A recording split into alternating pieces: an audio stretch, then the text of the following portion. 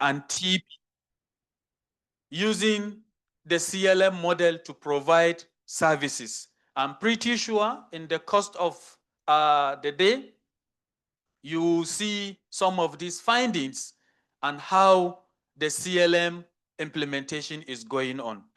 On behalf of Nepoan management, I want to sincerely thank you for the opportunity given to us to add our value as a recipient of care. Thank you very much, and God bless you all.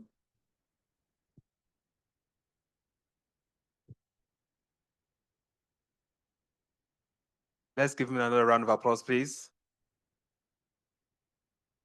Spoken with lots of passion and boldness. I do seem to see a theme across all of the welcome remarks, and integration seems to be a very big piece. And I was really excited the way how Abdul was also able to come up with some very bold new ideas. So ladies and gentlemen, right now we'll also be calling somebody else who is a voice of the community, someone else that's also a co-actor and a co-architect in the community for the TB response.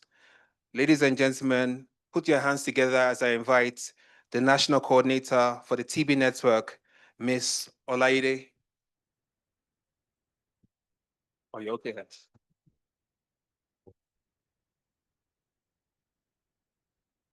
Good morning, everyone. Good morning to all the distinguished guests here. I'm going to stand on the existing protocol. Can I use this instead? Okay. So I'm going to stand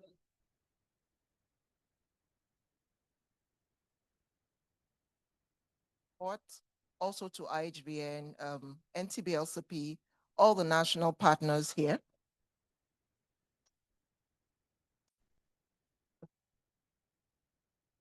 Okay, so all the national, apologies. All the national, I will not be at the master as colleague. I'm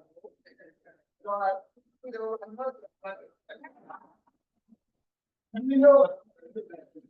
But suffice to say, it has raised a lot of value for us. So very value for us. I think this meeting will help us to explore this. And I'm thinking to back up on some of the assessments that we have been doing at this level. And we have two times where we go to the physical and we realize that for instance, HIV test kits are available for a category of the population, but are not available for a category of the population.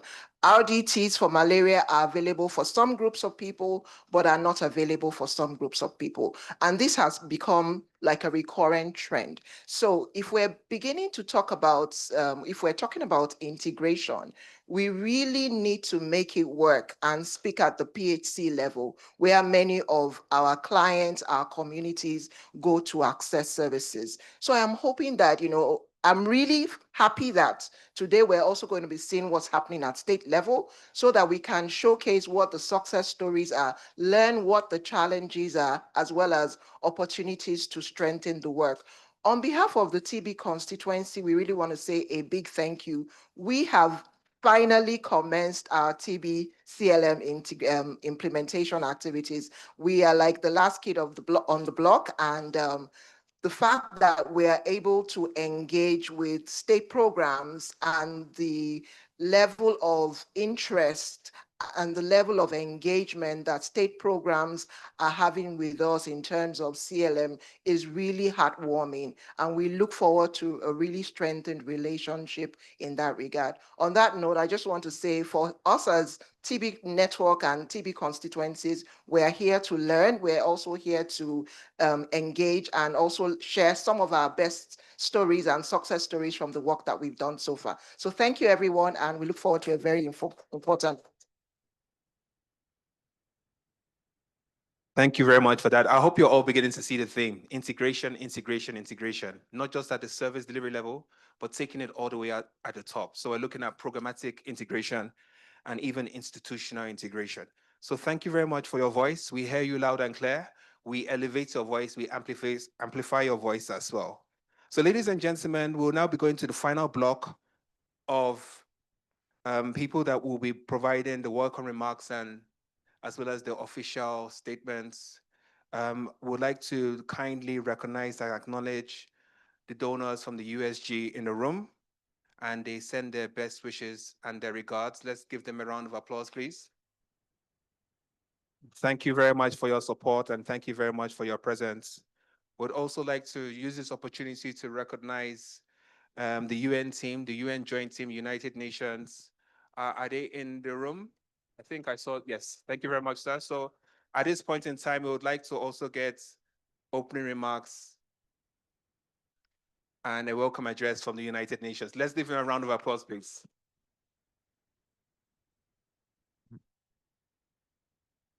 Thank you so much. Good morning, everyone. I think my predecessor have talked enough. In the interest of time, let's be short. It's a great pleasure for the anti-UN joint team on HIV and AIDS to be part of this review. The review is at the critical moment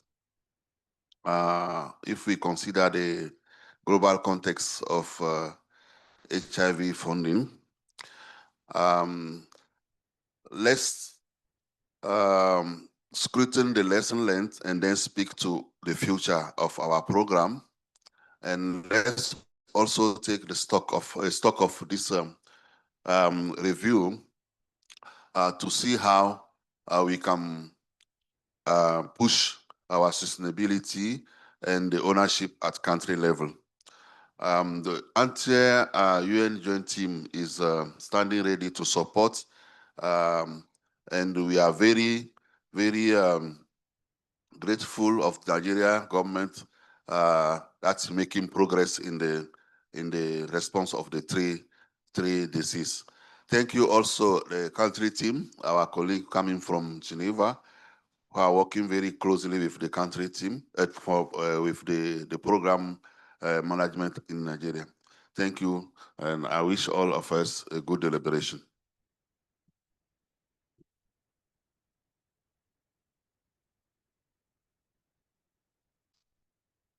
All right, thank you very much for the UN team. We thank you for your support that has been substantive across the decades, providing support across both AIDS, tuberculosis, and malaria. So thank you very much for that. And we look forward to that continued support going forward. Ladies and gentlemen, can we give him a round of applause, please? And with that, I would like to call on our last donor block here that has provided substantial support in terms of catalyzing the HIV, the TB, and even the malaria response. A donor that is really these global shifts that we're all experiencing. How can we see how we can work on optimizing some of our responses, integrating some of our responses so that we become more efficient? In addition to that, it's a donor that has really seen that they've been able to really see how they can amplify a lot of the voices in the room, voices that usually don't get to the surface, voices that usually get drowned out. I really appreciate what Abdul spoke about, and he spoke from they ask you very hard questions and they put it on the table. At times, they may even break that table, right? So ladies and gentlemen, I would like to, at this point in time, invite and recognize and welcome the Global Fund team and have the country manager, Jean Tomar, to just give us his opening remarks, sir. Thank you. A round of applause, please.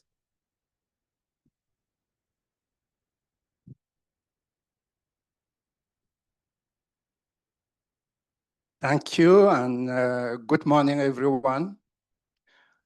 I think it's always good to be one of the last person to speak because everything has been said, and I just have two things to add to what has been said. And the first one is very simple, to say, yes, I agree with all what you've said. But I've had very passionate speeches, people speaking really from their heart. And I want to say to Abdul, to all those who spoke from their heart, two Africans say. The first one is speak the truth, and the devil will leave you or will run away from you. So when you speak the truth, you are always safe. And Abdul, you've spoken the truth. We are talking about integration, everything, and good that Dr. Anike is here, because I told him this integration, yes, it's at the operational level, it's good. It's working, but you need to institutionalize it. And if it doesn't happen at the federal level, at the ministry level, it will just be a matter of people working very hard from the ground. So please take the word that Abdul said as a truth. The second thing, Abdul, I want also to say is that if you don't get married to two wives, you will never know that they are good wives.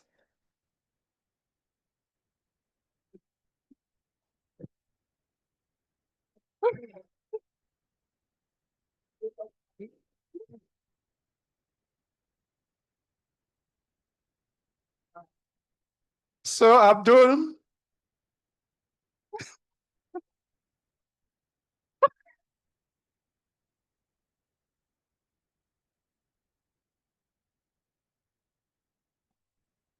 so that was the first thing I had to say. The second thing I want to say to close is, I was very happy to see the expectations, and I will take the one and say one thing out about each one. The first one was sharing experience. I just want to ask you that please share that experience. You are already doing a lot in the field of TB, HIV, but malaria, other grounds are also your sisters, your brothers. Share also that experience together. So we've been really talking about integration, and integration really is now really grounded in TB, HIV. We want to see you holding the hands of others, malaria, RSSH, everything, embracing the integration across. So please share the experience with everyone. The second was about strategic direction. Yes, and it's coming really at the right time, because I think this will be the last review meeting before you start working on GC8. And GC8, moving to GC8, it's a very, very tough year. I know this year was also tough, but this year was tough because things happened that you were not expecting. Trump came to power. I'm not saying that you were not expecting that Trump will come, but you were not expecting that he will suddenly taking the measures that he has taken, and that had the impact that it has had on you, on everyone, and with all the effect that went on to the reduction of the funding and so on. And I want to thank you how really You reacted to that. We have completed the reprioritization. Most of the PR have already received the notification of approval and so on, and we have to continue. But next year will be tough because we are already predicting that it will be difficult. It will be difficult because we know the international funding situation, and we know that it's not getting better. Things are not getting better. We have the Global Fund Replenishment that is ongoing, and the summit is on 21st November, alongside with the G20 summit. And the president of Nigeria is invited, and we hope that he will attend. We have put the bar as high as last time, expecting to raise 18 billion, but we know very well that the situation is not like in 2020, where we raised 16 billion. So we hope to raise as much as we will raise, but we are already aware that really the situation is bad, and the maximum that we may raise may be what we have implementing now. So don't expect to have more than what you have now. Continue to work very hard towards the direction of integrating, of looking at efficiency. After the replenishment, and I just want to take the opportunity to give you really the glimpse of how the future looks like, or the next few months. So immediately after the replenishment, we will start sending the information session for GC8. So before end of this month, you will be receiving most of the PRSI, you will be receiving information session documentation for GC8 orientation. We'll also be receiving the communication for the webinar to prepare you for GC8. In March, early March, you will be receiving, the country will be receiving allocation letter telling you the amount that was allocated to the country. That is beginning of March. But in between, I've already asked the CCM to start working about what will be the timeline, what are their thoughts about the implementation arrangement for GC8, because when the allocation letter will be received, the next submission window, the first submission window will be around 20th June. So just 3 months, almost 3 months to work on the funding request, the country dialogue funding request, and submit if you want to be part of the first window. The second window will be around 10th July. So if you want to be second window, you see it's also very short. And the third window will be in August. So I've already asked the CCM to start looking at which window. I know Nigeria always come during the first window, and malaria is always the first to really be ready. TB and HIV are always running behind malaria. I've already spoken to malaria to work really hand in hand with TB, HIV this time, so that one ground is not ready, is ready, and we see others not ready. So we are looking at starting the next ground still in January, despite this really short window for working on the funding request. So that's why I'm telling you 2026 will be very, very tight. But the good thing is that you are aware now. And during this meeting, I'm just appealing that really you already put some steps on, I've seen in the agenda, you are already have some window of reflection on what should be taking over in terms of integration efficiency, what should be moved forward to GC8. And this is very good. So I just want to end here and thank you again, thank everyone, and wish you a very good meeting.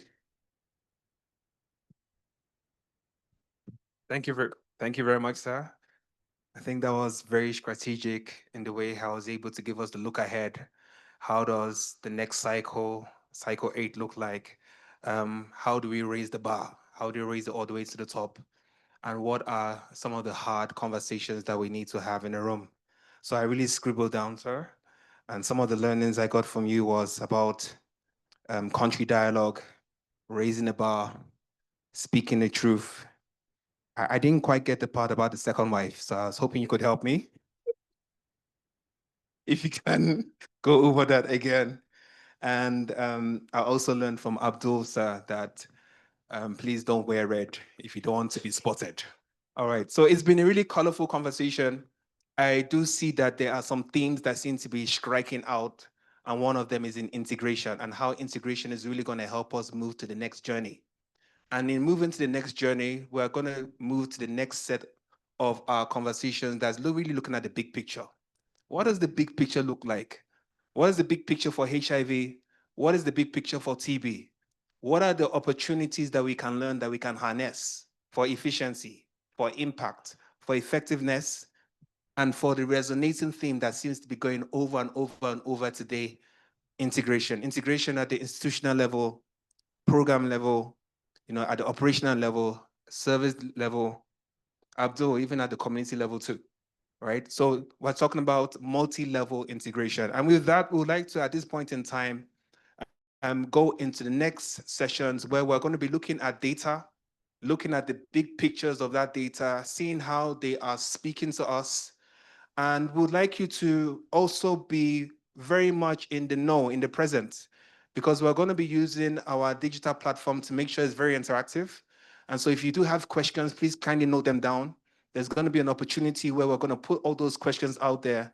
We're going to use AI to synthesize that conversation into the change blocks, and then we're going to unpack that through the plenary conversations. Now, my good friend, Dr. Clement, has nudged me and said that I am biased. And I want to show him that I'm not a biased person. So with that, we would like to use the opportunity in terms of our presentations. I hope we can load up the presentations right now. And let's not start from HIV this time around. Let's start with the TB program. So ladies and gentlemen, we're gonna, some people are objecting already. Ladies and gentlemen, I have the consent from the national coordinator.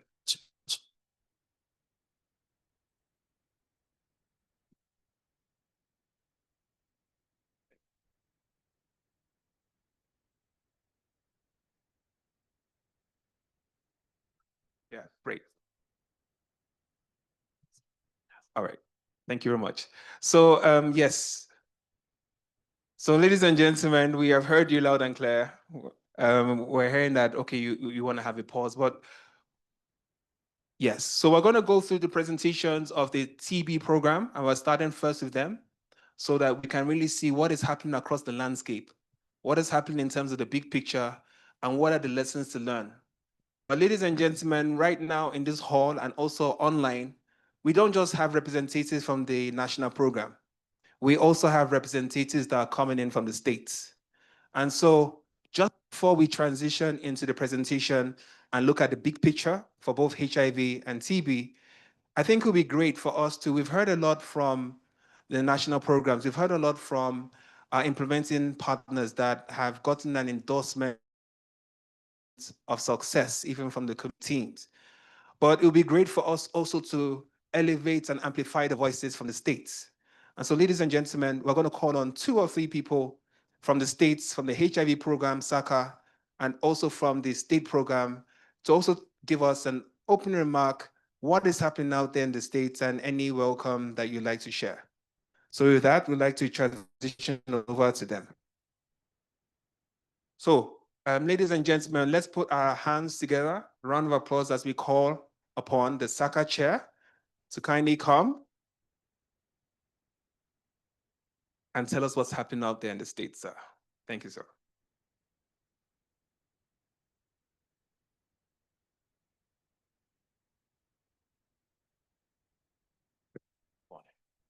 Okay.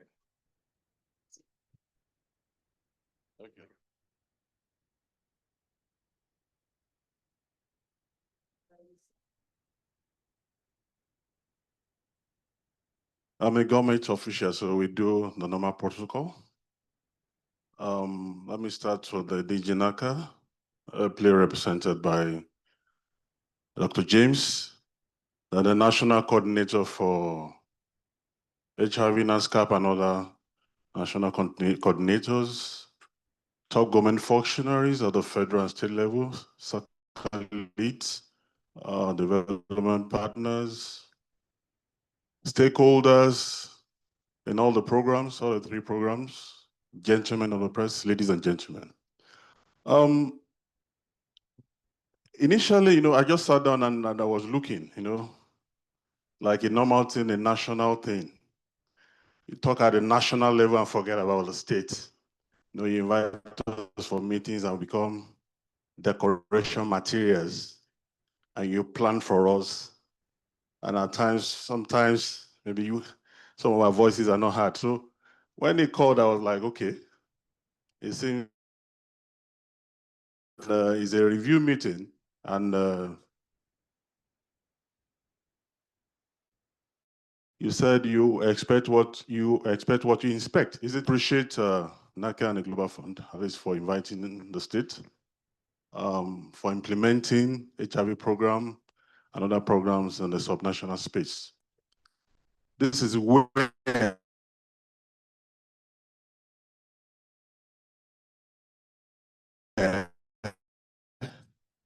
strategies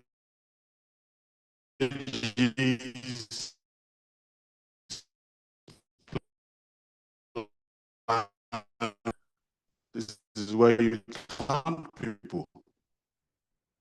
You don't count people at the national level.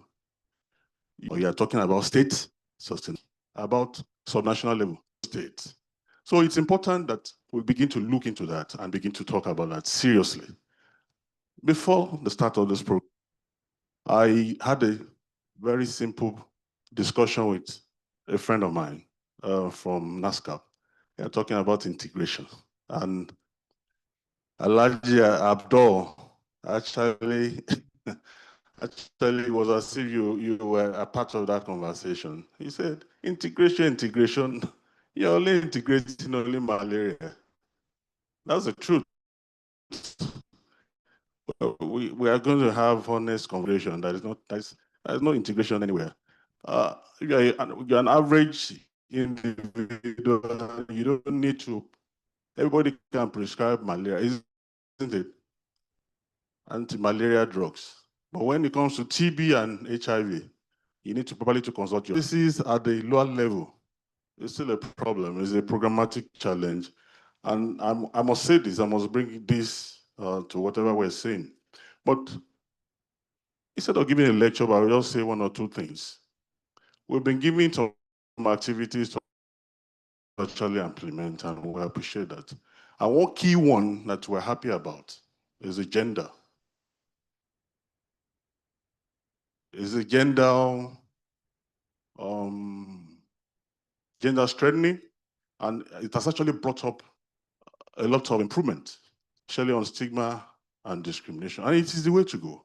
We have moved from being gender sensitive to gender transformative process, whereby now we can tackle stigma and discrimination. That even some states are already having gender structures that are ready to take over issues of gender at the state level. And that's from Global Fund. And we're happy that that is on. And also, we also implementing an activity on periodic and mentoring of lacquers.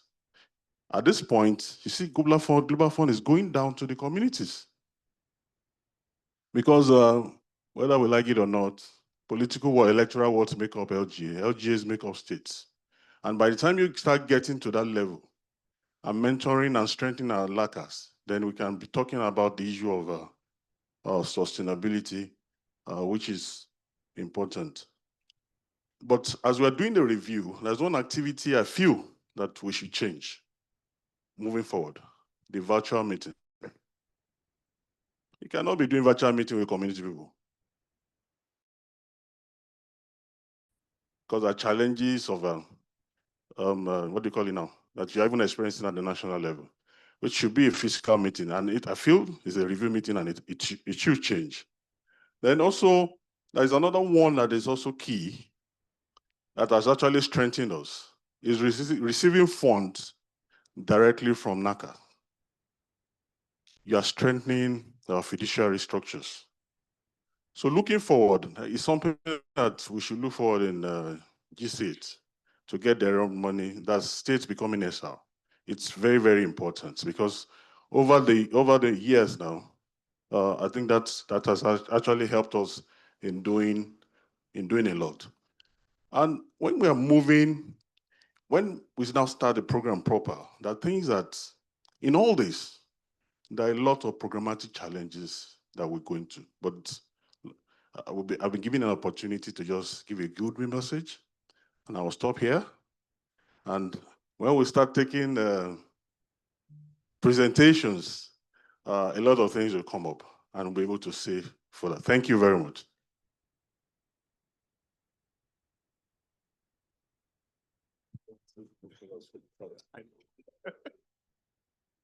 All right, thank you very much. And he was really able to drive home the point that the theater of action is actually at the states, right? So no matter what we do here in terms of shaping policies, refining policies, where the work gets done is at the state. So it's really important that we're having the states here. And in that same spirit and in that same vein, we would like to also use this opportunity to call upon the representative of SASCAP, if there's any representative of SASCAP in the room, to just say a few things to us.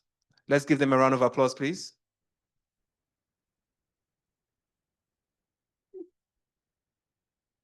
FCT SASCAP, Dr. Dr. Dagash, apologies. Dr. Dagash, please. FCT SASCAP, are you here in the room?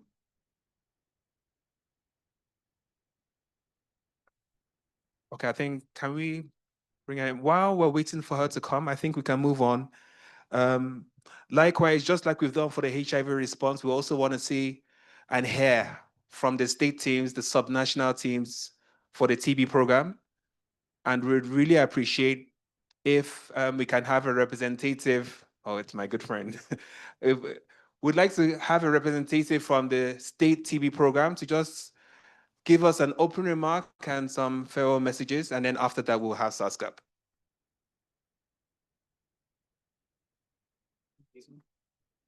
A round of applause, please, for the TB program. Any state representative? Mr. Shehu, please.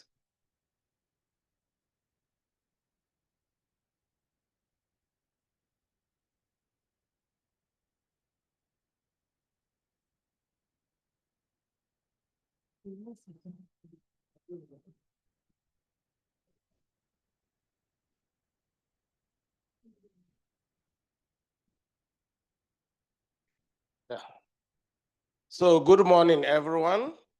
Please permit me to continue the existing protocols. We want to appreciate the leadership of our country, Nigeria, TB, HIV, and also we want to appreciate the Global Fund for the opportunity to work in this community. From our own angle, TB, we have started seeing good things coming up for TB HIV integration at the state level, because all our activities are towards integration now, and we have started seeing our patients are getting care that they're supposed to get. Because we all know this marriage must work, because TB, HIV, they are together, And no doubt, if you want to get rid of these two diseases, this marriage must work. And from our own angle, we have seen how our PR, that's the National TB Program, are engaging us in integration, and it has started working. I can also share with us this National TB HIV child testing integration that we have just concluded. We have seen the impact. We have seen where we went together with TB HIV, test people in the community, place them on treatment, and they are all doing fine. So it's a nice one, and I believe we are going to continue in that spirit. So thank you very much for the opportunity, and we will continue to work together. Thank you. Great. Thank you very much for that. You can see why we had to have the state teams really represented here and really speaking out what's happening. I really like the fact that integration seems to be a big thing, and we're beginning to see some returns on investment when it comes to the integration. And so that's great. It would be great to also spotlight which states are ahead and which states do we need to carry and take forward. Right. But while he was talking, I had to quickly take my agenda and look at the title of this program again. Because when I was running my AI, I'm seeing very close to integration, another topic seems to be coming up, and it's marriage. So I'm wondering, am I in the right room right now? Am I? All right, great.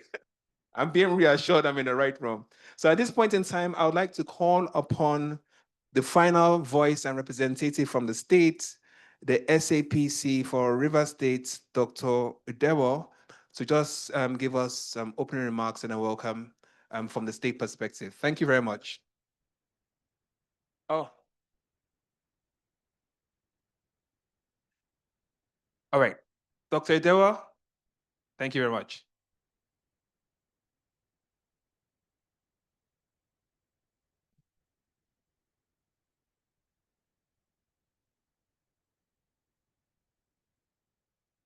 Morning, everyone.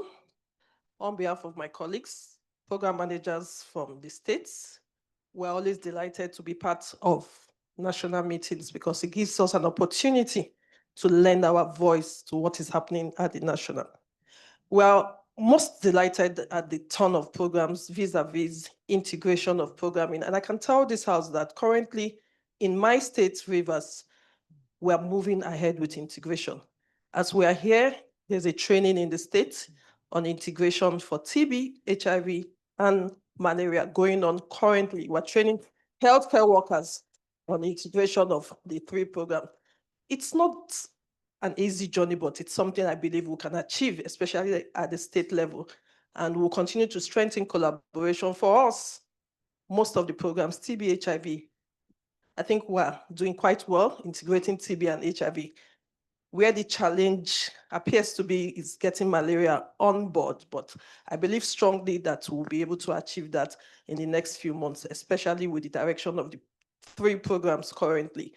And also, for the HIV program, we're beginning to make tremendous progress because we now have states that are now sub-recipients on the program, and that will further strengthen the program and service delivery at the state level. So once again, we're always delighted to be here, learn about voice, share thoughts with stakeholders, both from other programs, national funders, partners, and we believe that we'll have something to take home to our various states to further strengthen service delivery in our states. Thank you.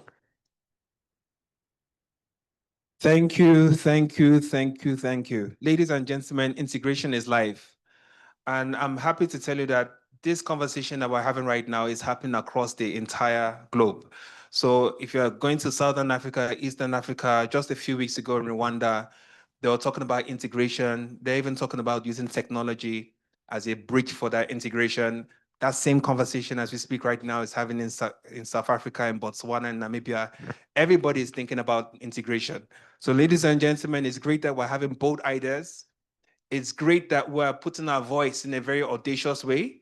And it will be great that we take, as we look at some of the slides we're going to take in terms of the big picture, we can also see if there's any opportunities for us to continue to synthesize that conversation on integration. So just before we step into that big picture and look at the presentation, you know what I'm going to do right now. It's Menti time, guys.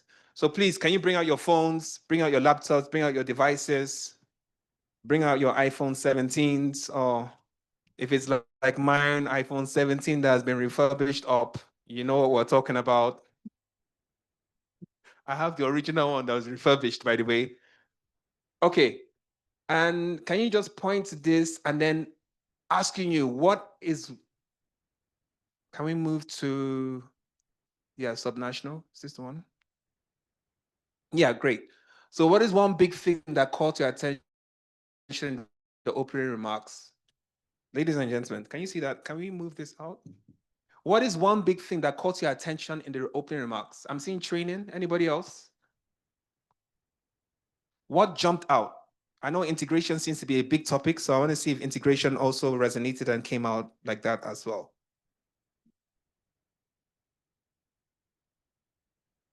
All right, we have 225 people online. We're beginning to warm up in the responses, integration. All right, integration and manage. I'm seeing integration. Can we show some of the responses on the screen, please?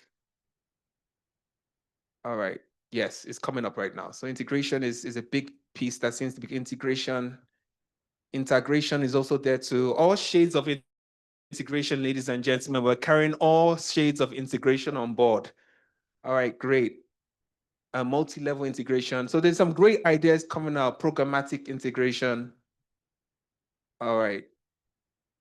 Keep it coming, keep it coming. Can we begin to show the boxes of that integration so we can see what are the themes in integration that we're really looking at? Excellent. So ATM, ownership, marriage. Hey guys, if this is a joke, let's stop, please. All right, learning from others seems to be very big. All right, the need for policy backing, integration needs to be real. Ladies and gentlemen, preparation for the look ahead in terms of cycle 8. Ladies and gentlemen, I think we're going to have a great time today. It seems as if we've already set the tone.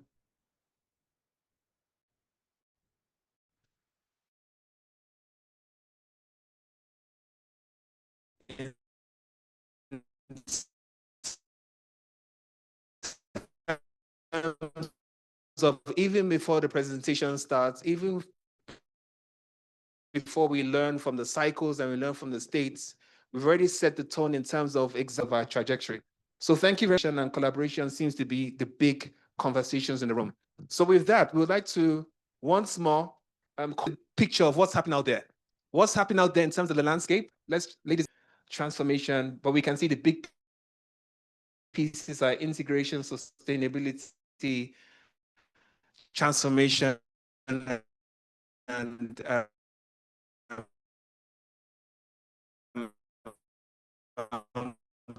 going to delete marriage. All right. So, ladies and gentlemen, let's put the presentation for the TB program on. Let's put the presentation for the TB program on, ladies and gentlemen, as we look at the big picture. What is happening out there? What do we think we can take to scale? What we heard about the cycle 8. What are learnings that we need to domesticate? And ladies and gentlemen, what are initiatives that we need to pause or let go of? So let's have some very hard conversations. Let's have some very exciting conversations. And let's really see how we can bring them all together. So a round of applause as we welcome the TB team as they take us and navigate us through the landscape of the TB picture. Thank you very much.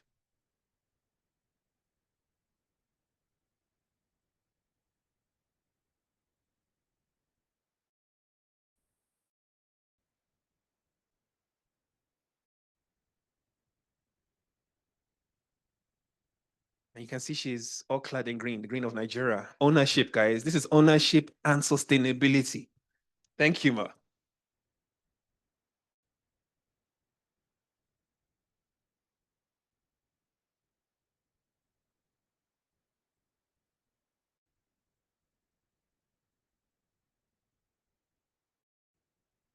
Okay, good. Still morning. Good morning, everybody. So I'll be presenting. I'm presenting on behalf of TV program. It's going to be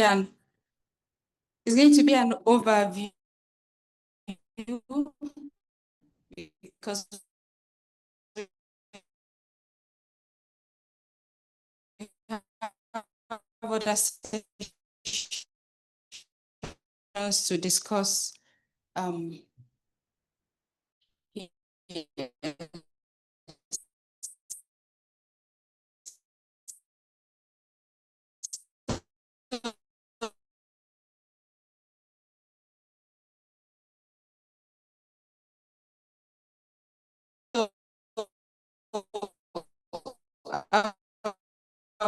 I think I like to start with we are recovering from 2020 because of we achieved this is the highest the shortage of drug with 83%. Then we started decreasing as Q3 and Q4.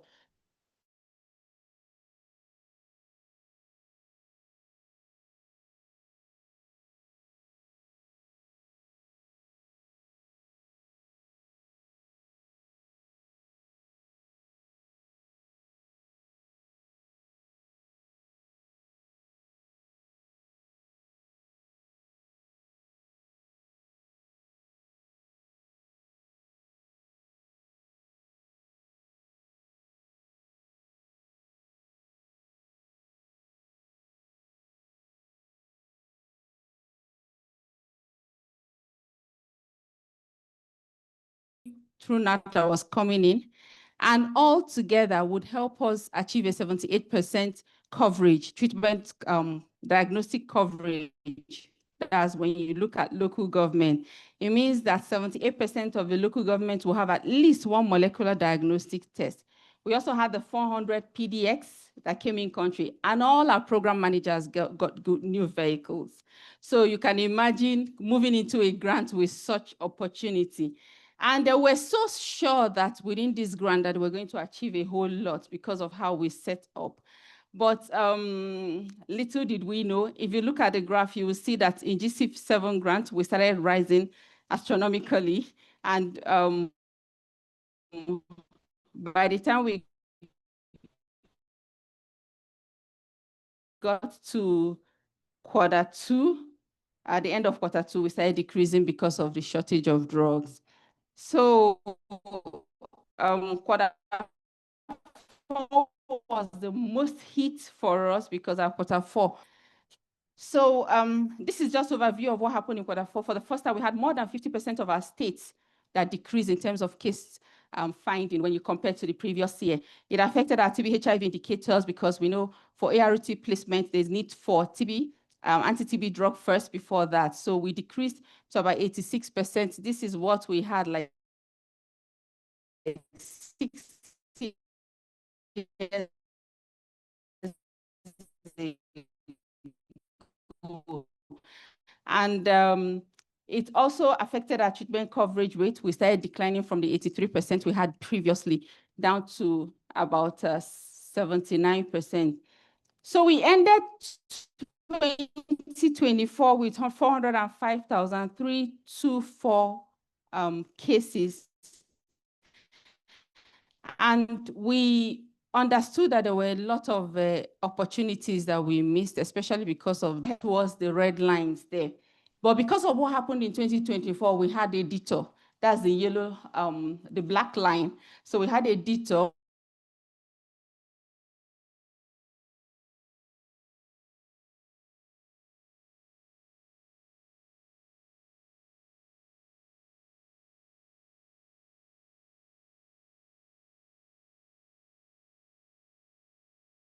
And how many cases and need to put on treatment to have this done. So we entered the 2025 Q1 with such we also had a stop work order that was going to affect us. And with the stop work,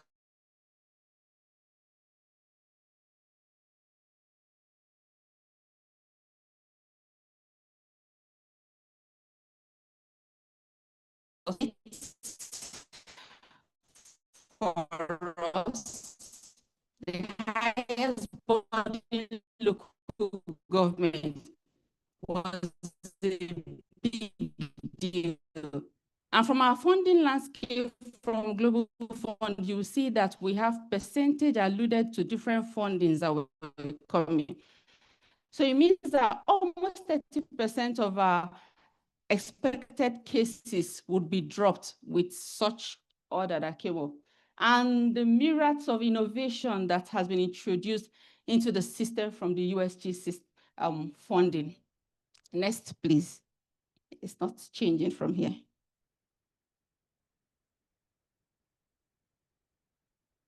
Please, can you change it for me?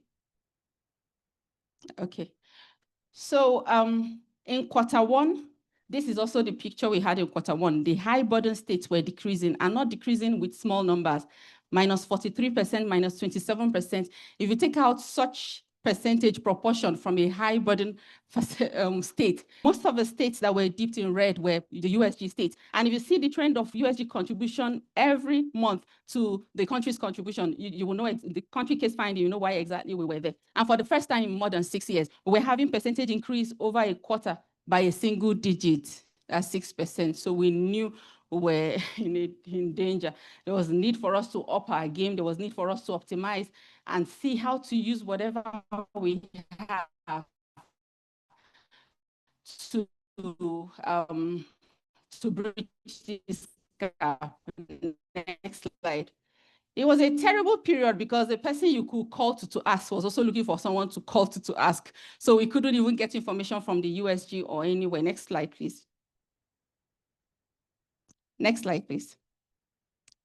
So part of what we did, I won't go into all the responses that we did or what we put together to do as a program, but what we try to leverage on the structure that the minister has also brought up, which is the swap, and having to ensure that we represent every TB need in the sustainability plan and the journey to self-sustenance. And secondly was the redistribution. We had to do a whole lot of redistribution, like trying to see how do we spread the human resources we have already in field? How do we ensure that we don't have places that are uncovered? Of course, it wasn't to saturation. It wasn't as much as we could, but we couldn't leave those high burden facilities. So what we did was we looked at the fact that we had global funds to OPD screening in 625 facilities. We just tried to say, okay, how many facilities per will give you the maximum yield? Be good to have, like if in a state you have like a OPD screening in 10 facilities, giving you 10% contribution. And if you bring it down to 8 facilities and it can give you 9% hybrid facilities for USG. So that was what we did. We looked at, and I also want to thank IHV, and they really stepped up for us in terms of the community and what we had to do. So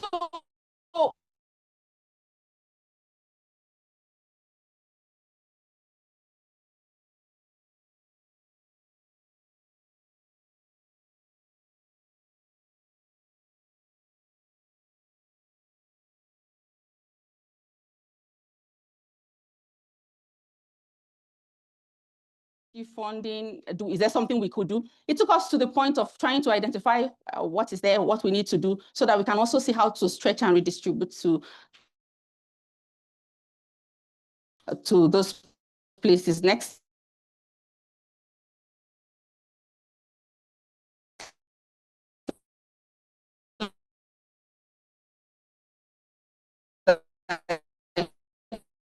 Please. So it's not. Okay, I need to point to that side. I'll point to the emperor. Okay. Okay. So the next thing we did, because we wanted now to be following up on our digital footprint, we decided that all the OPD screening happening in all the facilities should be online. So we expanded our tools. We're able to do it at no cost, and introduced the public OPD module that was helping us to capture this real time.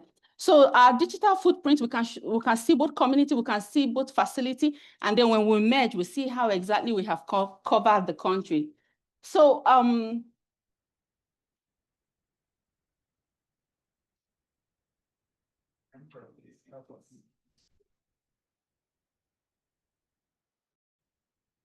okay. So these are the, we tried to look at it with the USG intervention states.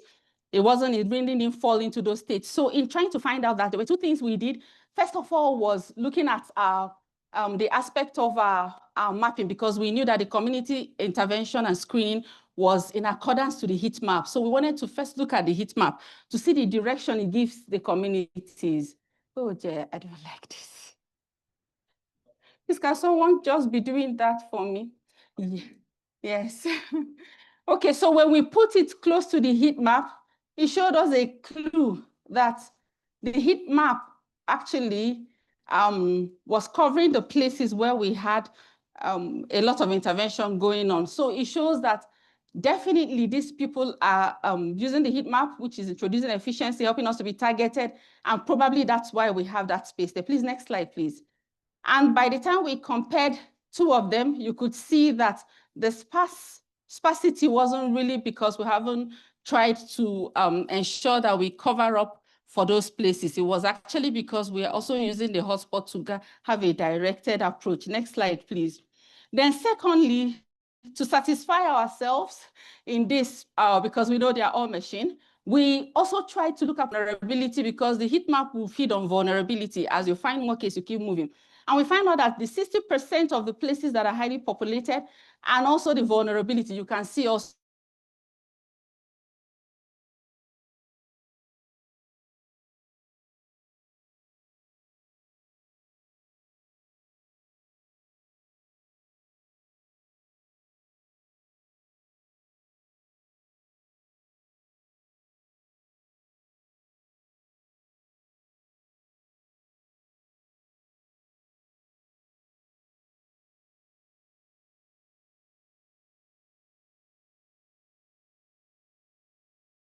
uh, 23%.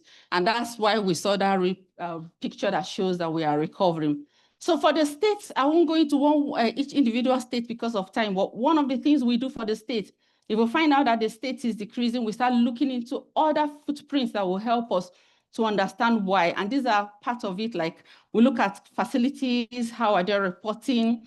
If reporting is not adequate enough, we start looking at non-reporting facilities and we export this. Our state program managers that are here will tell you that they are already used to this, and we give you direct recommendation. One is to teach you to do it yourself, and to also kind of bring to your awareness that no matter what, we can see it from the national. So like for this state, 140 facilities in all report a presumptive, and 400 facilities handle community referral. It means that the outreach is there, or community intervention is low. So it brings to your opportunity, to your mind that if you have community referral, it is tied to the facility, and that's probably why some of the facilities are not reporting. Next slide. So this was given to us by GF in February. They wanted us to put together what we have done, like speak to it and also see how exactly it's, what are the advantages and what has helped us. And in summarizing, for the cases that we have still maintained, irrespective of what happened and the breaking period, that one of the things that are shown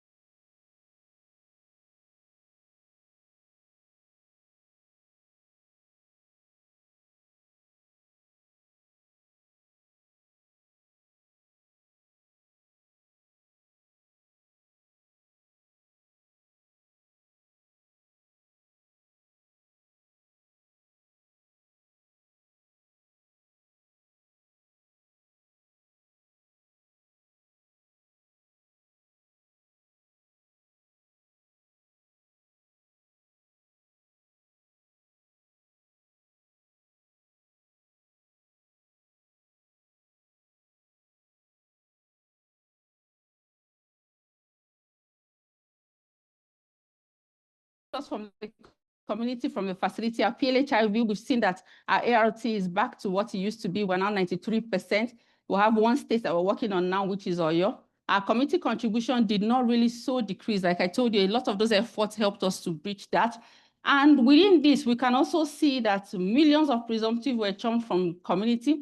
We had millions of, about 140,000 TB patients and above, and about 6,000 pregnant women who were found to be positive, all within this structure. Next slide, please. The PPM, I won't go into it, but just to state that PPM still maintained 33%. We have a few states that dipped in that, and those states we also have given feedback. We're working on it. Next slide. Then the PDX also, we're having a lot of screening going on with the PDX.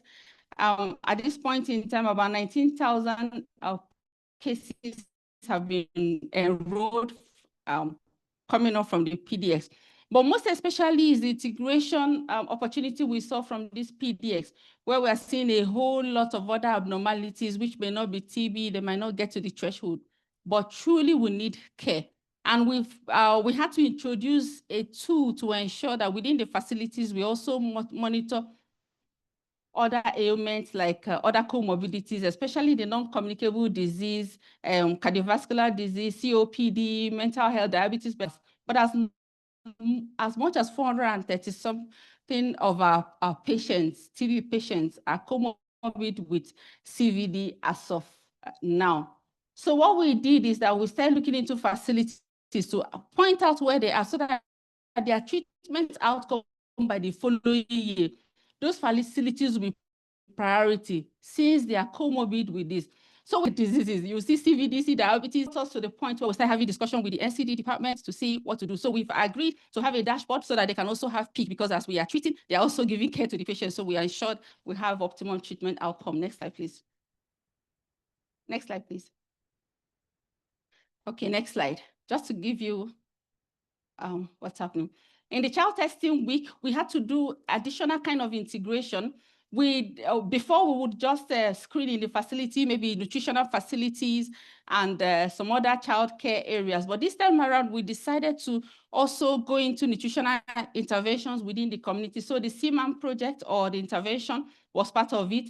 We did integration with SMC malaria. We looked at a standalone lab, and it was shocking that almost 50% of the cases we identified in this child testing week was from the community intervention. And this is something we've not done for some time. So the fact that in our head, whatever we want to do, we are thinking of integration. How do we do it? Who do we anchor on? And which other program do we talk to? These are the numbers are still coming because it's real life. Next slide, please. It's real life. So we keep exporting every day and analyzing.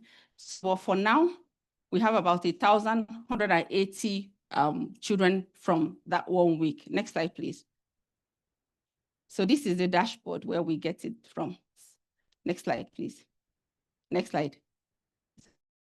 So next slide. Child TB, we're able to maintain 10% irrespective of what happened this time. For OPD screening between 2024 and 2025, we've been able to place 61,949 on treatment. These are people that would have been missed, and we are just in about 625 OPDs. Imagine if we have resources to go further. Next slide, please. Next slide. You're going backwards. Next slide. Next slide.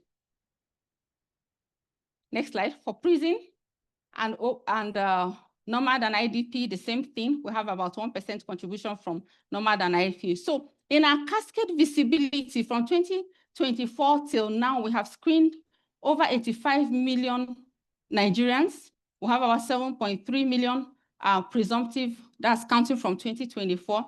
And the dynamics between the sex is also part of what we are seeing, where male is like less male are screened, more females are screened, but finally more males are identified, not because just, after all, less males were male screened, but more males identified, because when it comes to diagnosis, more male will go for diagnosis than females. And so far, between 2024 till Q3 2025, we have placed 470,046 TB patients on treatment. Next slide. Just in 2025, we've placed about 300,000 on treatment.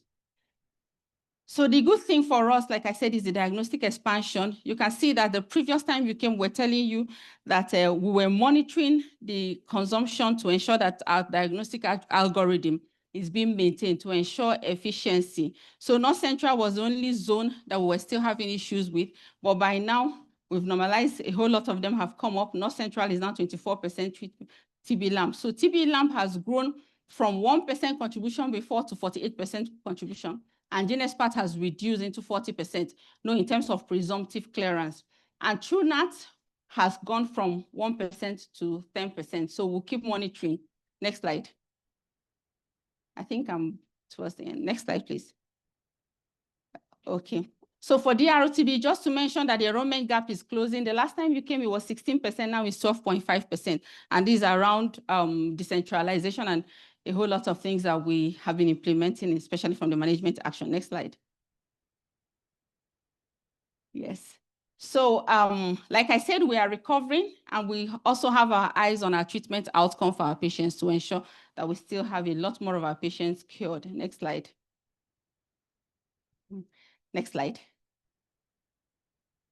Next slide.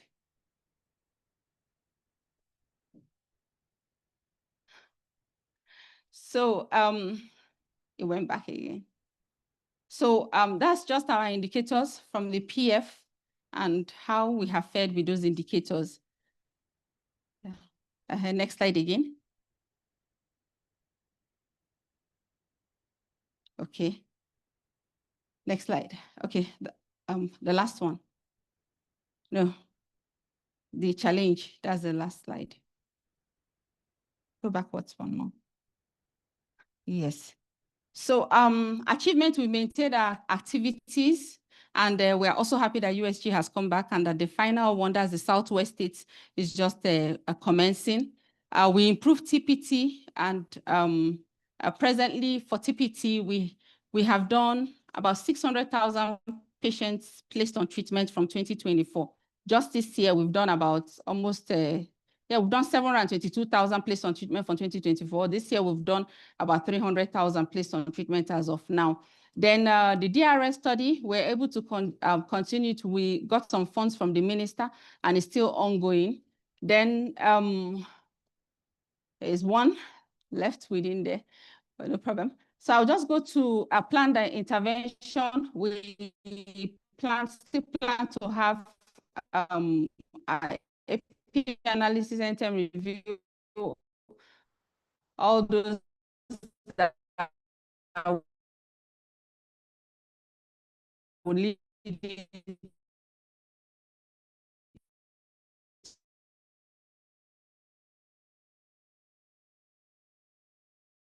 to the next.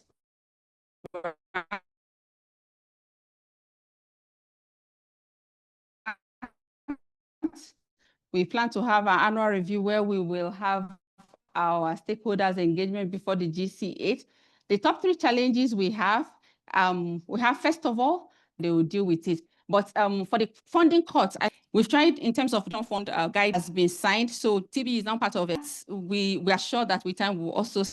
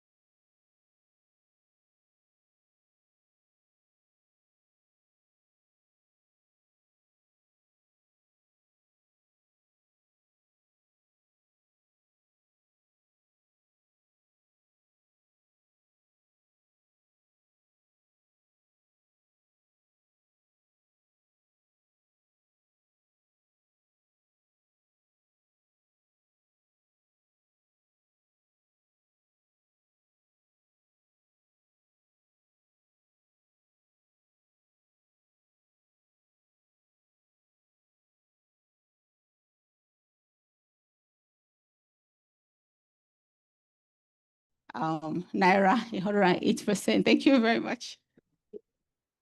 Thank you very much. Let's give her a round of applause. All right, great. Thank you very much for that very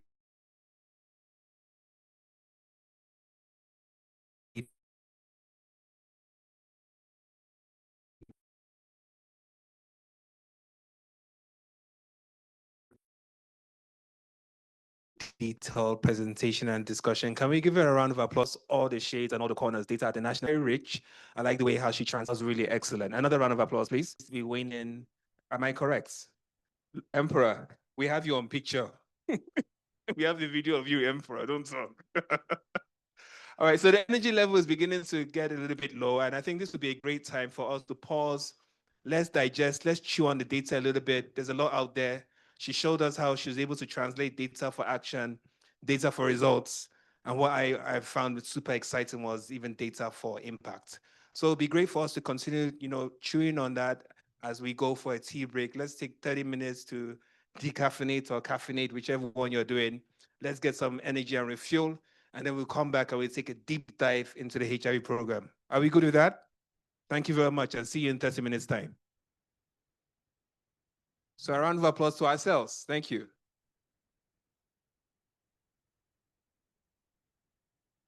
Let's stretch our legs for the online community. Let's stretch our legs. Let's stretch our legs. Let's network. I know there's some people we haven't seen for quite some time. I'm seeing a lot of familiar faces. Great to be in the house again. Great to be in this space.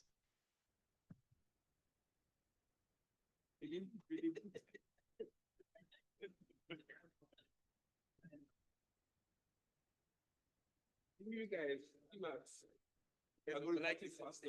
I like it being excellent. Excellent. Yes. Which one is possible?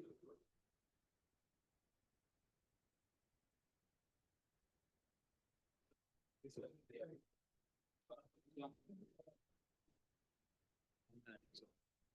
Thank you.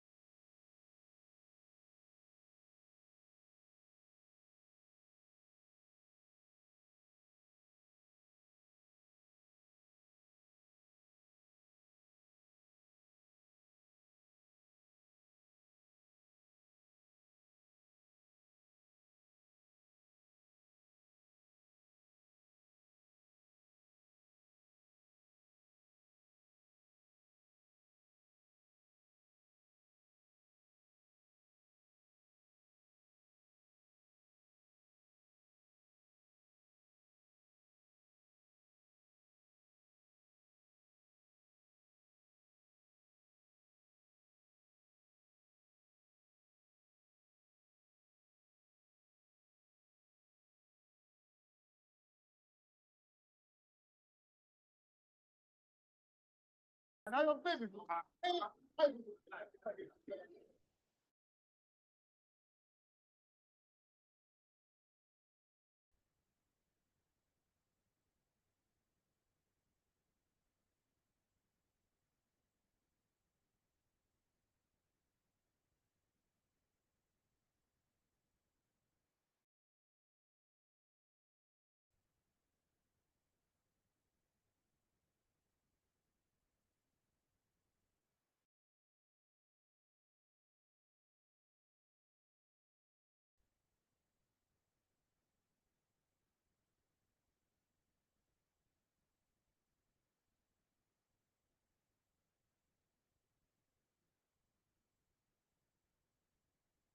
We want to change the doctrine. Yeah, I don't care. Check 1 2. Check 1 2. Check. All right, great. So, ladies and gentlemen, for those that are inside, we'll wait for the people outside to take their tea break, and then afterward, you go for your tea break, please. So for those that are here right now, let's just pause a bit. There's an overload happening outside. So after that, you can now proceed later on.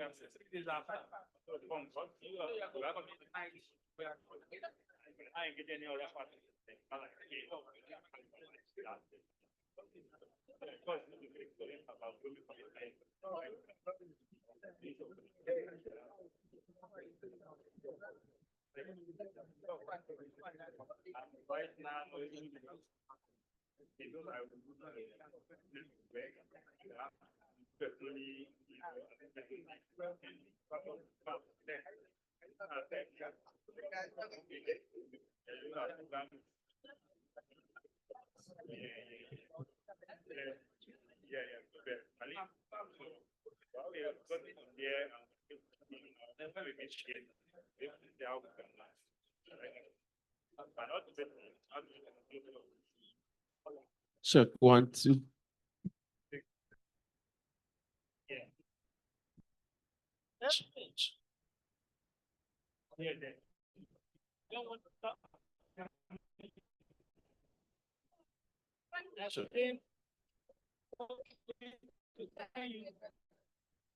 Check 1 2. Check 1 2. Check 1 2. Check 1 2 2. Check. Check 1 2. Check 1 2.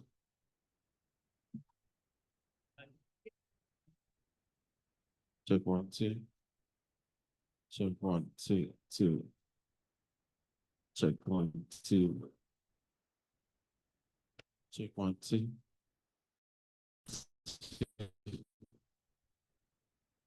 Noise. Check. Music, please.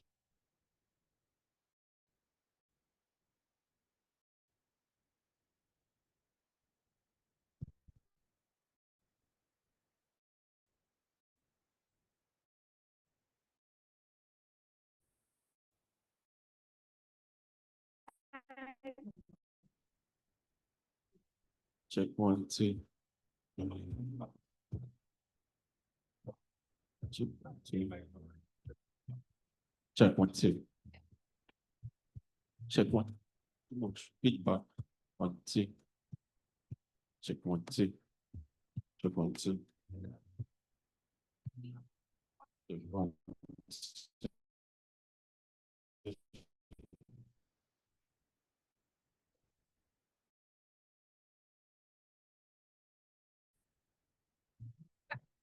Check 1 2.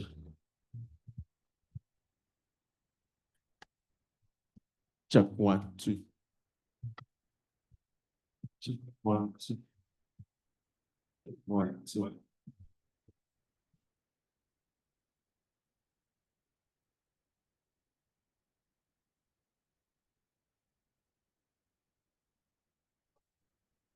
I waited, overwaited.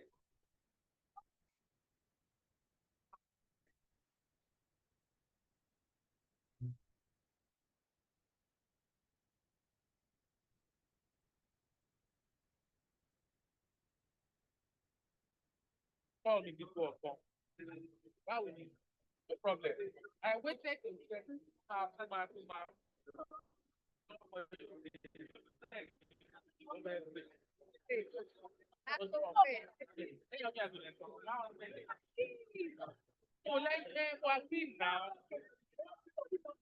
reply. 1 2.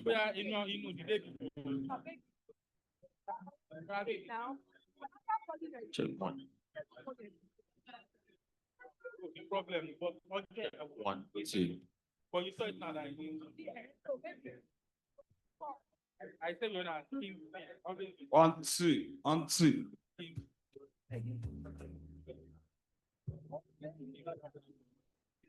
One, two, 1, 2. I check.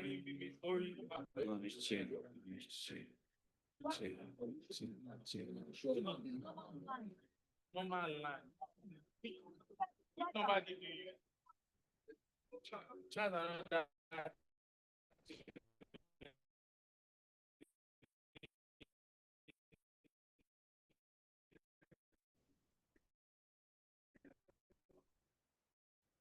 Check, check, check, check, check. 1, 2.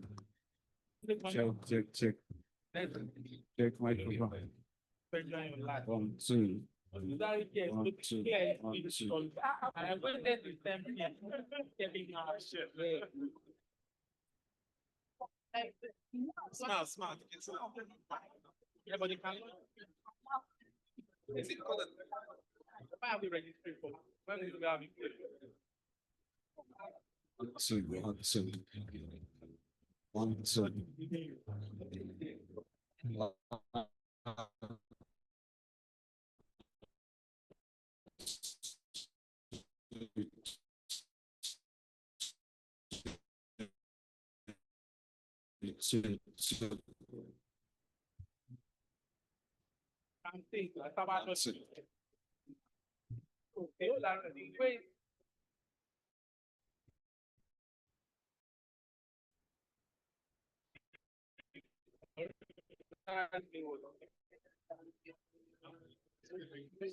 Check 1, 2.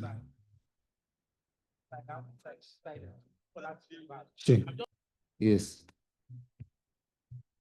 Check. Even if we are going to your but the initial the minor issue, but it would have been Check mic. 1, 2, 1, 2, 2. 1, 2. I check. next time. Everybody do that. All right, thank you very much. I can see some people are loading up, getting their energies bar high. Excellent. Flora, how is it? Tell me about tea break. Flora, how is this tea break?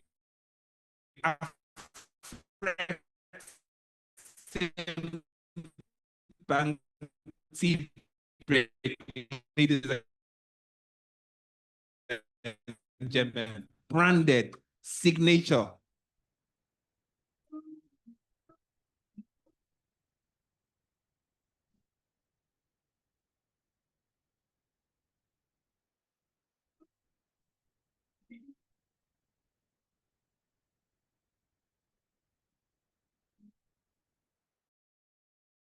One, two.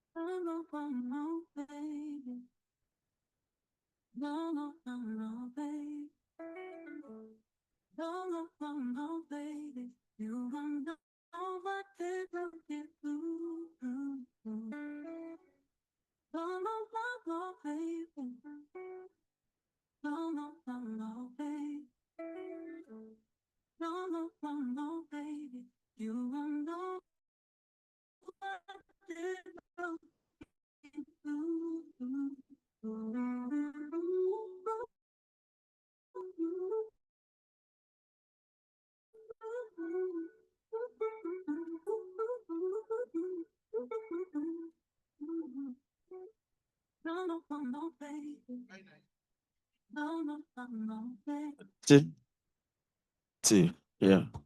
1 T. Check 1. 1 T. Check 1 T. Check 1 T.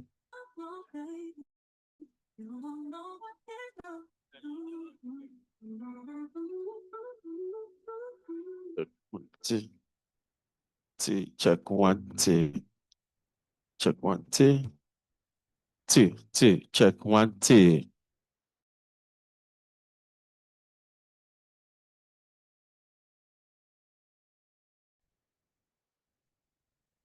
Check 1 T.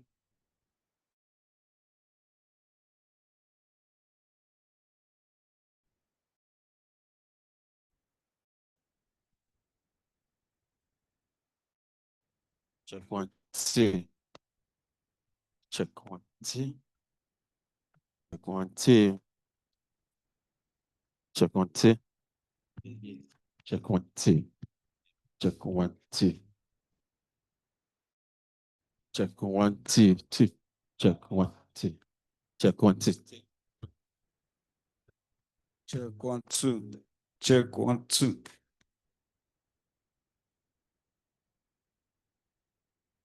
Check 1 2. Check 1 2. Check 1 2.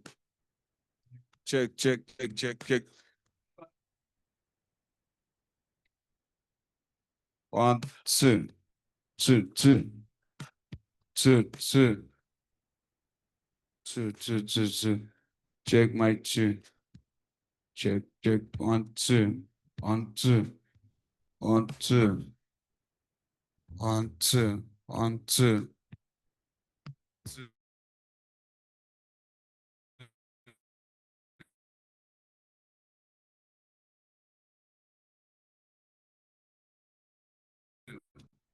Mic check, check, check. 2 2 2 2 1 2 2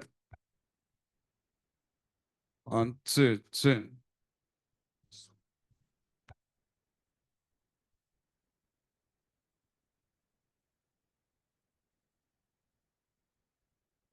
1 2 2 2 2.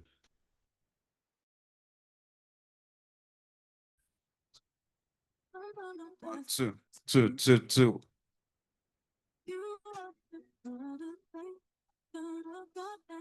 2 2 2. Mic check. Mic check. Check, check, check, check.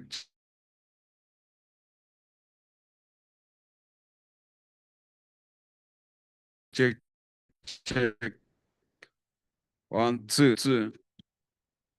Test the mic. 1 2 1 2 1 2 1 2 1 2 1 2 2 2. Mic check. Mic check. Check, check, check. 1 2 1 2 2. Mic check. Check, check, check, check, check. 1 2 1 2.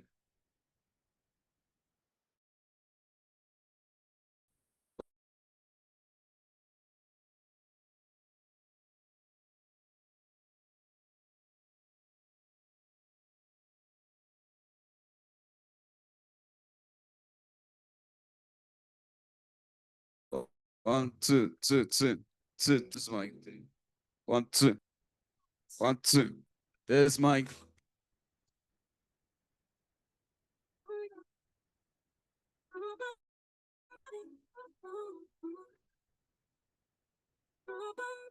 Check, check, check. 1, 2.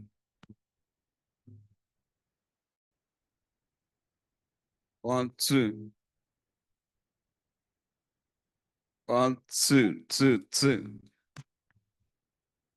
1, 2. 2, 2, 2, 2. 1, 2. 1, 2, 2, 2, 2. This one's you. 1, 2. 1.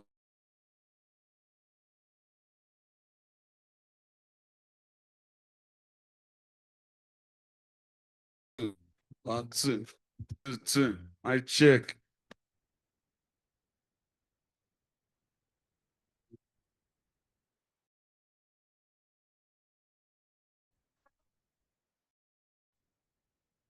One, two, two, two. I check. 1, 2, 2. I check. 1, 2, 2.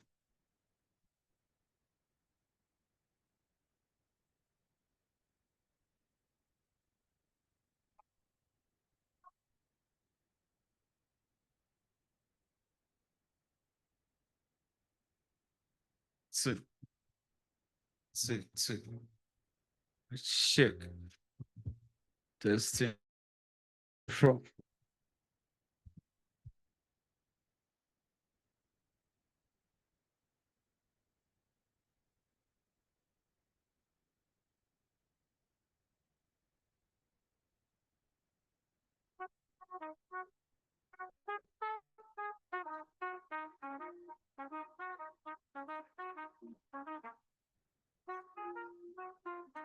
One, two.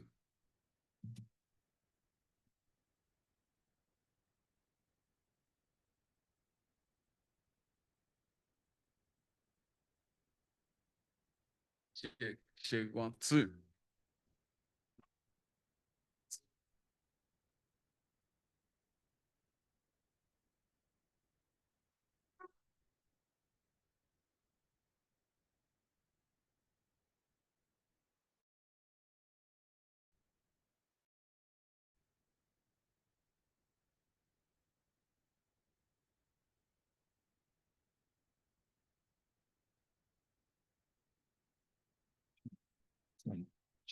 Check.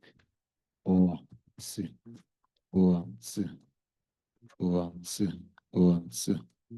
1, 2. 1, 2. 1, 2. 1, 2. Check. 1, 2. Yeah. Yeah.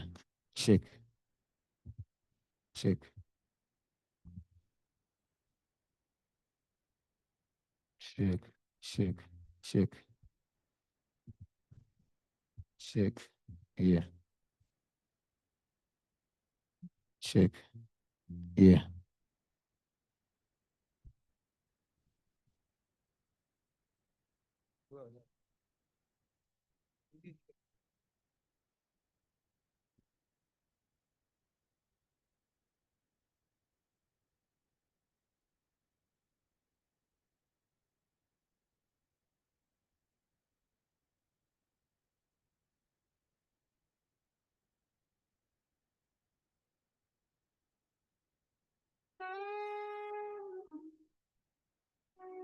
Check 1, 2. Check 1, 2. 1, 2. One is better. Check 1, 2. 2.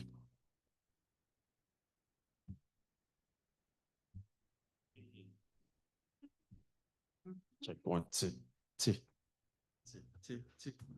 2. Check 1, 2. Check 1, 2. 2. Check 1. Check 1, 2. Check 1. Check 1, 2. Check 1, 2. Check 1, 2.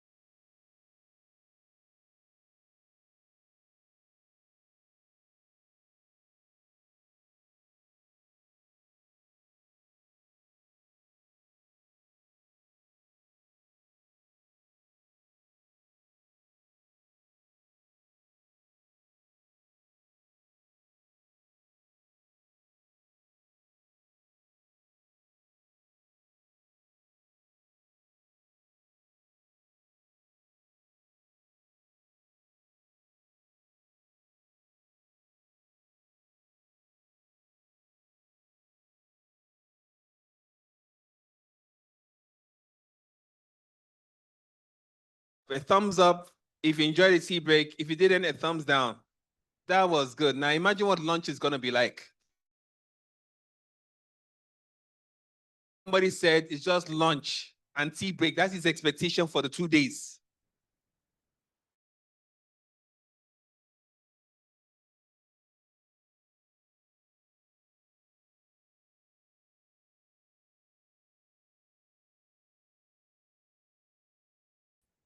So as we slowly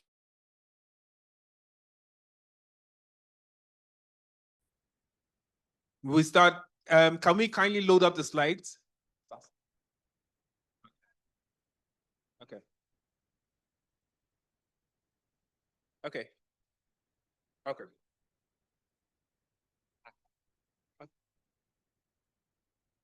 All right, so if the NACA team can kindly load up the slides and get ready, we're going to be transitioning to NACA and then we conclude with NASCAP.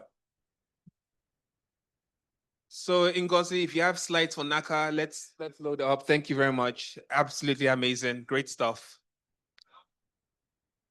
So let's begin to crank into the next gears as we continue the conversation. So we'll be starting in the next couple of moments. So the people outside, let the people outside come inside. Let's come back. Let's continue the conversation.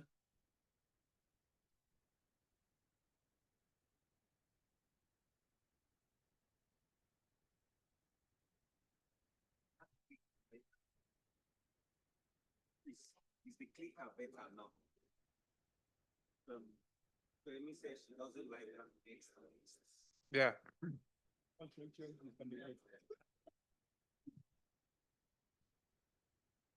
I apologize if you can see tea break on my bed. This tea break was just that good.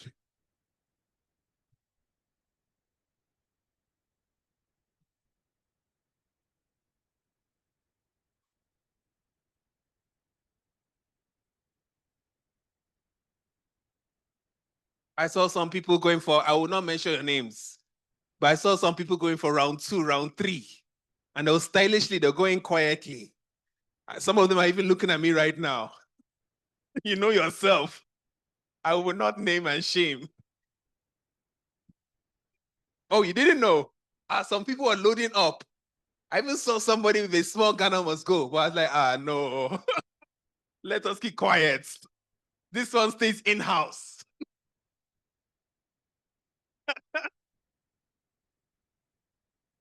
So please, media team, if you saw that, kindly edit, delete it. It doesn't exist. Okay, guys, so the NACA team are ready and they're just waiting for us. So if you can kindly just come in, call in your colleagues. It's been a great start, powerful start, great conversations. I was really blown away by the TB program. Really amazing stuff, Obioma. Thank you very much. I now understand why you're wearing green. You're resonating with the country. Great stuff. All right. I'm looking forward to another set of rich presentations tomorrow. Our online community, we didn't forget about you. Are you there? Online community, say hi. Can you put the online community? Let's see the online community. Let's see who's in the house.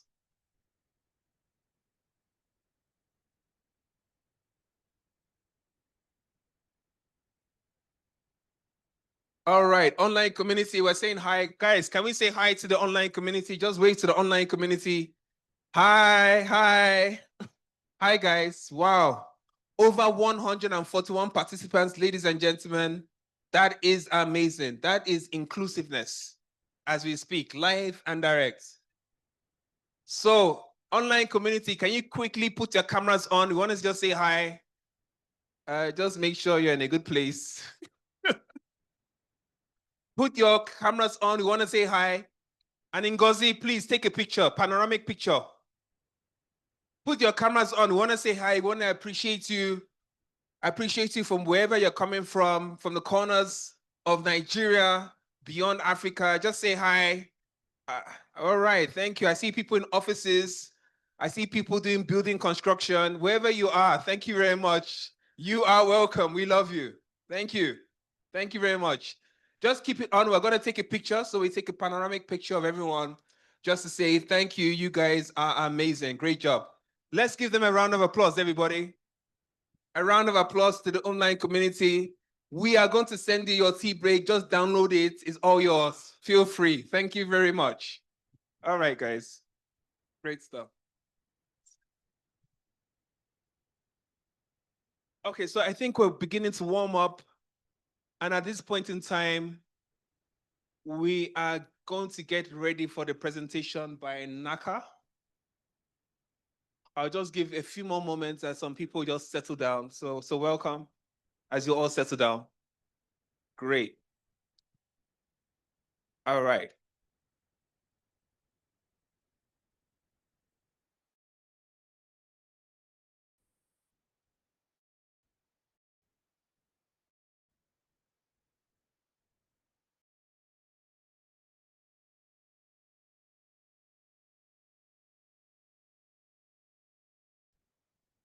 Oh, yes. I was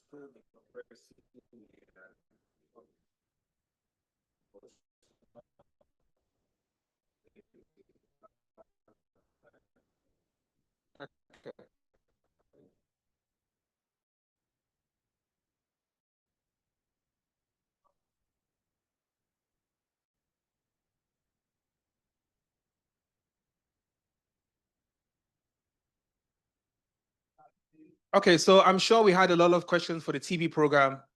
Please kindly put those questions down, keep them, cook them, and have them ready. Obioma is in the house. She's ready to answer all of your questions. And right now, with the power of AI, we can take all of your questions at once.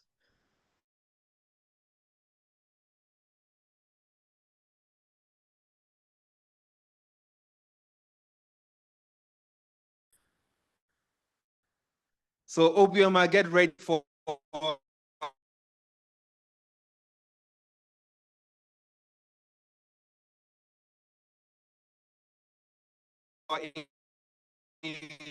flood of questions.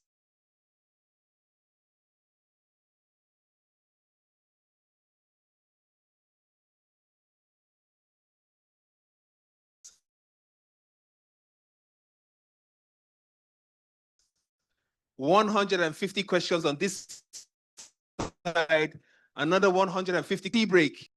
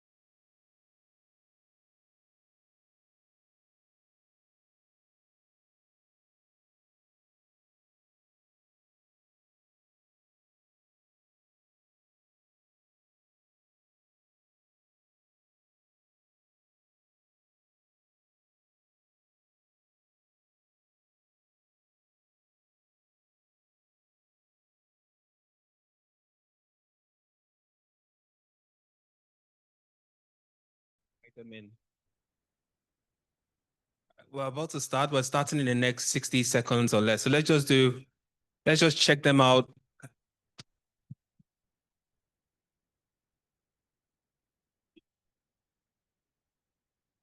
With that, at this point in time, ladies and gentlemen, I hope you had a fantastic tea break.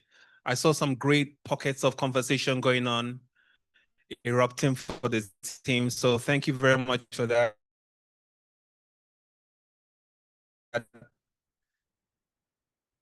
Thank you for affrexing back. Isn't this place great, guys? Great stuff, which is a presentation by Naka, stage to take us through the slides in 15 minutes. So the Naka team, please.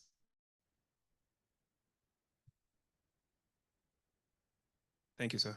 The clicker is working now, I promise you. It's here. But you can do a test run. Yep. You just point it for screen. Is it going? Yeah. You good? Thank you.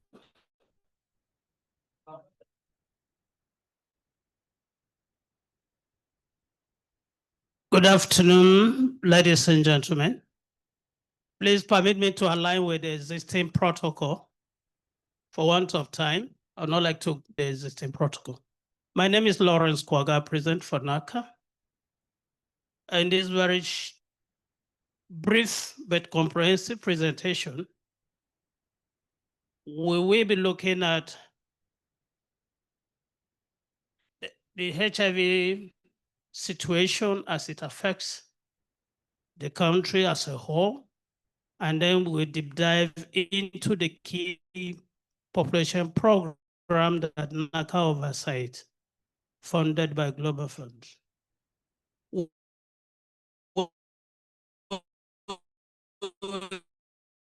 briefly look at treatment, prevention, programmatic performance coverage. Then we'll look at the financing landscape. And then we'll talk about challenges and mitigation strategies. What are our priorities and key strategic shifts as we move into the new year? And then finally, we'll have a snapshot of what is the financial performance of the grant.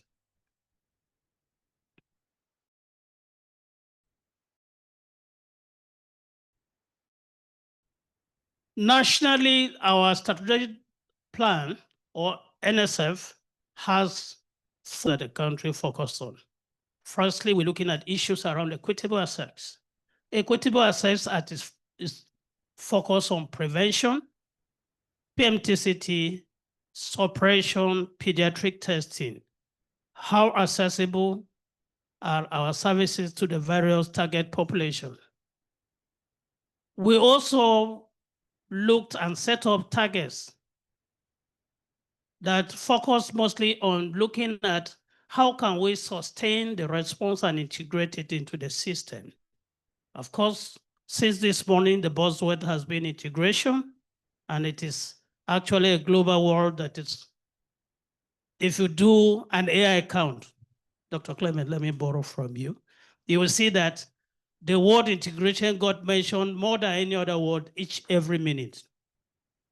So we're talking about integration of prevention services, PMTCT. How do we even integrate our maternal programs and pediatric testing itself? Another pillar that we're focusing on is we're focusing on breaking down barriers. What are these barriers that actually prevent people from having access to care as it relates to services for prevention, PMTs,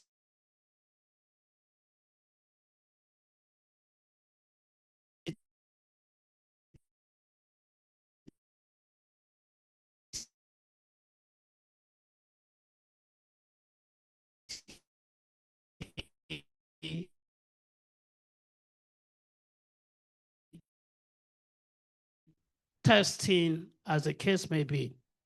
And then finally, as most importantly, governance, advocacy, partnership, and then how can we're focusing also on our research and innovative approaches towards our response. So basically, those are the priorities that we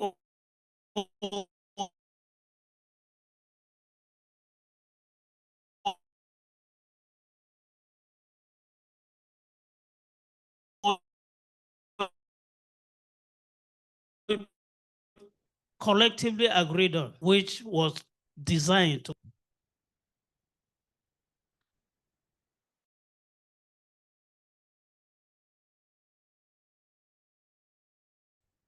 So looking at the HIV landscape, generally at 1.3, supported by our nice survey that we did, we have also estimated that we have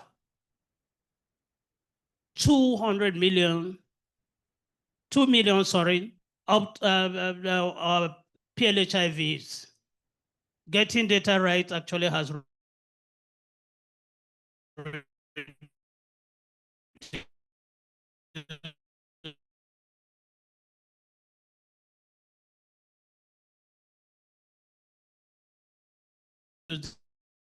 this number to 1.8 actions, and the epidemic being within the population that's epidemic is at one with transgender having the highest of 28.8% prevalence.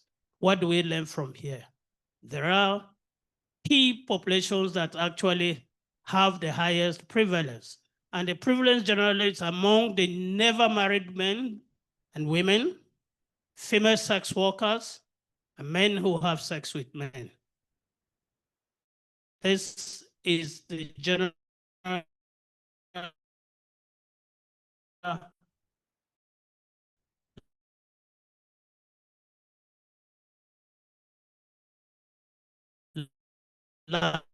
landscape of our epidemic, and it remains so.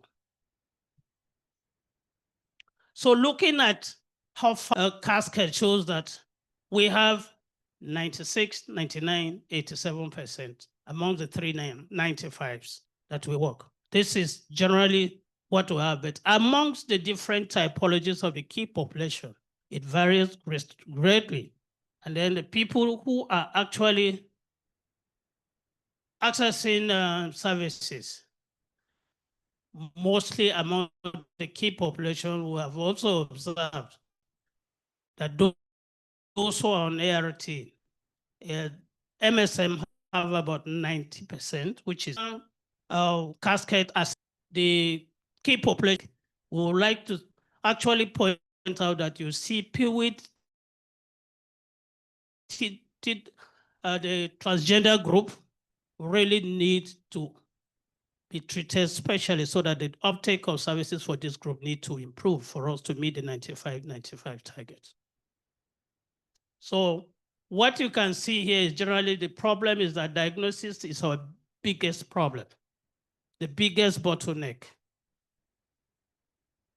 The truth is that our testing has not reached close to 95, but for the other two categories, we have actually passed 95. So prevention, as we speak now, really needs to be upped.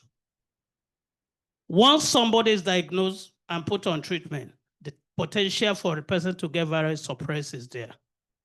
So we're putting more people on treatment that are getting virus suppressed, but we're not testing enough to have them to meet up to the 95% that is expected. So looking at prevention generally, most of this information you see here are based on one, we did a 2024 HIV program review recently, and these were some of the key findings that we want us to also take note of as we plan for 2026. For 2024, we discovered that we have tested side by side with the first semester of this year. We're just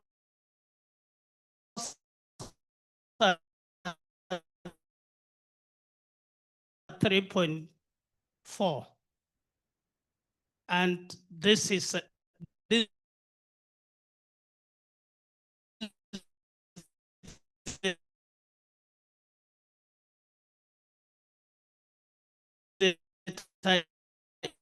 is at to meet what we did last. And it was on the basis of this that we did say that yes, we may not be testing enough. The challenges among the key population tested, you see that the figures are also high for 2024 compared to first semester performance of just only 211,690. That's half of the year. But when you put the figures side by side, we need magic for us to meet up with our 2024 performance, which is supposed to be improving. The same lower figures are also experienced when we look at PrEP data. PrEP data for 2024 is generally higher across the different typologies that work, higher than what we did in 2024. And then you can also see that knowledge has also dropped. This knowledge indicator, we actually took our data from the current NDHS, and we took a look at it. And we observed that HIV knowledge among youth is critically low. It's even lower amongst men, women. As you can see, 22% versus 30%. Male condom distribution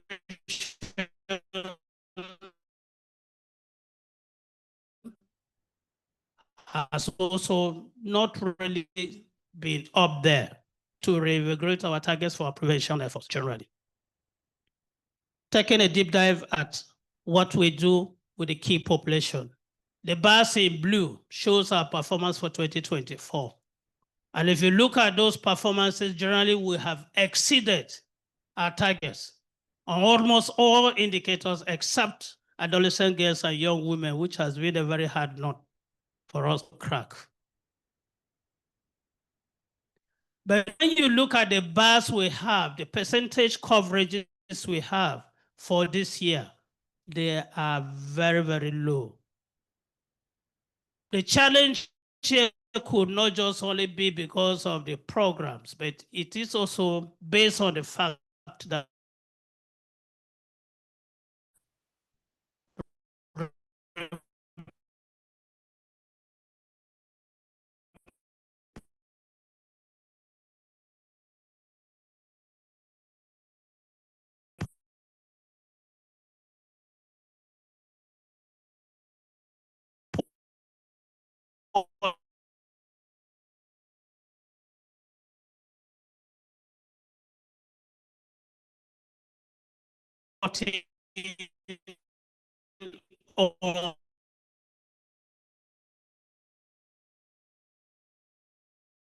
on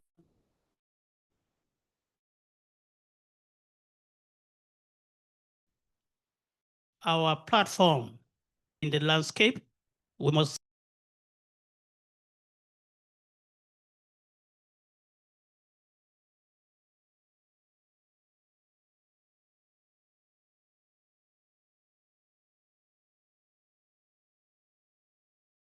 our platform reports by typology, and of course, the paper supported OSS when categorically told not to report on typology.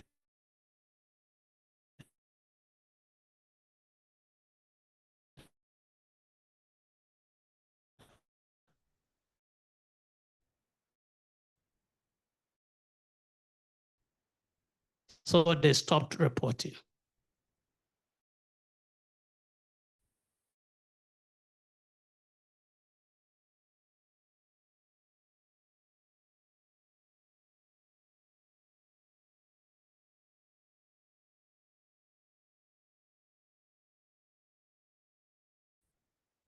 So this could mean that yes, service does not come to the national level. I want only data about exceeding the targets. I've also talked about service provision at OSS improving.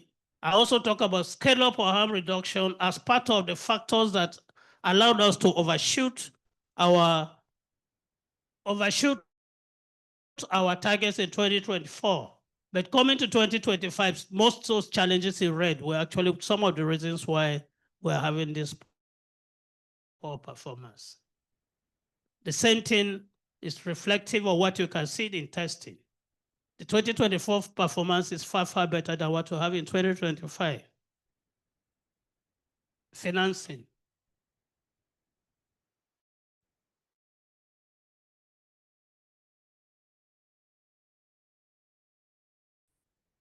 Of course, we know that we're still at 82% donor dependence when it comes to the area of financing.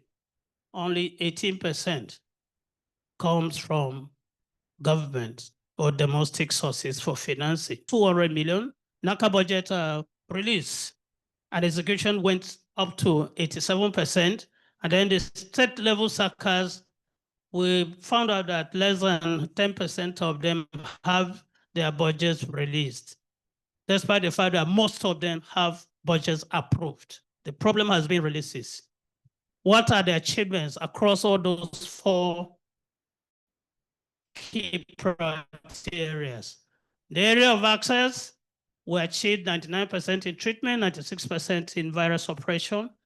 We also have developed a plan for transitioning, and then we have started even piloting the integration of services, that's key population services in 2 states, Kano and Imo State. Breaking barriers, we have established gender and human rights response team across the 36+1 states, and all of them are actually functioning. We have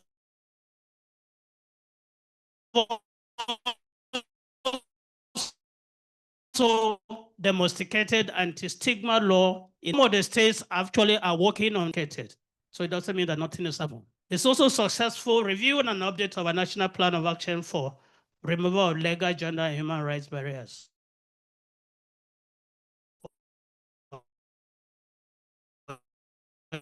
HIV response in Nigeria for on their health insurance schemes. Investment landscape has not been developed for the production of low density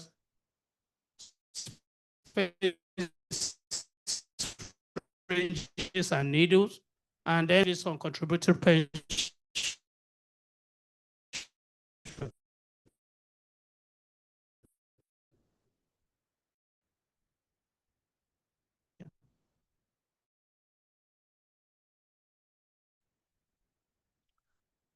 Then for cross-cutting areas, we now have a functional HIV data ecosystem to promote interoperability for activation. It has been presented to its ETG. And then we apply chain review this year. This is what has never happened before. What are challenges? Human resource.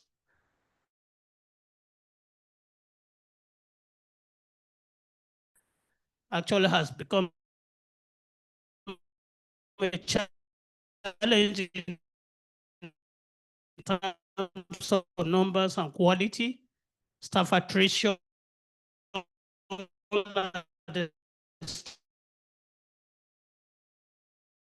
state level,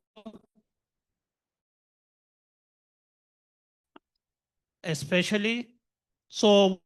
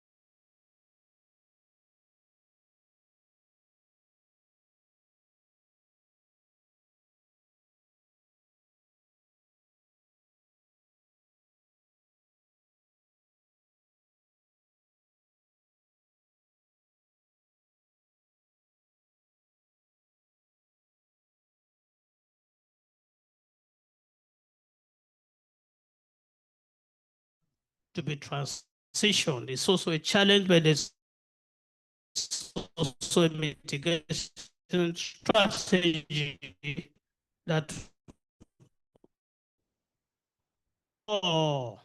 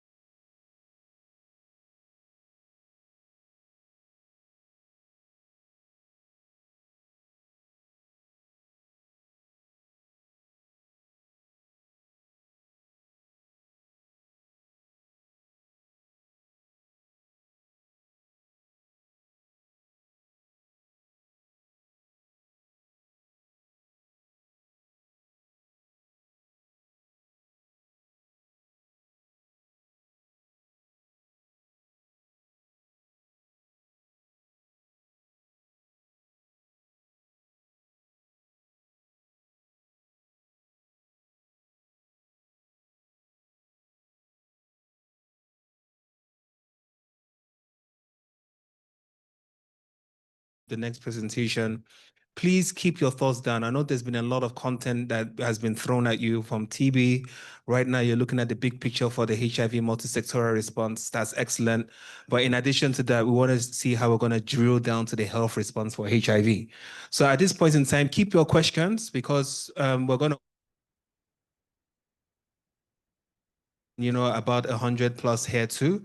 All of those questions, we're just going to allow a whole volume of that, right? That surge is going to come, and we're going to digest all those questions, and immediately it's going to begin to show patterns. It's going to show relationships from the TB program, from the HIV program, from the health response to the multi-sectoral response. So keep your questions, pin it down. You can ask as many questions as you want, and we're going to have a very explosive interactive session. So with that, I'd like to call upon Okay. I'd like to call upon the team from NASCAP to kindly proceed. Let's give them a round of applause as they come and make their presentation. The TB HIV threw me off. Sorry. Thank you. I think you're integrated already. Yeah, thank you very much. Good afternoon, everyone. 15 minutes, yeah. So I've just been reminded that I have just about 15 minutes to make this presentation. Good afternoon, Nancy, and good afternoon, everyone. So let's go ahead, please. All right, that's fine.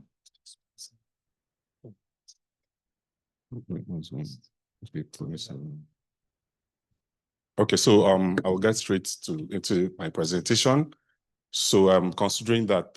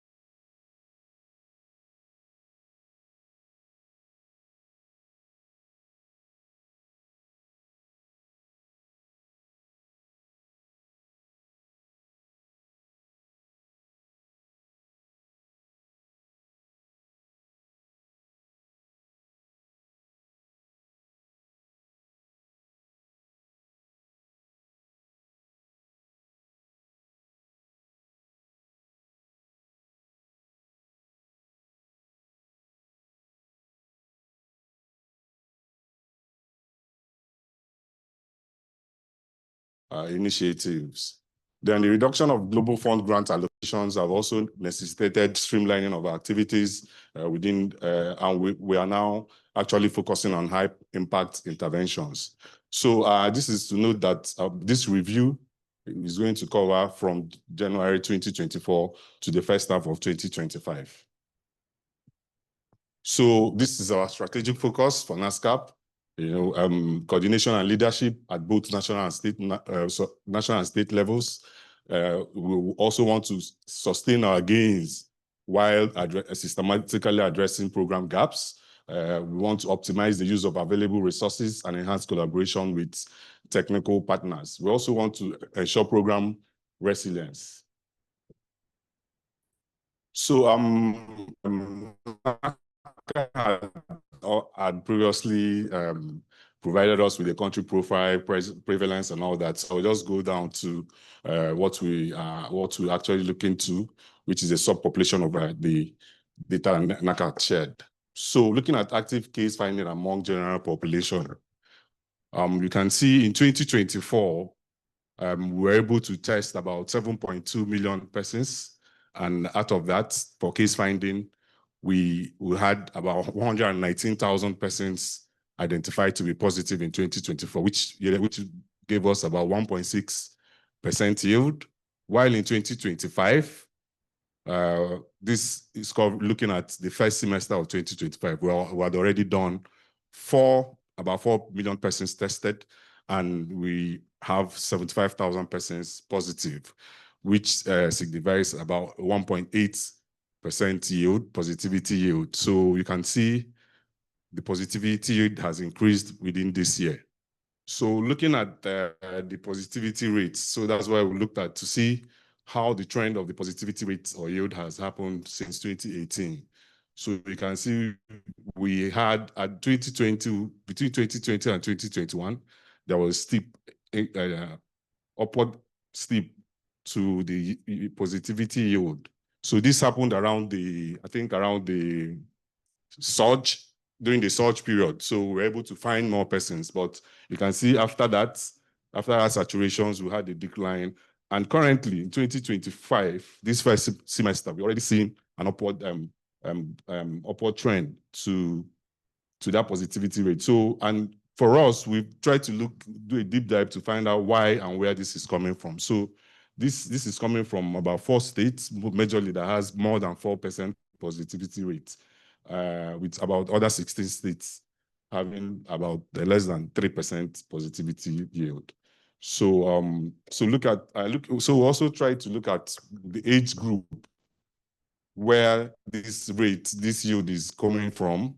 So you can see between 45 and 49 years old, the positivity rate for 2024 was 2.7% within this age group. While this year we're already at 2.9% yield. Then the most striking age group is the 50 plus age group, with an increase from 2.1% for 2024 and currently sitting at 2.6%. So this is signifying either that we are now reaching more of the adult populations, about 50 and above, than we were previously doing. So now looking at the ART cascade and coverage in general population and children, we've estimated people living with HIV in the country currently sits at 1.889 million persons, and we have 93% of them know their status, which is about 1.7 million. And out of these persons that know their status, we have 98% of them currently on ART. So, but viral load test there is sitting at 66% at the moment, which we know what actually is contributing this is from the pediatric age group. So things like, so we noticed that for this pediatric age group, which is a subset of the 66%, this is actually coming from about 7 states, Edo, Plateau, Zamfara, Jigawa, and some other states. So we are currently looking at to see why some of these things are happening. We also looked at this data closely.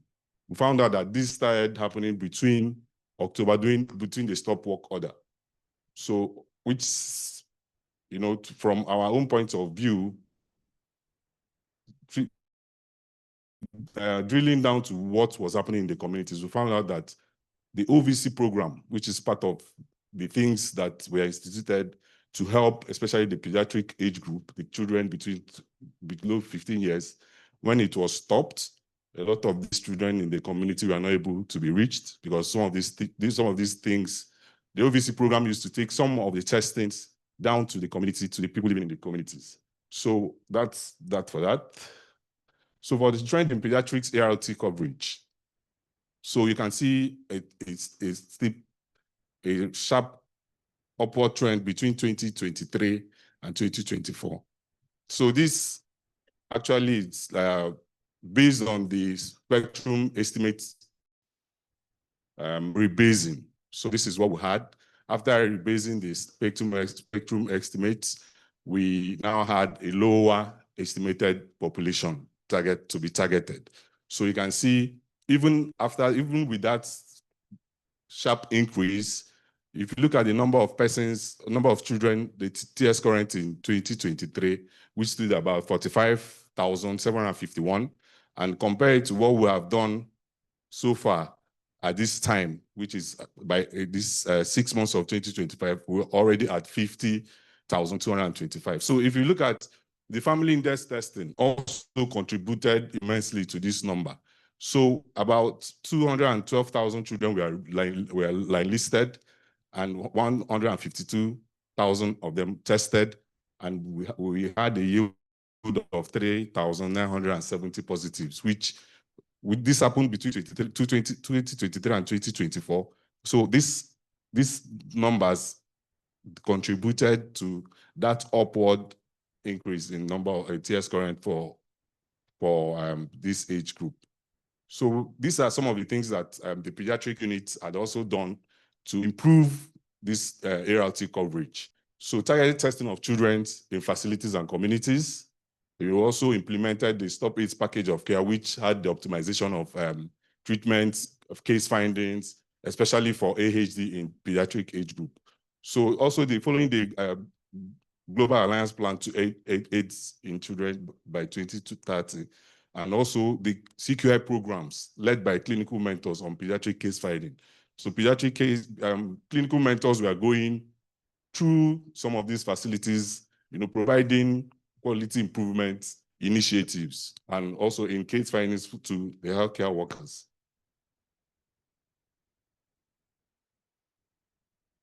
So national PMTCT coverage and trend in testing. So this is looking at our coverage and our positivity rate in pregnant women.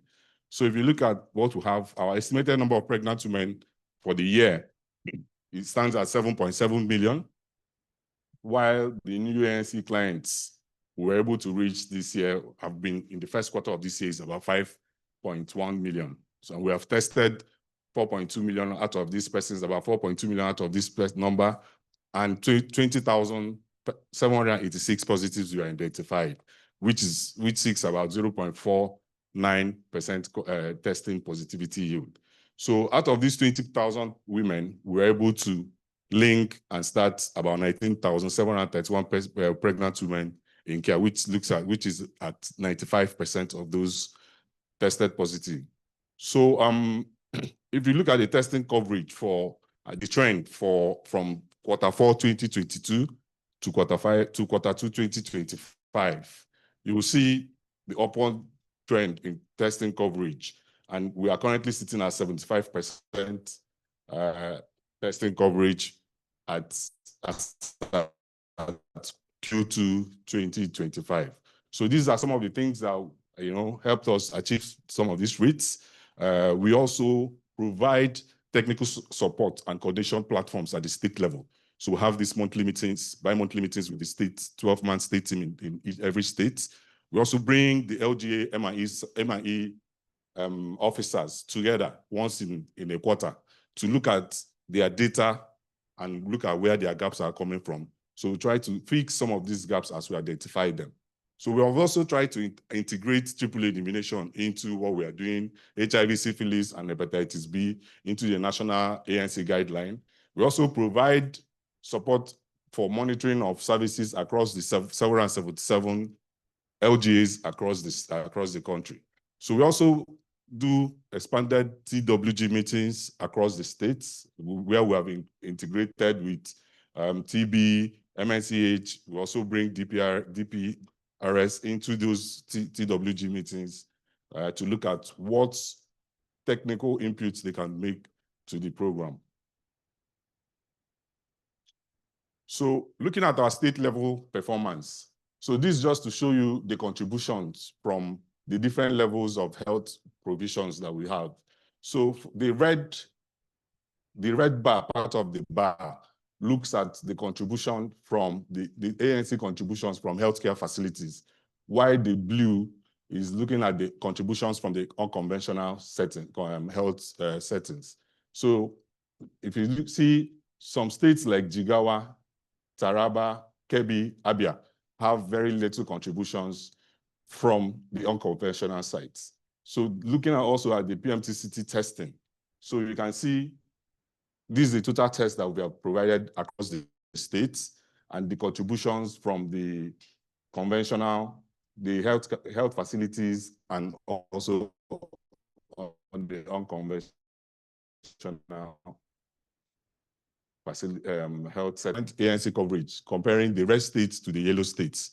So you can see there are states in the yellow, yellow states that are also coming up with very low coverage, ANC coverage. But looking at the red states, Rivers State has a 20% ANC coverage based on the estimated population of pregnant women to be covered, reached in this state.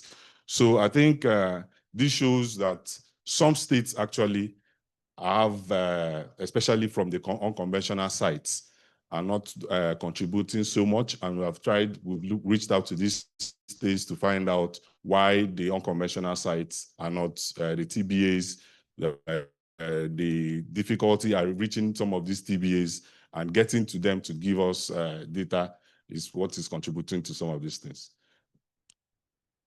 So I'll be looking at the triple elimination. This is a triple elimination data. I will not actually go spend time here. So if you look at what has happened between quarter 4, 2022 and quarter 3, 2025, you see quarter 4, 2022 was when the dual test kits were distributed across the country. And these test kits started being utilized in quarter 1, 2023. So you see the sharp, apart from the HIV that almost has been ranging around 79, 85%, testing for pregnant women that came to the ANC between 79 to 85% around the time. You see the sharp increase for testing for syphilis, which is on the yellow line, matching up. Immediately we started utilizing the test kits. So for the HIV testing for pregnant women, you can also see that the green line has continued filtering on the, but our team, our distribution of HBV test kits started in quarter to expect.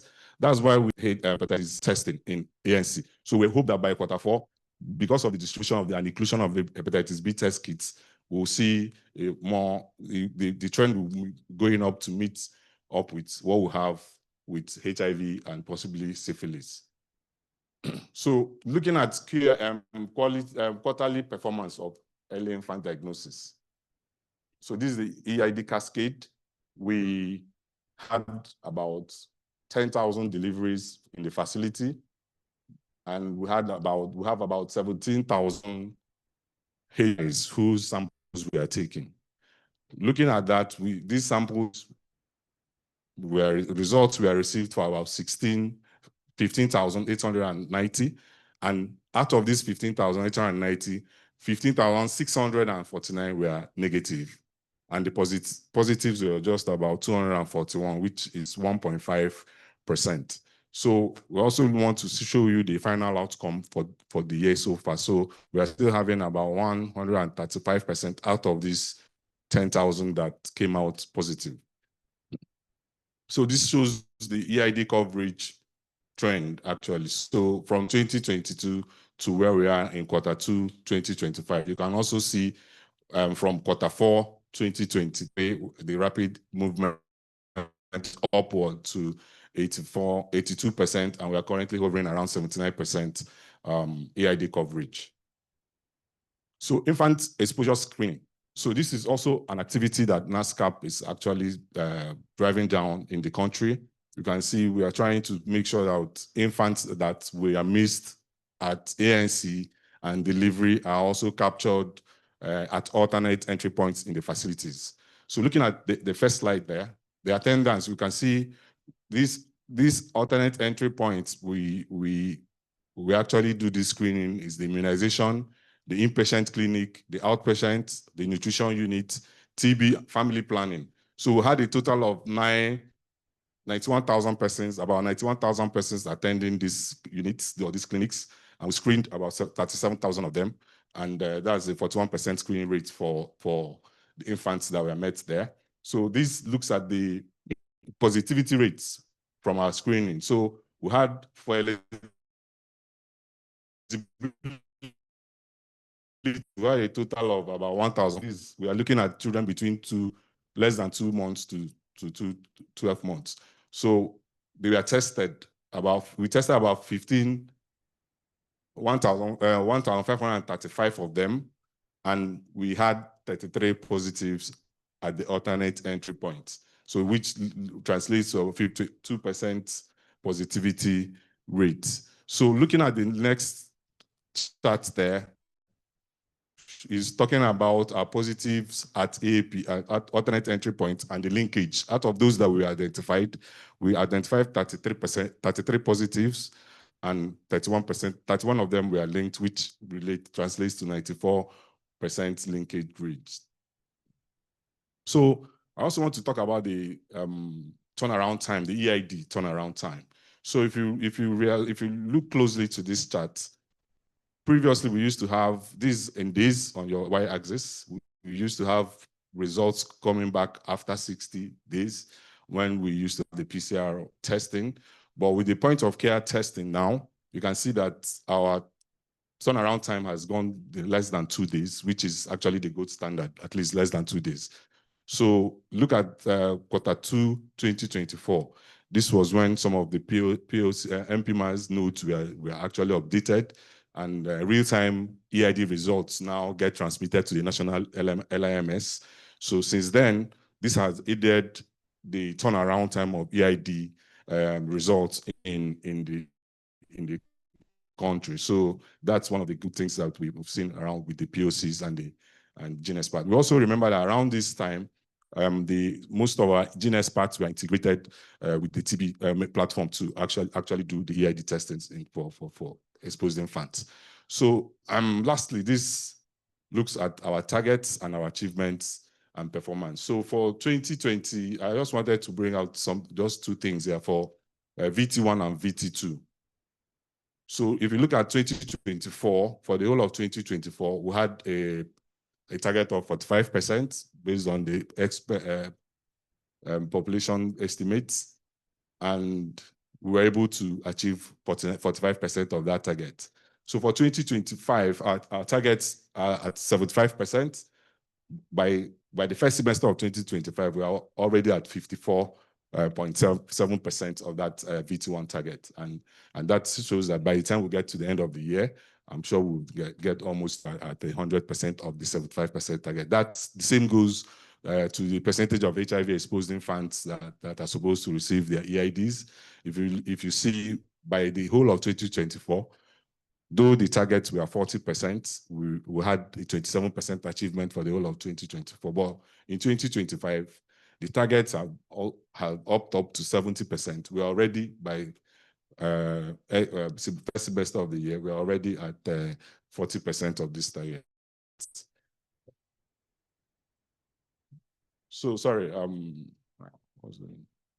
yeah, so looking at our service, I can't conclude this presentation without looking at the service delivery reporting for 2023 to 2025. So ENDAS, this will show the effect of ENDAS and the GC7 component of it. So if you see from Q4 of 2023, there's a steep upclimbing movement, rapid upclimbing movement to the reporting rates from the different sites. For the comprehensive sites, they were hovering between 80 to 65%, but immediately the ENDAS use was commenced. You can see they currently range between 195, 97%. The dramatic ones are the PMTCT spoke sites and the unconventional sites. So you can see from that Q4 of 2023, there was this very sharp upward movement from 19% to about 89%. It's currently hovering between 91 to 87%.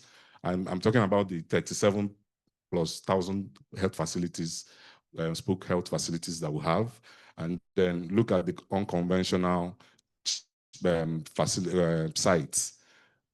They were between 2 to 3%, and now currently we are at 90% reporting from the unconventional sites. So I also want to take this time to show you what we have with our commodities reporting. So for the commodity distribution and reporting, so this is to track the utilization of consumption of our data, of our commodities. So if you look at from March 2024, March to April 2024, the reporting rates for this utilization of commodities we are at 35%, but currently we are at about 80% reporting rate. And this helps us to actually monitor the utilization and consumption of data at the facility level. Thank you very much.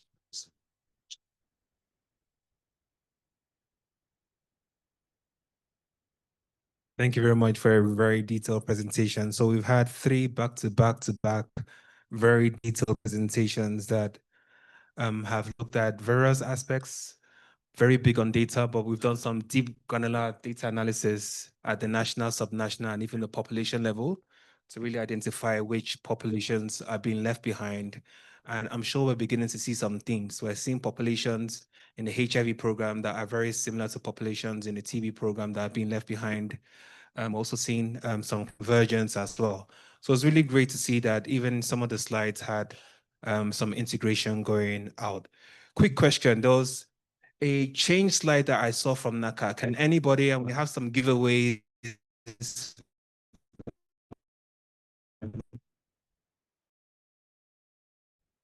I think it's from Afrexim Bank, or where is it coming from? But there's some big giveaways. The 4 blocks in NACA, the 4 change blocks that they presented that they're using in terms of programming. They mentioned 4. Very interesting.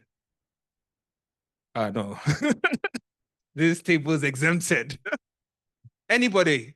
Okay, if you can't mention 4, give me 3. Huh?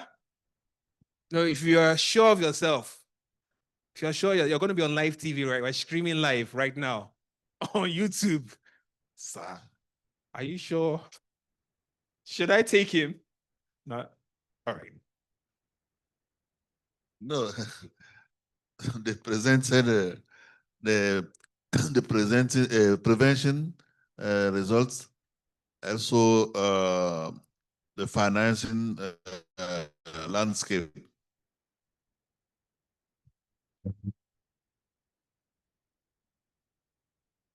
We're getting warm. I'm not saying those 2 are correct. All right. But can anybody up that a little? 3, or maybe even all the 4. Did anyone pick it? And then please, can you help me check my online community? I'm sure there's a sharpshooter there. Yep. I think he talked about access, equitable access. Huh? It came from him. No, he talked about equitable access. He talked about challenges of barrier. He talked about sustainability and integration and cross-cutting issues too. I heard he has the marking scheme. Are you not meant to know? All right, do we give him? Do we give him? Do we give him? Okay, let's take one more. Anybody else? Anybody else? All right, sir. Are you Saka? Do you have the marking scheme?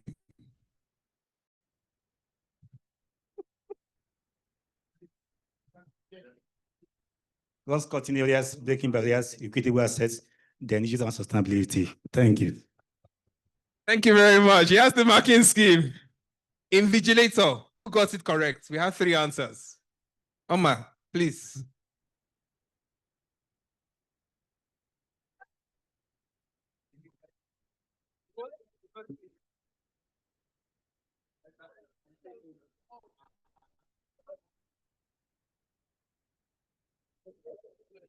You said who got it right? Oh, that's the question, right? So I think it's him. He actually got it right, and he also did. All right, so great. We have 2 people. Thank you for your rapt attention. A round of applause, and then she'll get something across to you. All right, so ladies and gentlemen, we're about to take the final presentation in this block.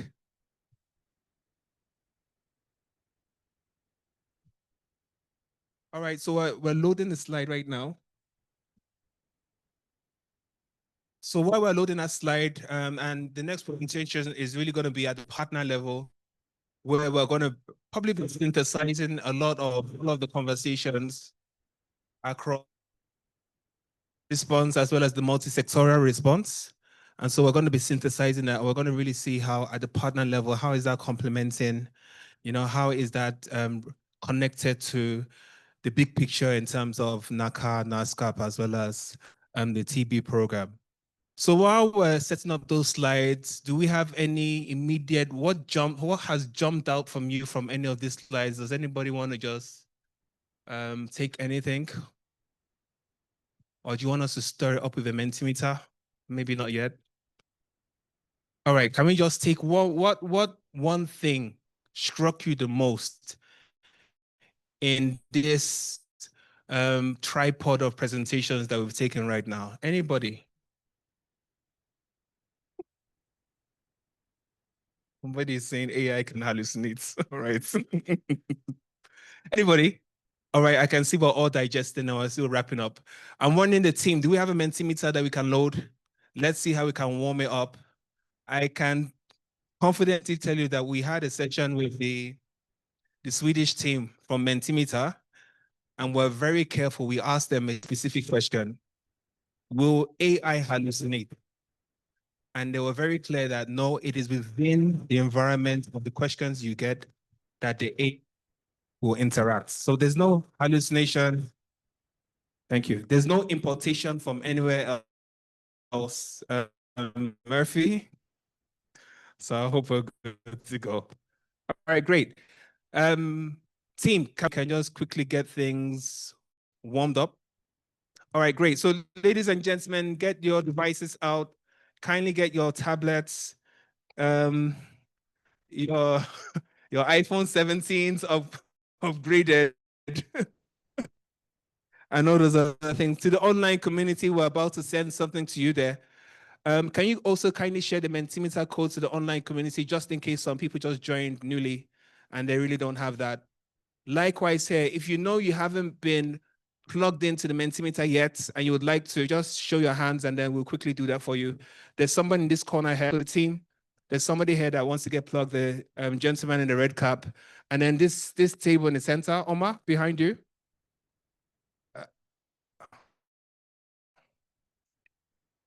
All right, and we have somebody here.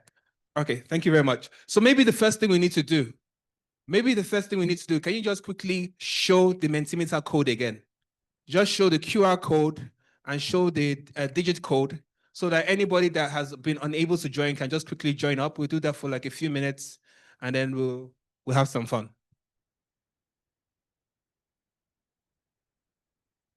Okay, so that's the code there. 48002469. For those that are new, just Google mentimeter.com. Just go to okay, right. There's a QR code there. Beautiful. So you have a QR code and it's showing online. Online community, we really want to hear from you. So please kindly join up as well. Excellent. All right, guys. So let's go. We have over 250 people here, so that's really great participation going here. And then we're seeing some of the things that, what are the things that are scribed? Type it in. It could be a word, it can be a sentences, paragraphs. For some of you that use extra sheets, go for it. It can handle you. All right. Great. So crowd slides. Of the QR code, you can take off the QR code so we can see everything. Just hide the QR code. Challenges, 4 states are contributing to new infections. So improving performance. Yep, thank you very much. Progress in case notification. Good information provided. I totally agree with that. Very rich. Very, very rich. 95, sustained epidemic. All right, fantastic. So at this point, as the answers keep coming, can we press AI, the power of technology? Launch the AI, please, and let's see what's going to happen.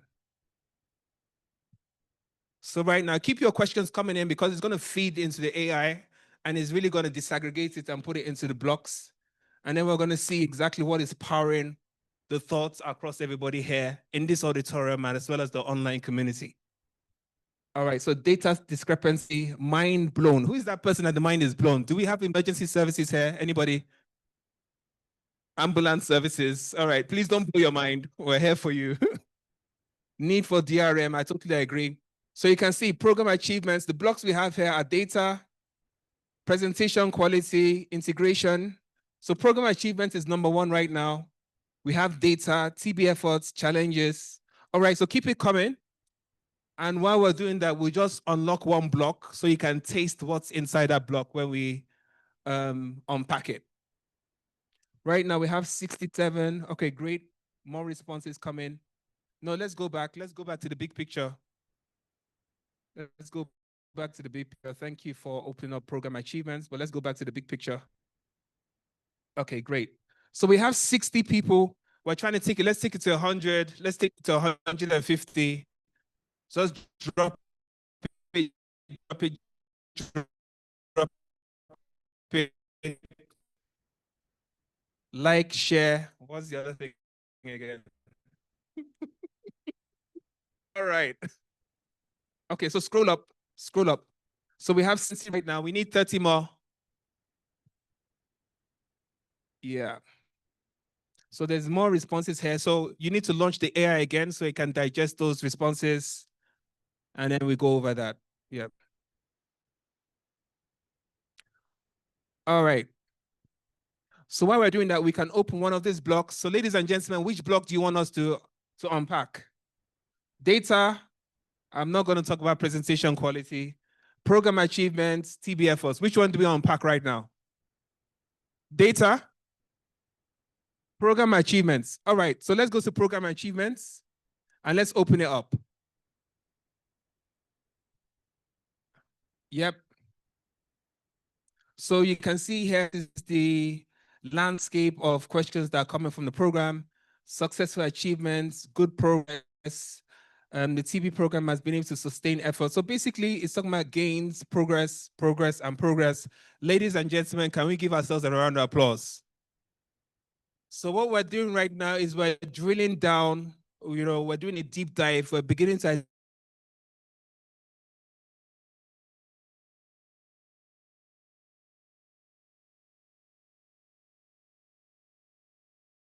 and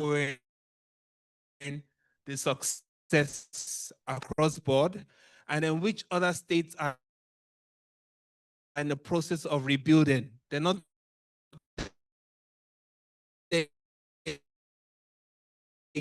just this on the background while we take the presentation from IH.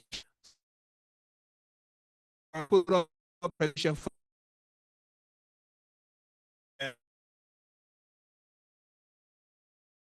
presenting Dr. DJ.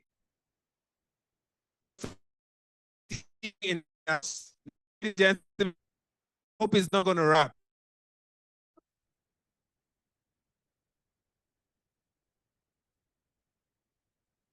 All right, you have 15 minutes to do whatever show you want to do.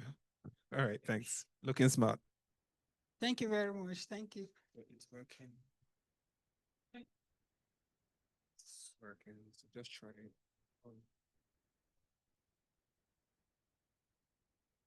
Yeah, thank you.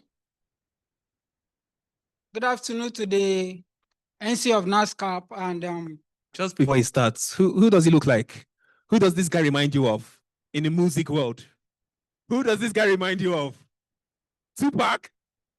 Oh, who else? Two-Face, Davido, Baba. Are you the real one or the? All right, sir. thank you very much. So permit the already established protocols. It also appears I'm wearing red. I don't know if there's a reward for wearing red, but that's okay.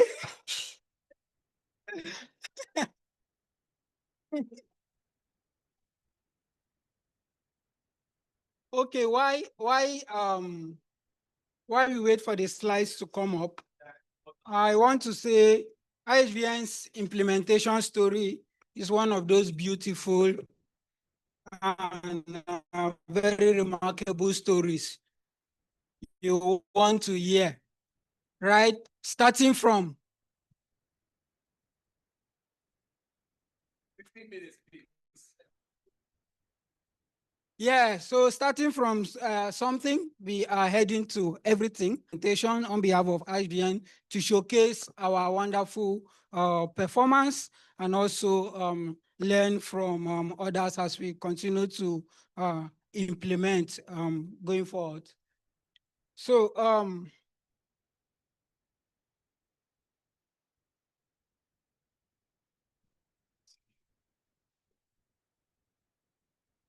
okay, where do I get? Just press next.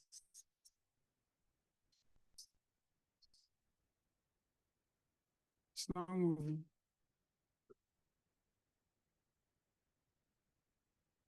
Okay. It's that direction. All right, just Okay, so for context, IHVN implements comprehensive HIV care in 4 states, which we call the end-to-end states, and the 36 plus 1 states where we implement PMTCT as well as CPPM, which is the community, private, and public mix for TB. Our programmatic performance, our financial performance on the grant, and then the priority areas we want to be focusing going forward in 2026. So this is a scorecard of our performance mid-project from the start of the grant in January 2024 up to September 2025. As you see to your left, we have a lot of indicators here on this scorecard. However, we do way more than this, but these are the indicators we track across the HIV program as well as the TB program. And that is how we are currently faring. For the HIV program, we are currently at 88% overall performance. While for TB program, we are 106, giving us a 97. For our programmatic performance in terms of individuals who are reached with HIV prevention services across different typologies as represented here, we see that we have done well in terms of our KP indicators, having a rating of A across board, but on KP4, which speaks to individuals who are reached with prevention services and number of needles and syringes distributed, we had a C rating. This was due to the late startup of our implementation of the needle and syringe program, as well as the onboarding of the CBOs in late December 2024. So comparing our achievement in 2024 to 2025 performance at September, we'll see that we have done way beyond our the 100% mark achievement. And by the end of Q4, we intend to overshoot up to 120 across the different indicators. So for our programmatic performance for HT services across these typologies, we also have achieved our target for the year in terms of MSM, sex workers, as well as PWITs, those who inject drugs. But for AGYW, we are currently at a rating of C.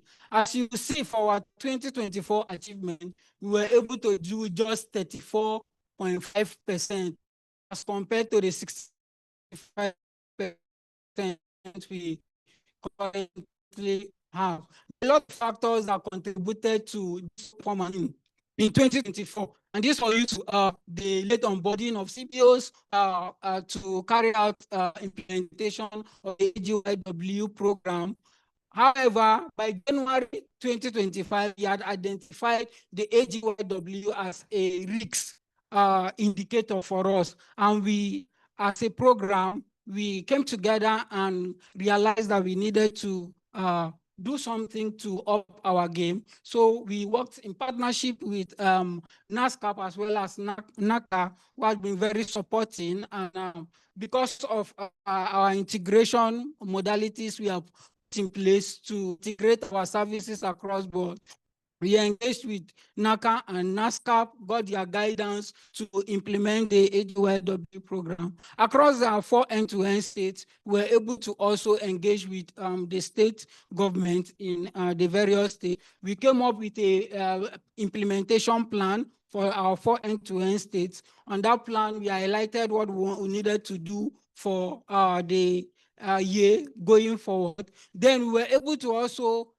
do a deep dive of our data to understand the barriers to implementation of the AGYW program. So looking at the trend against the performance against the targets for these 2 indicators, for YP2, which speaks to the prevention services package of care for AGYW, you see that across the different quarters, we have improved very remarkably because of these interventions that we put in place to up our game. So in Q1 of 2024, there was a steady increase. Like I said, at Q4, by Q4, we didn't have any CBOs implementing the AGYW program. So these were largely contributed by the SROs in those states. By Q1 of 2025, when we had put these interventions in place, you will see that there had been a steady increase in the indicator. And by Q3 of 2025, we are doing 179% of our target. Same thing, similar to HTS2, but this indicator is largely affected by the availability of test kits. That is why we had this dip in Q2 of 2025. But when once test kits returned, we were able to up our game again, and we were doing 104% in Q3 of 2025.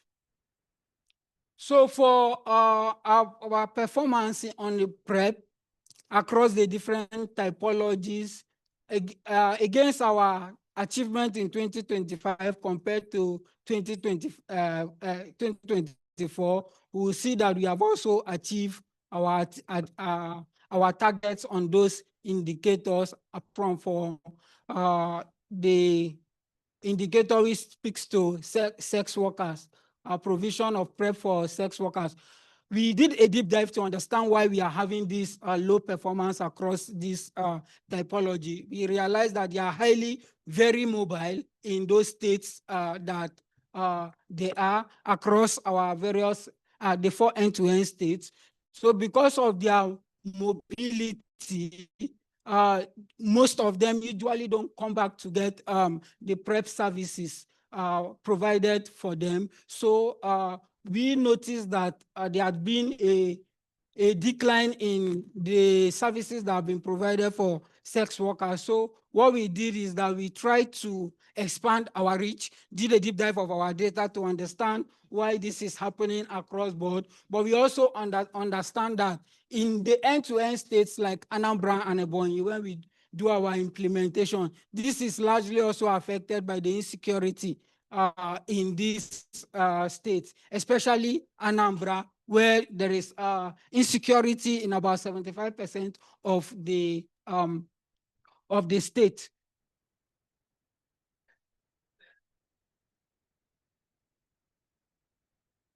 So I beg your pardon. Where we understood that the state is largely affected by insecurity. So what we actually did was to categorize the state into 3 categories, where we had the green zone, the yellow zone, and the red zone. For the green zone, we identified that only 15% of LGAs, the 23 LGAs. Hello?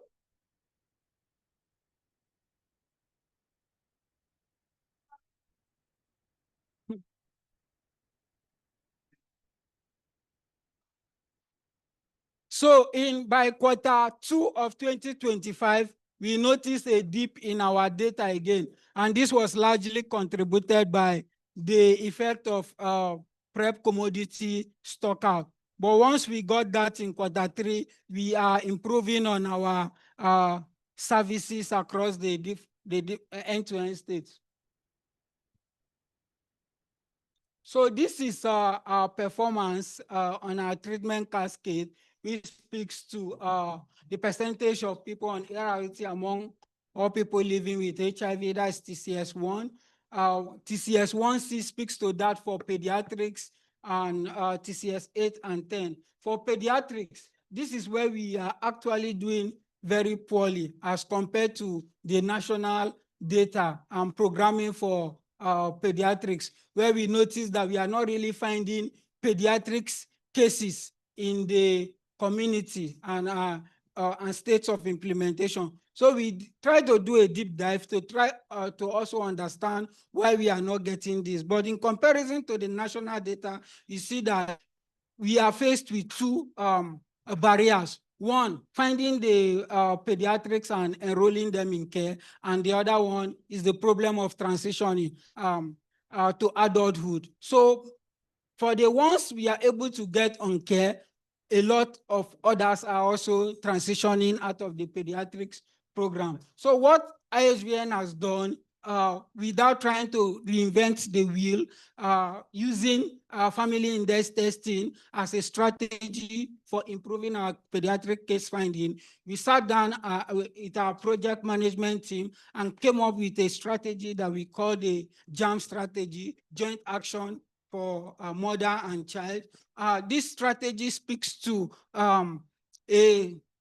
a way of looking for relationships of children to adults, and also trying to map out where infections likely come from. And we identify 4 routes. One being that infections for pediatrics can come through biological means, that is mother-to-child transmission. It can also be fraternal across their brothers or siblings. It can also be communal, that is if they live with people who are not biological parents in the community. And finally, it can also be through sexual means, especially for those that are in the adolescent age group. What we did was to also liaise with and collaborate with the pediatrics technical working group to try to fine-tune these strategies and see how that is implementable. So we had made our proposal and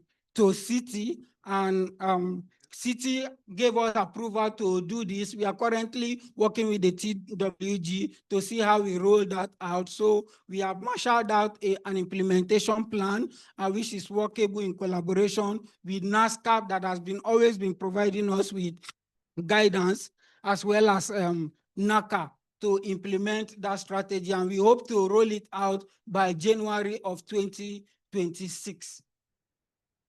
While we share our insights from that pilot to the national program.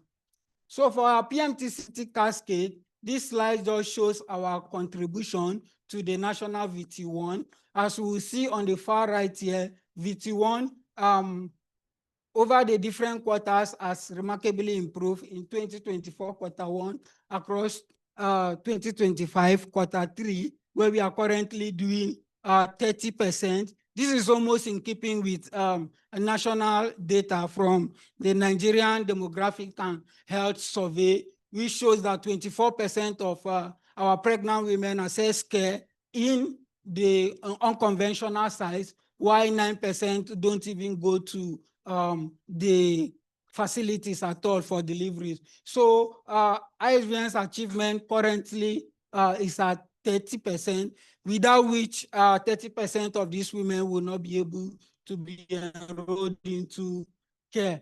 The other slide deck below there shows our triple elimination achievements so far, as we are integrating services across the different disease areas. This also shows our integration efforts across TB screening, HIV testing, syphilis and hepatitis B, as we implement in the community. And our mentor mothers have been very significant in making this progress work, as they are integrated into community teams, which are TB, HIV teams that help us to achieve this.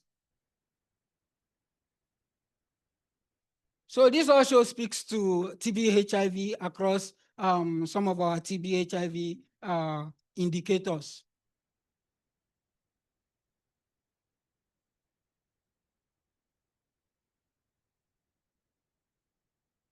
So in terms of TB and TB notification, the 2 slides below here, because we have largely achieved our targets across most of our TB indicators, but we have tried to highlight IHVN's performance in terms of TB notification to the national pool from Q1 of 2024 across to Q2 of 2025. These are performance across 2 modalities, our PPM TB notification and that of the community referrals. For the PPM, that largely deals with the private facilities notifying TB cases to the national program, while the community referrals are cases that are referred from the community up to our public facilities for notification to the national program. PPM contribution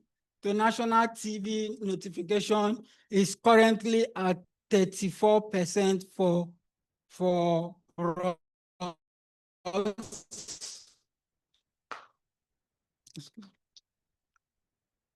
so I'll just, yeah, so this slide speaks to our national childhood TB notification, where we are currently doing 21% in Q2 of 2025.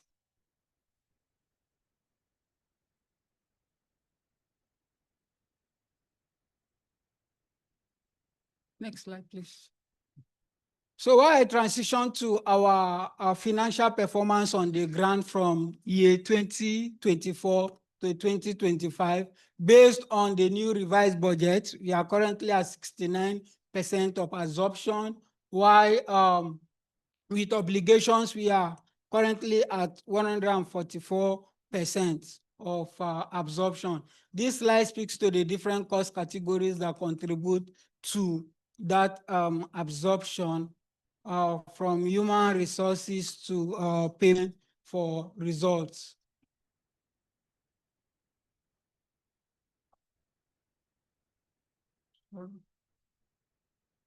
So for our priorities, based on what we have highlighted for 2026, with the current shifts, Learn Capable is one of our priorities. We are hoping to roll this out with the national program, and therefore want to build capacity and training frameworks in collaboration with the national program, NASCAP and NACA. For our AGYW, as it is currently evolving, we are also hoping to share these our best practices with the national program, so we'll consolidate our efforts on this. And for maths, we are also expanding math services across our end-to-end states. And then we have done rapid site assessments, and then also we are installing dispenser units across the different states to scale up our interventions on math. So in terms of sustainability, we are also engaging strongly in collaboration with NASCAP, NTBLCP, as well as NECA to sustain our gains on the program. Service integration, currently IHVN integrates both TB and HIV services across our end-to-end states. So we don't do any without the other. And so all our services are integrated. For PMTCT in unconventional sites, we are hoping to also optimize commodity packaging. This particularly speaks to the triple elimination test kits from the lessons we have learned using the dual testing, where HIV testing was surpassing hepatitis B as well as syphilis, but with the presence of the triple elimination test kits, we hope to achieve better gains in that realm. For TPT uptake, therapy services, and HIV test kits, these are our current strategic shifts. I want to end by saying that for us, we are in IHVN, we have developed a model which stands up and rests upon a tripod stand. First, we have understood the role of government in achieving successes on our interventions, and therefore we have kept our collaboration with the national program under the guidance of NASCAP, NACA, and NTBLCP. We have also identified the role of CBOs as well as community network to be the success behind our achievement on the program. And lastly, our SROs have also been a very useful medium of achieving our targets on the ground. These are our demonstrable areas of integration on the ground in terms of service delivery, in terms of program monitoring, oversight, data monetization, and pooled commodities. These are areas we are collaborating actively with the national program, and we are being guided for implementation. Thank you very much.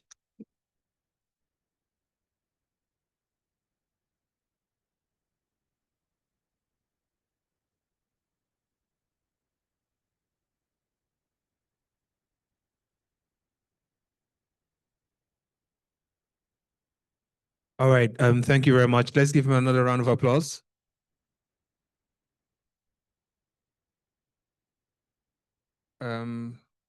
So please, next time, don't cause a riot. You almost caused a riot in this room. I was about calling the security. All right, so ladies and gentlemen, we've taken 4 very big topics, and these topics, you can actually take them for the entire day. And right now, we're really going to do justice to it. I know there's a lot of questions that have come out. You've seen what's happening at the partner level. You've seen what's happening at the national landscape level. We've had some serious deep dives with the TB program, HIV program, and also you've seen the big 4 change blocks for the multisectoral response. So right now, we're really going to have a conversation where we're going to look at each of these areas. What are the biggest gaps you are noticing? And then once we look at those, what are the biggest gaps you are noticing? We're going to unpack one of those gaps and go to town. So the sequence is going to be, we're all going to synthesize what are all the gaps across the room. So we're going to look at the panoramic view of all the gaps that we're all bringing up. Once we do that, we find which gaps are weighted, which ones are like the priority. So we'll look at the frequency first of all, and then I'm going to check in with everybody in the hall just to make sure it's inclusive. So if you're saying that this is the one we should do, all right, then we're going to unpack it. Once we unpack it, we're going to see each of the blocks in that gap, right?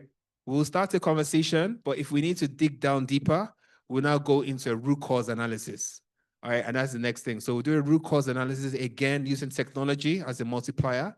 And then once we do that, and we've really been able to exhaust out and saturate out all the possible causes of that gaps that we noticed, then we'll move into solutions. There's no point spending all your time digging out and mining out all the problems in the world if you don't translate that into solutions and translate those solutions to results. I'm all about being result-oriented. So if we're clear, we're going to go back again into the interactive platform of Mentimeter. All right, thank you. That's the one. All right, and then again, if you haven't been able to log into Mentimeter, just raise your hands. We have a help team that will help you navigate through the process.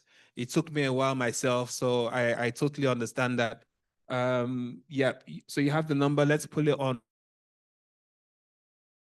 full present mode. Okay, here, please, there's somebody in that table. Omar, do you see her? Can you just put your hand up again, please? All right, great. Is there anybody else? All right, great. And then on the online community, if there's anybody struggling, just send a message to Ayo, send a message to AY, and then he will also see how through that online community one-on-one, he can help you. Just send a message to him. If you're struggling, coming on board on the Mentimeter, the digital interactive platform, just please kindly send a message to him. What we're trying to do right now is we're trying to democratize our voice. We need every voice to count, right? and every insight to make a difference. And that's why we're going through this process. So by now, ladies and gentlemen, I think you know the drill, and I can see you've already started. But this time around, I'm going to spend a little bit more time for us to really celebrate and then have a more increased number and volume of people that interact. The last time we got to 70, but this time I'm going to stop when we hit 150 or so plus, just to make sure that we have a widespread conversation across everybody in this room and beyond. All right, so if we can please put this on presentation mode. So for those that may not be able to pick out the finer print, that would be highly appreciated as well. And then once we do that, so feel free to take from any angle possible. If it's from the TB angle, is it from the integration angle? Did you see something in the granular level of data that Dr. Obioma presented? You know, she went down to the community, she went down to the facility. Or if you're looking at the big picture in terms of the multi-sectoral response, you know, is it the barriers you're having there? All right, so whichever one really strikes you in terms of a challenge, just feel free to just put it out there. All right, so let's present it. Let's put it in presentation mode. Okay, great. So we're having a few responses coming in right now on the critical issues. So I'm seeing PMTCT. Ladies and gentlemen, feel free to go deeper. You don't need to just give us PMTCT. You might want to just give more context. So what in PMTCT is the critical challenge, right? PMTCT is just too broad for us to just have that as a theme. So just go deeper. Feel free to go deeper. Thank you. All right, great.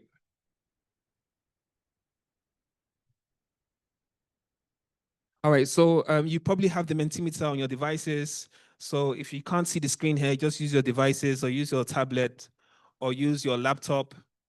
I see some people are online, some people are in the room. Ladies and gentlemen, can you clap your hands if you're offline? Just clap your hands together if you know you're offline, you're not here. Anybody? All right. I think we have everybody. Excuse me, please. To the support and execution team, we have the gentleman in the corner here needs some help in terms of Mentimeter. Oh, you're good? Okay, thanks. All right, so we're getting more. It'll be nice if you can blow this up. All right, we're getting some more feedback. That's good. So right now, we're still on the low numbers. We need to get a little bit more. All right, so just keep it coming. Keep the conversation coming. And if you have more than one problem, one change area, feel free to just type one in and then type another one in and you know, continue typing. The team at the back also has extra sheets. So if you need extra sheets, we can also give that to you too.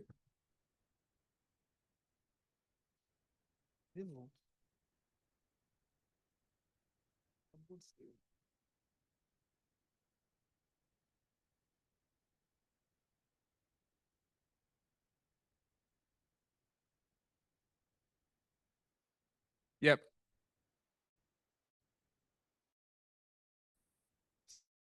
Sir.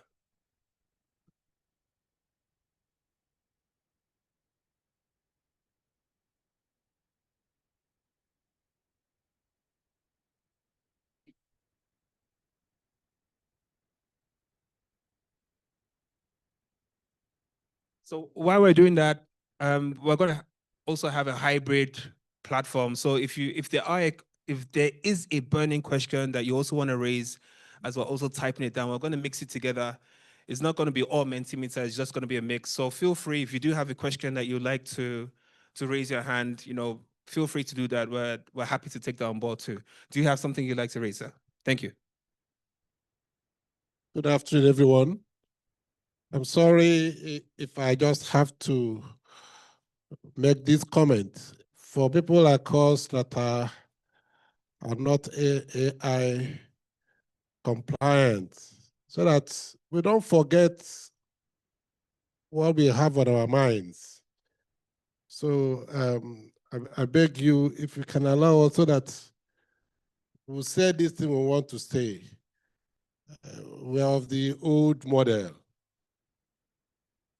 Because small time you ask us to go and eat now, and then we just go for the day. For me, having listened to the 4 presenters, I have some comments to make. So you can help me so that those on the line can also, pick. I'm sorry, we are of the old model. I have some comments so that other people can also say, but something came up very strong. We've been talking about integration, but I didn't see come out strong among all the presenters. Maybe I'll start with HIV.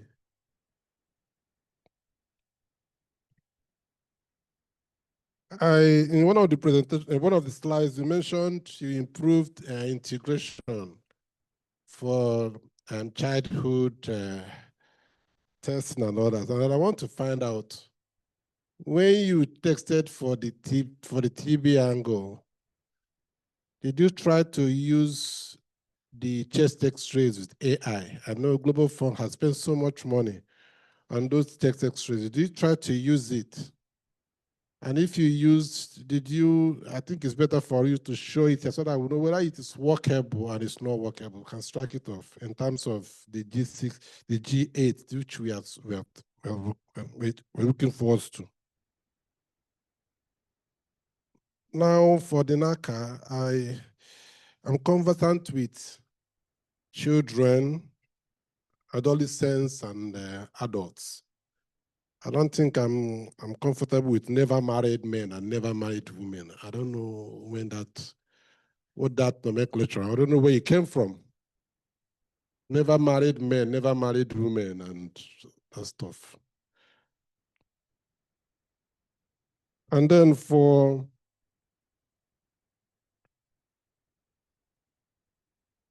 the PMTCT,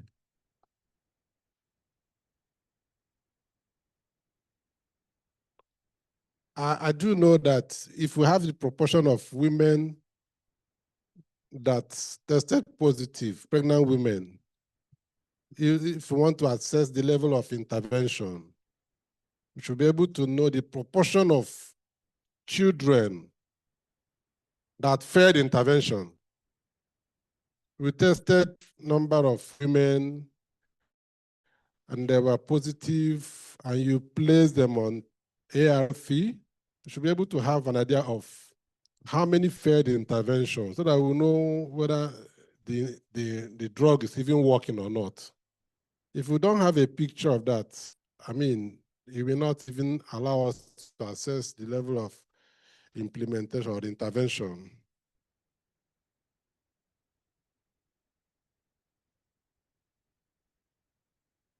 Then for the TB program, you tried to improve. Yes, you said you improved on your childhood TB. I want to ask, you went to the vulnerable children. Did you remember the children that live on the street? You notice there are a lot of children now running around the street. Did you remember to capture them? And those out of school, what mechanism did you use to get hold of those children? Children that live on the street and children of the street, or children that are not going to school. I mean, that's a missing link. If you're talking of universal health coverage and living, and then those are the people that most likely will come out with TB because maybe they're not eating. We may not wait until they get to the child welfare clinic or thereabout.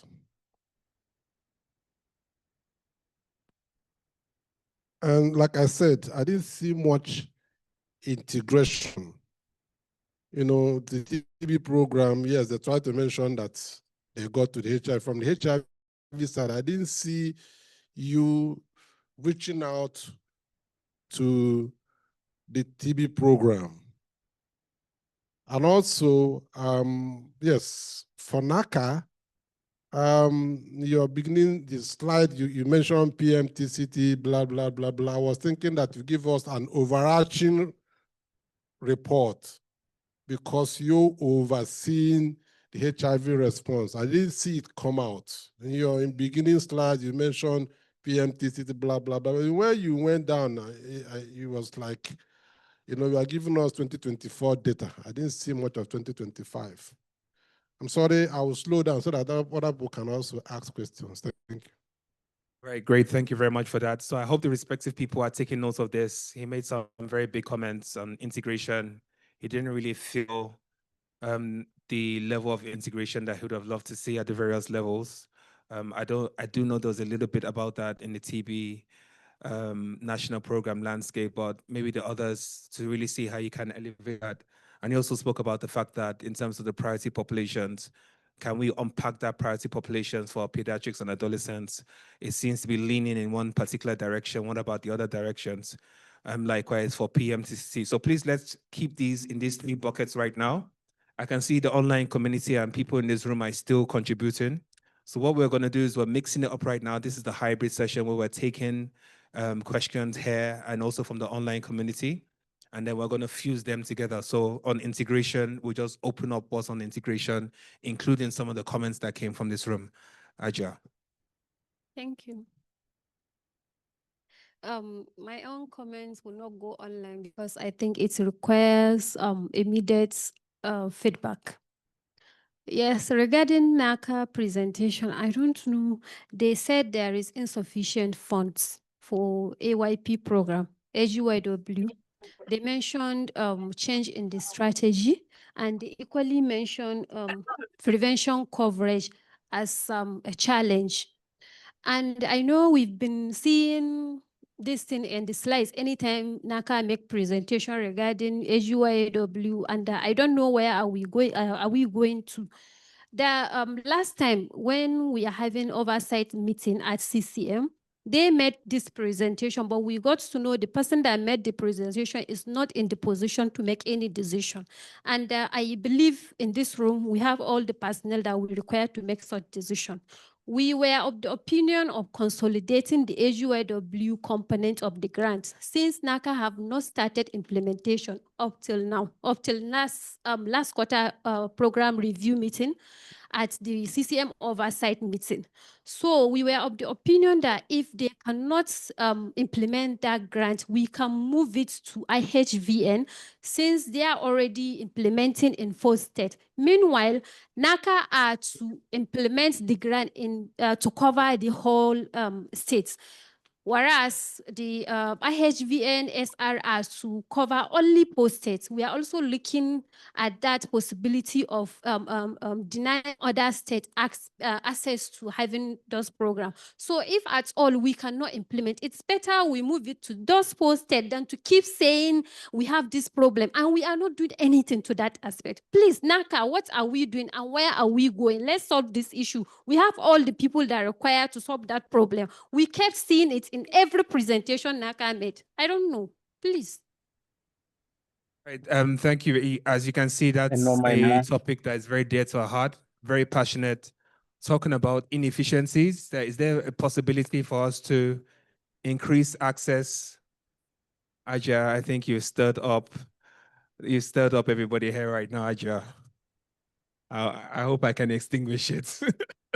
All right. So are we building on the comments you made? Okay, so let me just quickly summarize that. So NACA, she was talking about the fact that it's important that our reach right now, we're talking about resources not powering our reach currently right now. Do we need to prioritize? Do we need to focus and concentrate in a few? And then she also spoke about the fact of inefficiencies. Are there inefficiencies in the system that we can see how we can optimize so that at least we have a reach in a few places and then we can have them as learning hubs that we scale up, right? So thank you very much. I'll take one more and then we go back to the online. Okay, we have a number there. So we have three questions and then we'll take it online. Thank you. Thank you very much for giving me this opportunity. Permit me to stand on the existing protocol. Actually, my name is Suleiman Dalladi, TB Program Manager, Bauchi State. All the presentation mates are targeting toward integration. And to be candid, integration is a key. I just want to share an experience we had in my state, most especially with this integration. In Bauchi State, 17 years ago, we have already have an agency that integrated all these ATM diseases into one single agency. That is Bauchi State Agency for the Control of HIV/AIDS, tuberculosis, leprosy, and malaria, BACATMA.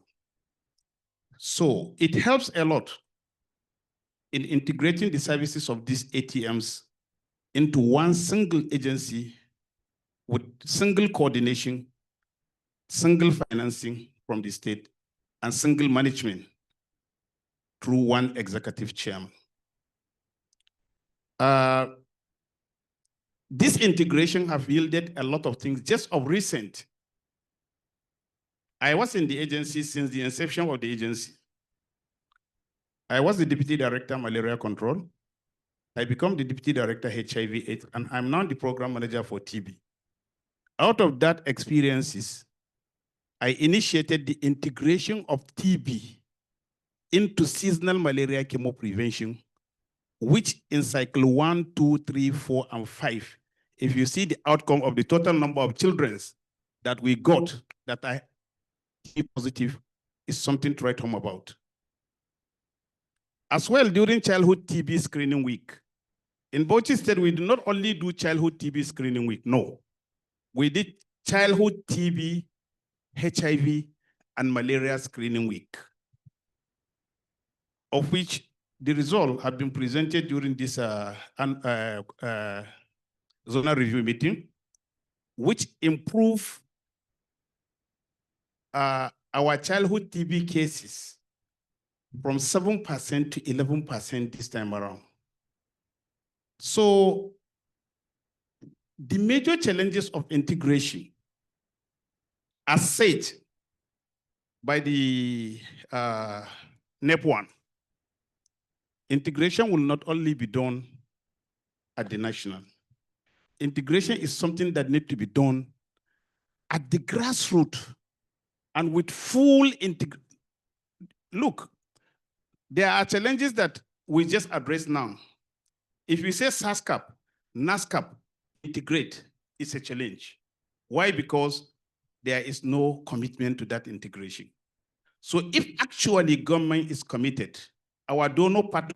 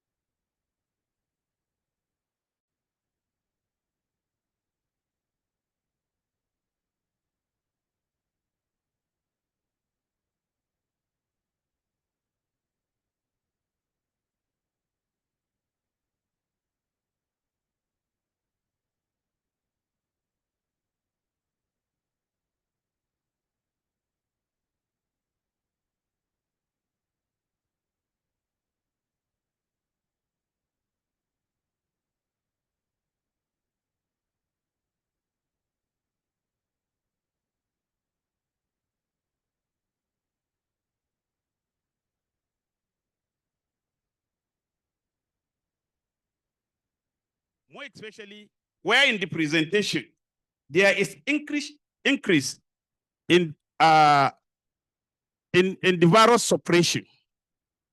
So it is expected that when there is increase in virus suppression, then the prevalence of that disease have to be low.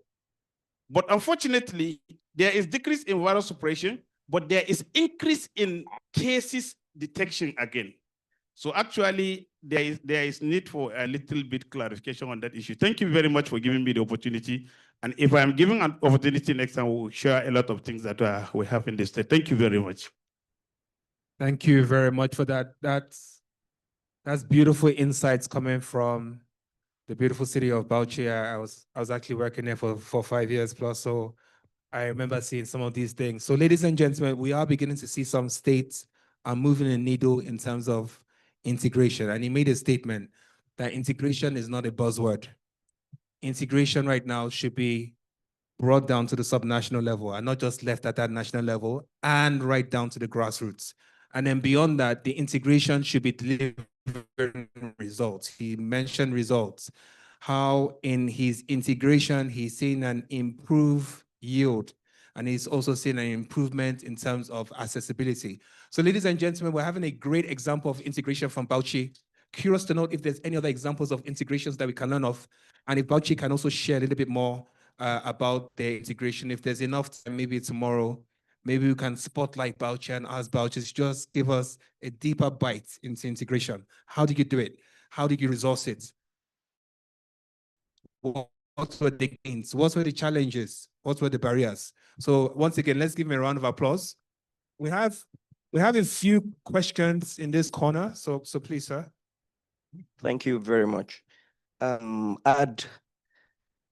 were a lot of presentations that we had earlier today, and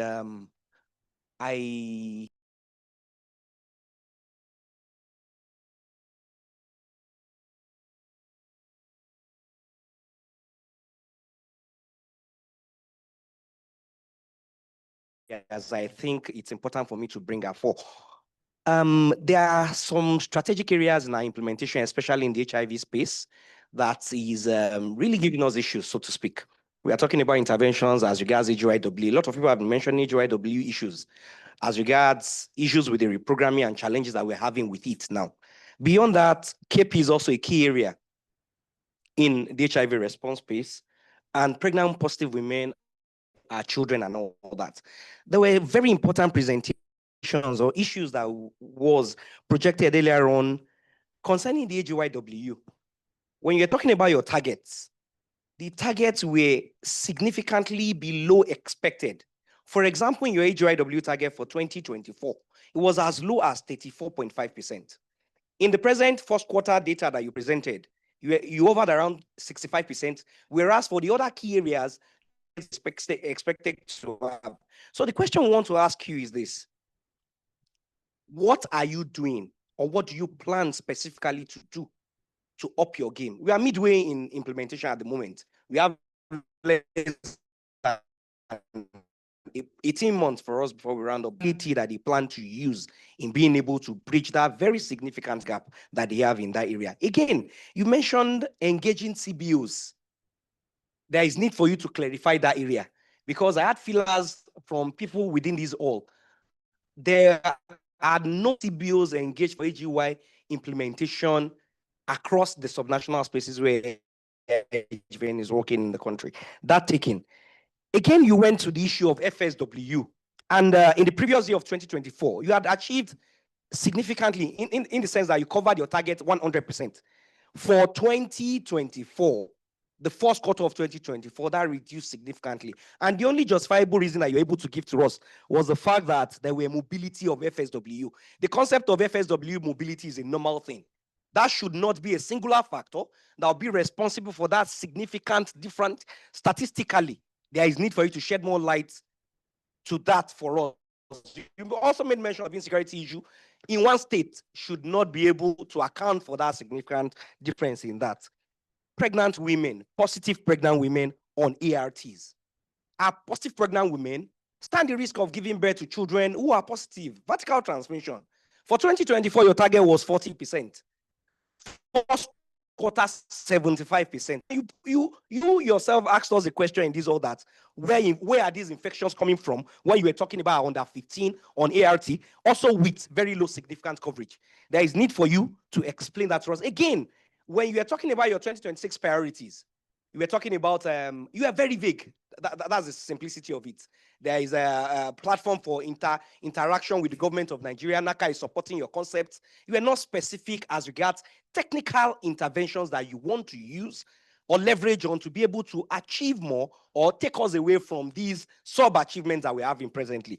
Thank you very much, sir. That's that for that. Thank you very much. Yeah. I'm okay with that. Wait. It's almost feeling like a presentation. It's okay. Thank you. Is that a present? Okay. Thank you very much for that presentation, sir. I can see, I can see some of these things resonate. So just before you come in, sir, I just want to summarize. So IHVN, he had some very specific questions for the partner at the partner level, some of the trends that you're mentioning and some of the reasons or the causalities to those trends, there was a mismatch. So he really wanted you to find out that the level of the dips or the gains didn't match with your attribution in terms of the causality. So it's really important that since the IHVN team are here and probably the M&E team, you might want to quickly, before you respond, don't just respond superficially, please. Quickly interrogate your data, quickly do a deep dive and find out from your data what is actually contributing or fueling that particular aspect so that when you're giving a response based on evidence and not just subjective, sir. Thank you very much. I think let's appreciate the presenters first. I don't think we have done that. You should. Thank you. My first question will be for the TB. You know, when they showed us, I think 2025, it gave us about 83% coverage. And in 2024, when there was no stop work order, you had a lower percentage. That's a miracle. I don't know why, in the spirit of integration that we're talking about, GeneXpert can also be configured to do viral load, isn't it? It will reduce the turnaround time for explosive funds and to get results. So in the spirit of integration, let the TB GeneXpert be able to do the viral load measurement. Yeah. Then for NASCAP presentation, we saw we saw the new infections coming in, but we didn't see, maybe I didn't see it, the disaggregation by states. It wasn't there. It's a good tool for advocacy, for fund release at state level. It's important but put it in front of newspaper and let how it affects the HIV response. Then the IHVN presentation was very clever. You didn't put states. You are just giving us data, national data, so we don't know states comparison and all that. We didn't have any of it, even for the KP, for the which one are you doing? PMTCT. They were just national data, no state comparison, and we see. So I don't know whether you have it. Let's see. That's why the states are here, isn't it? Thank you very much. All right, thanks. So I think we'll take just one more, and then we're going to get responses, or maybe two. So this is, sorry, sir. This is the last two responses we'll take. Yes, yourself, sir, and the gentleman there in green. But let me quickly summarize for IHVN. Okay, for IHVN, just let me quickly summarize. So he wants you to unpack the data at the national level to the subnational level. And then if you can just show what is happening across that subnational level, if that's ready, maybe just one slide, nothing too long, that'd be great. Or if not, you can, kindly speak to it. And then he also spoke about some of the data trends that, particularly from NACA, I think, some of the data trends from NASCAP, and also not going to the subnational level for NASCAP. That'll be great for us to see, maybe a little bit like how the National TB program did, what is happening across the bouquet when it comes to the states, and then if there's any data in terms of something a little bit lower than that. So what we're going to do right now is we're going to take these two presentations. Some things are jumping out. One is subnational reach and a look. The other one is integration seems to be here. We're seeing some solutions. So I'm excited that it's not just the problems. We're also seeing the solution side. And then we're seeing some issues about data. So for NASCAP, for the National TB program, as well as NASCAP, before you take your response to the questions in the room, we will open up PMTCT because there's some questions on PMTCT. You will take a glance on those questions on PMTCT so that you're given an inclusive response. Likewise for service integration. We've heard in this room that integration seems to be a burning issue. We're going to unpack the service integration aspects of this. And then when you're responding to the whole panoramic view of service integration. So with that, I'll just quickly take these last two questions. After him, sir. Okay. You can go ahead. All right. Thank you so much. I just want to thank all the presenters, and I have a lot to have asked, but for time, I'll just ask two questions.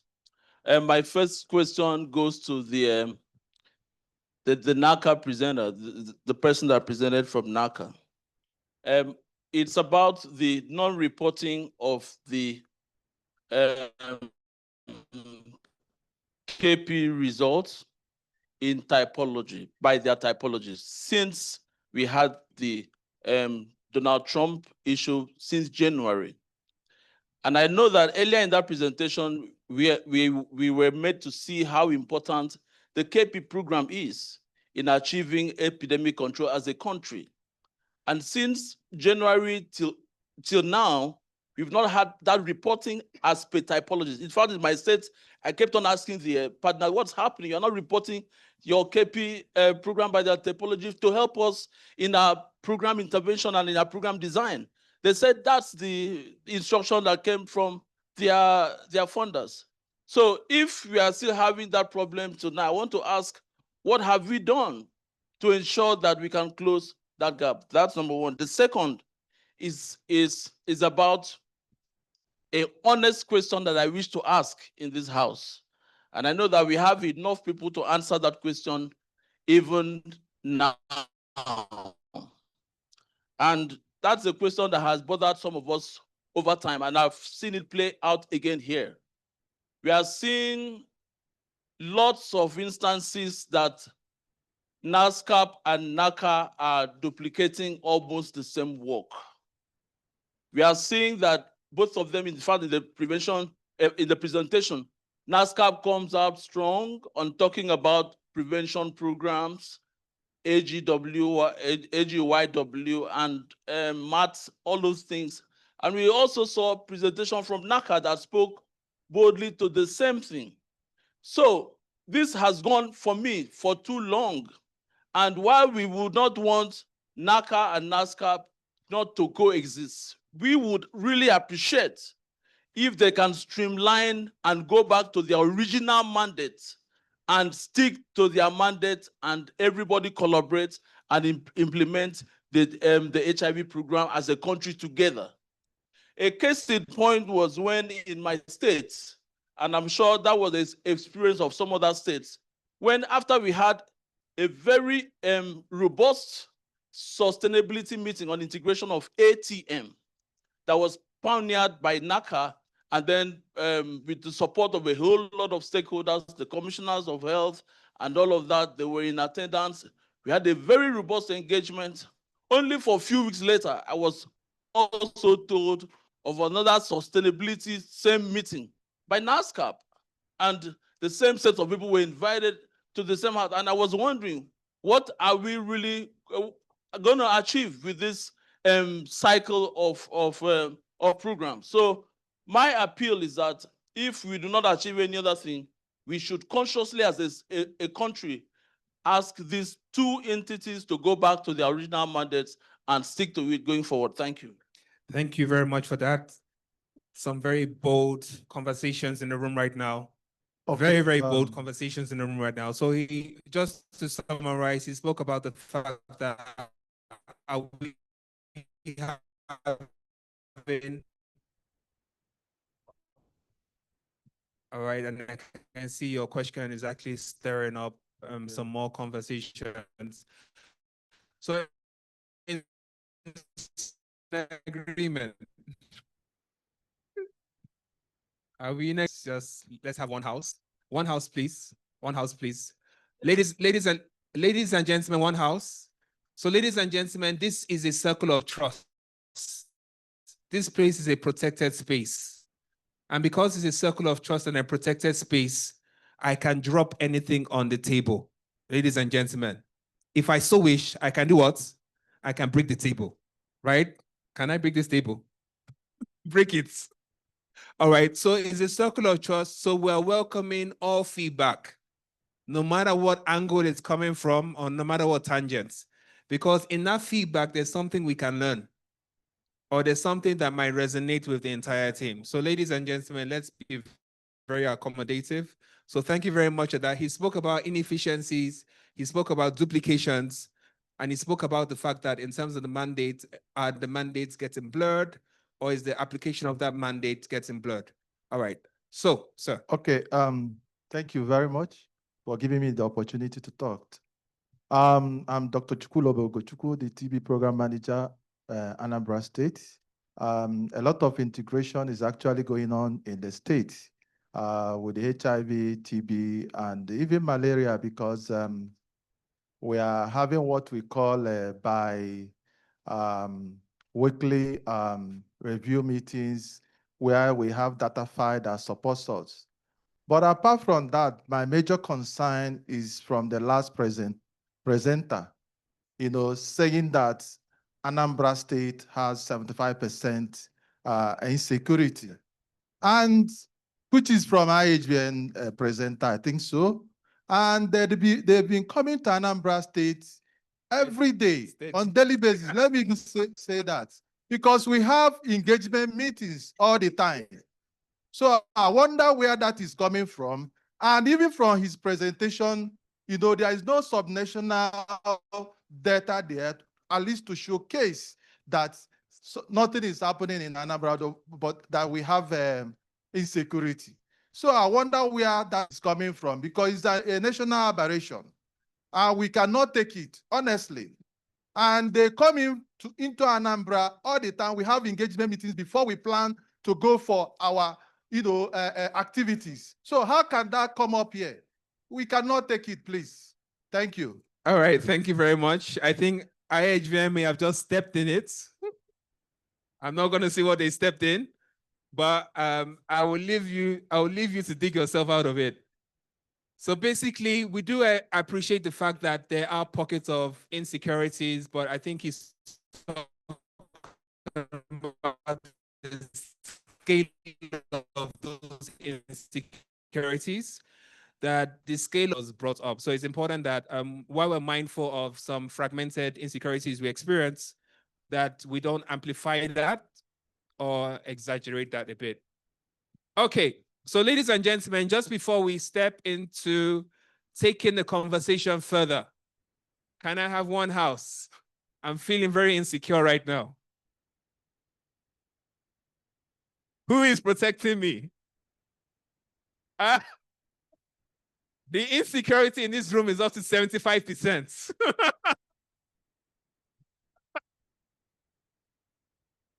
All right, great. So great conversations from the team. Can we give ourselves a round of applause?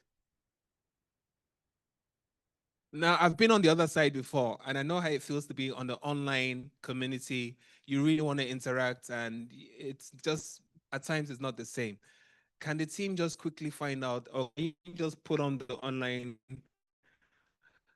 just put on the screen of the online. Let's see if there's any conversation going on. Let's also hear from them, guys. I've been there, painful.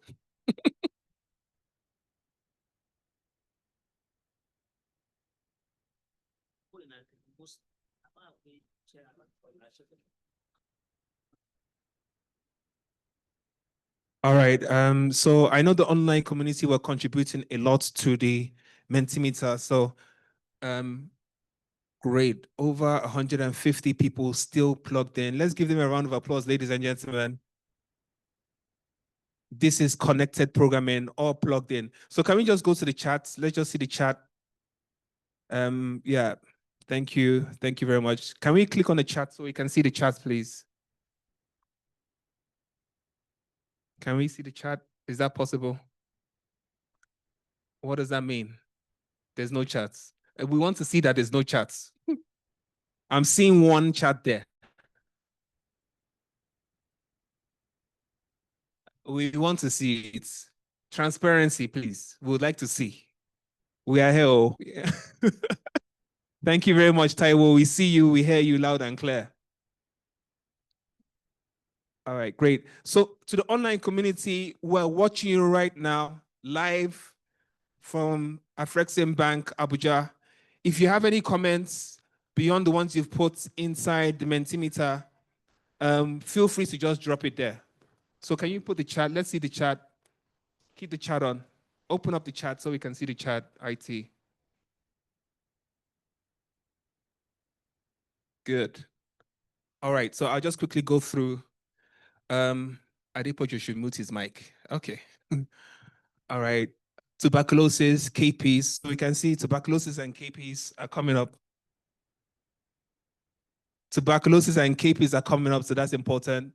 My question is, we are in the era of not much support in the HIV. Yes, we are. The worst part is that the clients need to pay some amount of money before they can continue with their treatment. Then how are we going to fill these gaps? So really concerns about the clients being left behind.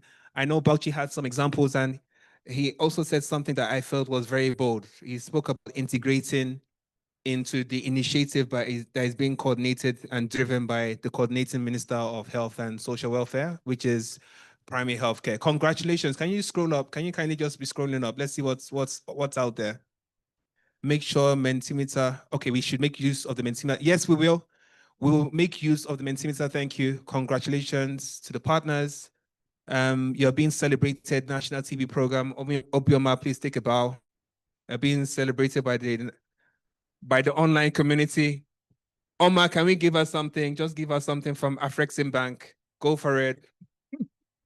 Don't share with anybody and don't disclose NDA. All right, great. Any other things? Equitable access, breaking barriers, financing, and cross-secting errors. Omar, please, Dr. Miriam, please. I need you to reach out to Dr. Miriam online. She got the 4 change errors. Reach out to Dr. Miriam online, find her details, and do your thing. Okay, great. All right, so I think this is just all the technical issues. So thank you, online community. We're going to be cycling back to you, so don't think that your voices are being left behind. We don't hear you. We hear you, we see you, we feel you, and you're part of this conversation today. Thank you very much. Let's give them a round of applause, please. So now, can we just go to the Mentimeter, please? And we'll look at I think I saw 9 areas, 9 big blocks, which probably resonates with the conversations happening here. Greetings to all the chiefs. All right. So if you're a chief here, you are being greeted, red cap or otherwise. All right. So we're going to put on the Mentimeter right now, NG and her team. And from the Mentimeter, we'll be able to see what are the blocks. There are almost 100 responses that we got, plus the responses from the online community, plus the responses, very rich conversations we've had in this room. And so once we put on the Mentimeter, we can see what are those blocks. And then at that point in time, okay, right. So we had 9 groups. So ladies and gentlemen, we had almost 100 responses, 9 big groups, PMCCT, that resonates with what we've been having in terms of conversation. Service integration is a big thing. Funding sustainability is number 3. Data, and you can see this again resonates with what we've been talking about. Can we scroll down a little? Let's see the other groups. So these are the top 4 groups, which really represent 80% of the pains of the program. But we have a few conversations on collaborations, a few conversations on commodity. Let's scroll down a bit. Domestic financing, community engagement. All right, let's scroll down a little bit more. And let's see what else we have in terms of our blocks. Okay, and then we have some uncategorized responses. So let's go up. Right now, I'm going to be handing over the mic to, who do we start with? NACA, NASCAP, or the National TB program? I was partial to the HIV program, so sir, based on what you challenged me this morning, I'll be starting with the National TV program. All right. And so while I'm giving the mic to the National TV program, just unlock the service integration. Let's look at service integration. Let's unlock it. What is the spectrum of responses on service integration? Okay, so let's open service integration up. Great. So you can see actual integration is implementation. Everybody still works independently. So he's talking about the fact that integration is not a buzzword. We need integration at the service delivery level. A combination of integration and sustainability again for service delivery. Let's scroll down. Integration again coming up as a key area. Scroll down, please. Scroll down, please. Let's see what else is there. Systems and service integration. So we've seen service delivery integration, system integration. And then he's talking about stakeholders need to come back and map a roadmap. We need to see a tangible roadmap, concrete roadmap on integration and not just buzzwords. So service delivery, systems, programmatic integration. I'm counting 3 or 4 right now. And then there's a comment about integration going on there. So let's go on. Wow, this is a big one. Integration, physical integration. Somebody is breaking the table right now. So we have programmatic, we have service delivery, we have systems, and now we have physical integration. And, you know, really seeing how we're integrating across institutionally across program areas, ATM. So that's 5 levels of integration. And yeah, integration has many levels. I totally agree. Let's scroll down. Let's scroll down. All right. So as the National TB program gets ready to respond, and also NASCAP and NACA, please be mindful of some of the comments that are coming out in terms of integration. We have 5 levels. They're also including leadership, as well as coordination of integration. And then again, there's another big one. NACA and NASCAP are reporting for the HIV program separately. Integration should start with them. Who are you? Declare yourself. I'm not going to protect you on this one. Somebody, okay, let's read it. Someone, all right, Bashir, would you like to read it out? NACA and NASCAP are reporting for the HIV program separately. Integration should start with them. Once we have done with that, then we move to NASCAP and the National TB program. Once we've done with that, then we come down to service delivery. Some really bold statements here, institutional and programmatic. Now let's not talk about service delivery. Let's take it all the way from the top. Okay, given a better definition, that's true. Integration means so many things to so many people. You have horizontal integration, you have vertical integration. We've spoken about system integration and service delivery. What integration exactly are we talking about? So clarity in terms of integration. IHVN is coming up here in terms of your data. So I think it's really important that I'm sure in the way how IHVN constructed the narrative around the insecurity in Anambra, I'm sure he didn't really mean that 75% of Anambra is insecure. That is no way he meant it like that. So there'll be an opportunity for you to recouch and rephrase what you actually meant. Okay, great. So let's move down a bit. Need for integration between TB and HIV, yes. Plan for integration. So planning needs to be articulated clearly. Bauchi, where's Bauchi? He just steps. Bauchi right now, I think, Omar, we need to do something for Bauchi. Bauchi, can we give a round of applause for Bauchi? I think it's really exciting what they're doing in the space of integration there. And as I said, I want to hear a little bit more. And then we're definitely going to do something for my Frexim Bank too. All right. So let's move down. How do we bring together under one roof ATM? Okay, great. Let's move down a little bit. Thank you. All the presenters did not present any empirical data that pointed towards program and service integration. IHVN mentions the desire to embed implementation within GON. What have they done exactly in that area? And then ATM. So ladies and gentlemen, you can see we've had a very exhaustive, we've been able to use technology to find out exactly all of the angles, the emotions and temperature around integration. And right now we want the national coordinator for NASCAP, Dr. Basharom, to kindly start the conversation, please. Thank you, sir. Let's give him a round of applause. Let's hype him, guys. Give it up, Basharom in the house. He's about to solve all our problems. Thank you. You know, Chris Ovanu is a very funny guy. So I'll start by, wow, interesting. A lot of comments. I don't know where to start from because this is another approach to a review meeting.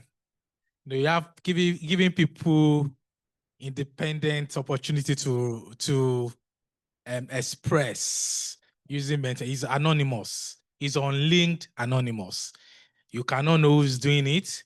You cannot understand who wrote it, but someone has written something. But don't also forget that to some extent, there can also be some form of IREV manipulation. That means somebody may submit using multiple set to submit 4 consistent responses as we reflect there. IREV, IREV is the way we report election under INEC. So there are so many things about this unlinked anonymous voting. But let me go to some issues. Some issues that are really clear because, in life, no matter your manipulation, your input, your output, the Gaussian curve is always constant. And the median line reflects the majority of the opinions. And the majority of the opinions in this case relates to issues around integration, issues around some service delivery models. But if you look at some of the responses here, they reflect some expressions, like I said, unlinked anonymous, expression that seems to be like, I don't want this guy to win an election. I have to write things that will not make him win that election. So some of those things are reflected there, looking at it empirically. But like I said, the Gaussian covers a midpoint, which to some extent can be reflected. Now, let me speak to the particular one about the one that falls within the bandwidth of integration. Now, integration is an opportunity that in my office, right, I have a file in my office. I'm not sure anybody in NASCAR, the only people that sees that file are the directors and national coordinators, and I've seen the file. As far back as 2007, the government has been pushing for integration agenda. I have 2006-7. I have that file that Professor Grange wrote something about this principle we are trying to do today. Professor Grange was our minister then. Also, I saw another, in that same file, I saw a write-up by Professor Idoko. Professor Idoko was the DG NACA then. He also wrote a lot of things about integration meeting, called a couple of meetings. We've been having these meetings. And for some reason, and of course, Dr. Inko, he has left. He was in NASCAR then. He joined NASCAR in 20th. I will be back. He was in NASCAR then, sure. So, but Asadu was in NASCAR then. And along the line, we've been coming, it's like a cycle. We keep going round. And I've seen it for over close to 20 years in this program. And I've seen that that's why I said the innovation we are doing in terms of what we have here today is a unique way to allow people to express themselves. At least 75%, 95% of the responses should be within the confidence limit. So now, those letters, I saw them, I read them, the files are kept. We don't share the files with people. And I realized one thing. Somebody made a comment just now, I can't remember the face, about going back to original mandate. If you go back to original mandate, you are taking us back 20, 30 years. Because the original mandate, which we all know, NACA didn't exist, SACA didn't exist. But we are not going to the original mandate. We are moving forward to the future. Something that will give us a new beginning, a new way to do business. So going back to the old mandate, say NASCAP said they will do NACAP, it doesn't exist. The original mandate is 1987 by the National Presidential Committee on AIDS, PCA, set up NASCAP as the overall then. But in 1999, President Washington also came out, so okay, fine, let's also review it further to make an emergency response in line with UNAIDS recommendations. And National Action Committee was set up. After that, in 2007, Professor Shetman said, no, let's make it an agency. When he became the minister, for those that remember, he wanted to reverse that decision. I was in this system. So, but we've passed that stage. What we need to look for now is how can we do things better in a more streamlined, efficient, and of course, result-oriented approach. So please, that should be the vision. Now, when you go to the integration itself, integration has so many levels. My good friend here, Chris Obanubi, where is he? He made those comments. There's a difference between integrating the leadership to say the whole entire system, we have only one, maybe director, executive director, the title, I know this, GMD, group managing director, the titles are there, we know them. That's not the solution. When you do that, what happens to the state level? Our system of government in Nigeria is one that is a federating unit. Because we are doing it at the national level, doesn't mean Lagos State will do it. Because Bauchi did it 19 years ago, right? 17 years ago, doesn't mean Gombe, your neighbor, you were one state before, doesn't mean they will do it. So integration is not just academic. It shouldn't be an academic exercise. For over the years, like I told you, I have a file, 2007. It's been academic. What we need to do is something that is solid that will give us results. I know Bauchi very well and Gombe very, very well. I served in Gombe, so I know you guys very well. Because you have Bakatma there, doesn't mean Gombe has already started it, even though you are one state. So looking at service delivery models, you also have to think of integration. If you integrate the entire process to say we have one overarching body looking at ATM, what will happen to the other diseases? Someone told me recently that we are doing a couple of things building on ATM. We've not thought of what will happen to the service delivery models in primary healthcare centers, in secondary healthcare centers. By default, tertiary health centers are not integrated by default. They are specialist clinics. So having a one body that doesn't even translate to quality service delivery. Quality service delivery should start where the exact services are being delivered. And now, if the community systems itself needs a better understanding of this, of how the structure is. Structure, as like I keep telling people, the government of Nigeria, federal government of Nigeria, in quote, his job is just for major things, security, welfare. Security and that major. Then we have to coordinate other stakeholders for the government, for the people of Nigeria. So our primary integration should be categorized to give specific action points. It's not just saying NASCAP, NACA should come together. It doesn't solve a problem. I've told you a lot. Dr. Inke was, he's not, if I would have said the same thing. He started it. He joined NASCAP in 2016, started a couple of things. He's retired now. The mantle or the baton has been handed over. We keep doing this, but the solution is let's have stepwise categorization of what we want to integrate. You can integrating NACA and NASCAP doesn't solve the problem. Dr. Murphy knows that. The problem is quality of service. If I'm treating someone for TB at the service delivery model, I should be able to evaluate for HIV and for malaria. I was telling, so I was in a meeting yesterday. I'm trying to remember that meeting. I was talking about how to use, I remember, how to use the expanded TWG, that one we've set up, to strengthen immunization in children and increase the coverage of hepatitis B vaccine amongst children. So once you pick a woman, link it to primary healthcare systems, build HBV. For you to build HBV vaccine, you also need to improve your logistics model in vaccine procurement and storage. So some of these things goes beyond just NACA. The problem is not NACA NASCAP. The problem is not SACA SASCAP. For Dr. Adebuli, he always tells me, how much has it been funded in Ondo State to run the program adequately? He knows. He has not been funded. So it's not just, you can have the best name in the world and still be empty. So the idea is let's have strategic integration approach that look at it from the lowest level and not just names. And from there, we will now move to funding properly. Another part we've not talked about is currently we are doing, maybe I can say it's not a secret, we are doing a bilateral agreement with the US government. It's going to speak to funding going forward to 2030. Global Fund is going to be part of that. So a lot of things. It's not just name. NACA, NASCAP is just name. It's out the operationalization will work and give us results at the service delivery models. Then besides, let me also say this as a government official. There is no insecurity in Anambra that is up to 75%. I can't be here. We can't be here. Even Tomar cannot be here if that's happening in Anambra State. So please, going forward, let's remove information that are not evidence-based, that can cause further division or diversion in Nigeria. Thank you very much. Thank you very much for that, Dr. Bashiro. Just as a quick follow-on, okay, he's on a call right now. Does anybody else want to contribute to the solution side? All right, now we've spoken a lot about the problem. Let's start to talk about the solutions. Murphy, please. Thank you, Chris. I will use your style of flow and say thank you for the prerogative of, as I know you tend to insert big words into simple commentaries. Anyway, thank you, Dr. Bashir, for actually, starting this conversation. However, I think the mood in the room will reflect that you have not actually addressed the issues. So no, and hold on. It is, and it is not, it's really not up to him.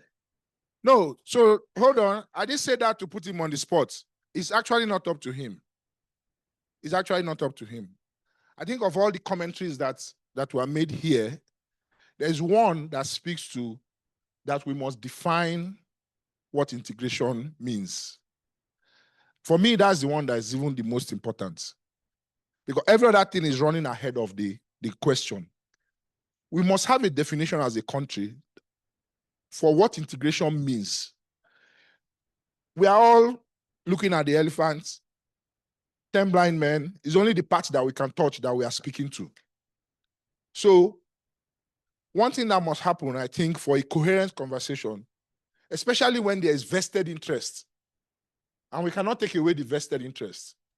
We are all coming from one space or the other that is impacted by this conversation, and also potentially benefits from this conversation. So how can we have that conversation where we all have vested interests, but at the end of the day, kind of have some consensus and some conclusions about what this means to us and what we can potentially gain from it? Because it's the gain that must speak to whether or not we even have this conversation or not. It cannot be integration for integration's sake. So the beginning of the conversation starts from understanding what do we even want to gain out of the integration? What do we want to gain out of it? Because I think that one, again, egg and chicken, I don't know which, but I think what we gain out of it will help us decide on what we are defining it to be. You may argue the other way that we should define it first and then decide what we gain out of it. But I think the gain is probably more important than every other thing. If we have an understanding of what we gain out of it, and there may be several things, it may be that by combining efforts, there's some people who argue that if we're able to articulate efforts across the 3 disease programs, then maybe the outcomes of the performance outcomes of the 3 disease programs will be significantly more. And they will give examples, for instance, of doing community work. And you mobilize community actors to go and do mass campaigns for one disease, when you could actually deploy all of that mobilization and go and address the 3. So that is like the Bauchi example. So that could be something we can potentially gain out of doing this integration. There's an angle that may speak to whether or not we potentially spend less money or need less money to deliver these outcomes. And even that, we have to interrogate it and see if it's actually feasible or not. But at the end of the day, just to make it a short conversation, because again, we are preaching to the choir. He said we've been having the same conversations forever. It's important that we, again, ahead of the next grant, figure these things out. The definition is going to be country unique. It's going to be our own definition. And it may not be the same definition as you have in any other place. It's just going to be Nigeria's unique definition. And we are going to say these are the elements of it that we are going to tackle in this time. And these are the things that we expect to gain out of this process by doing it. And if we are deliberate about that, everybody can still hold their turf. And we can save that conversation for a later date. Everybody can still do what they do and contribute to the national response, because it was always going to be a whole of country response to all of these things.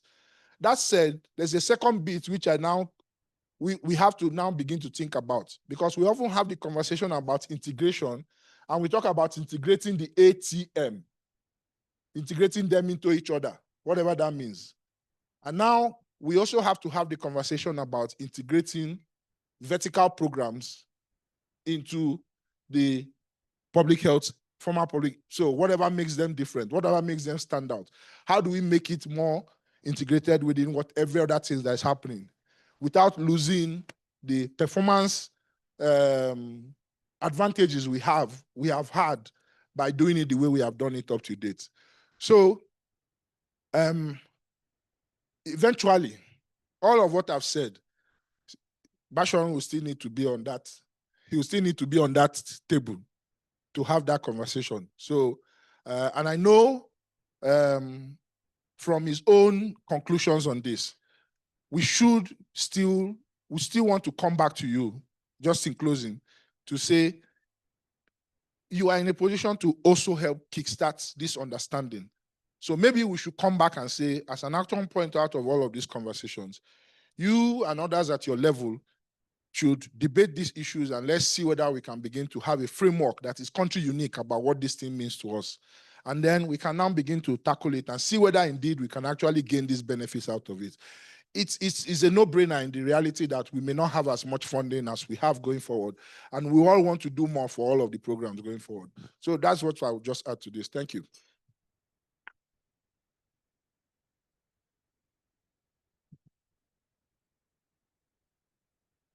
Thank you very much for that, Murphy. I think Murphy was able to really unpack it a little bit more in terms of the solutions for integration. We need to define what integration is.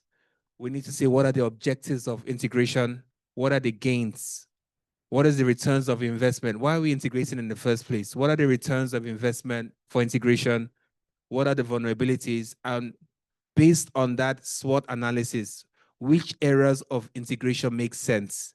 And then he asked that we domesticate that. So integration in one subnational level may look a little bit different from integration in another level. So right now we're on the solution arena on integration, and I'll just take a few more comments from this angle and one down there too. Right, thank you. All right, good afternoon, everyone. I'm Daniel Ndukwe from NACA. I'll try to be as precise as possible. When Dr. Bash was speaking, he said that integration, has been a recurrent issue that we've not been able to solve. So what that means is that all the strategy we have employed has not given us the right answers. And I think there might be a number of reasons. Yes, people say different people have different definition of integration. Integration is simple as far as I'm concerned, bring everything together. In strategy-wise, leadership-wise, policy-wise, program-wise, operational-wise, work plan development, so on and so forth. Now, one of the challenges we have is that you have programs that are headed by different individuals. It becomes difficult to make instruction go down to the grassroots. Some of them even came up in this meeting. I had somebody saying NACA came to their state talking about sustainability. NASCAP also came. Now imagine if both bodies were reporting to a person. You can't have two teams go to discuss the same thing in the same state. So it doesn't make sense. That's one. Then the other point I want to raise is this. Despite the challenges, we have made some effort in the past, okay? But I feel bad. I just want to be honest. That's only when GF comes, we start talking about integration. We don't need GF to integrate us if we're serious people. We should integrate ourselves and have a unified stand and say, GF, this is what our gaps are like. Until we get there, we've not started talking about integration. But then the opportunities. What has happened at the global scale has given us an opportunity to begin to think, to be effective and to be efficient. If we miss this opportunity, I doubt if we're going to get it 10, 20 years from now. The great shock that the pronouncement made by the US government, you expect when there's a lot of shock, particles will come together. We don't seem to be taking advantage of that shock. We're not riding it for our own good.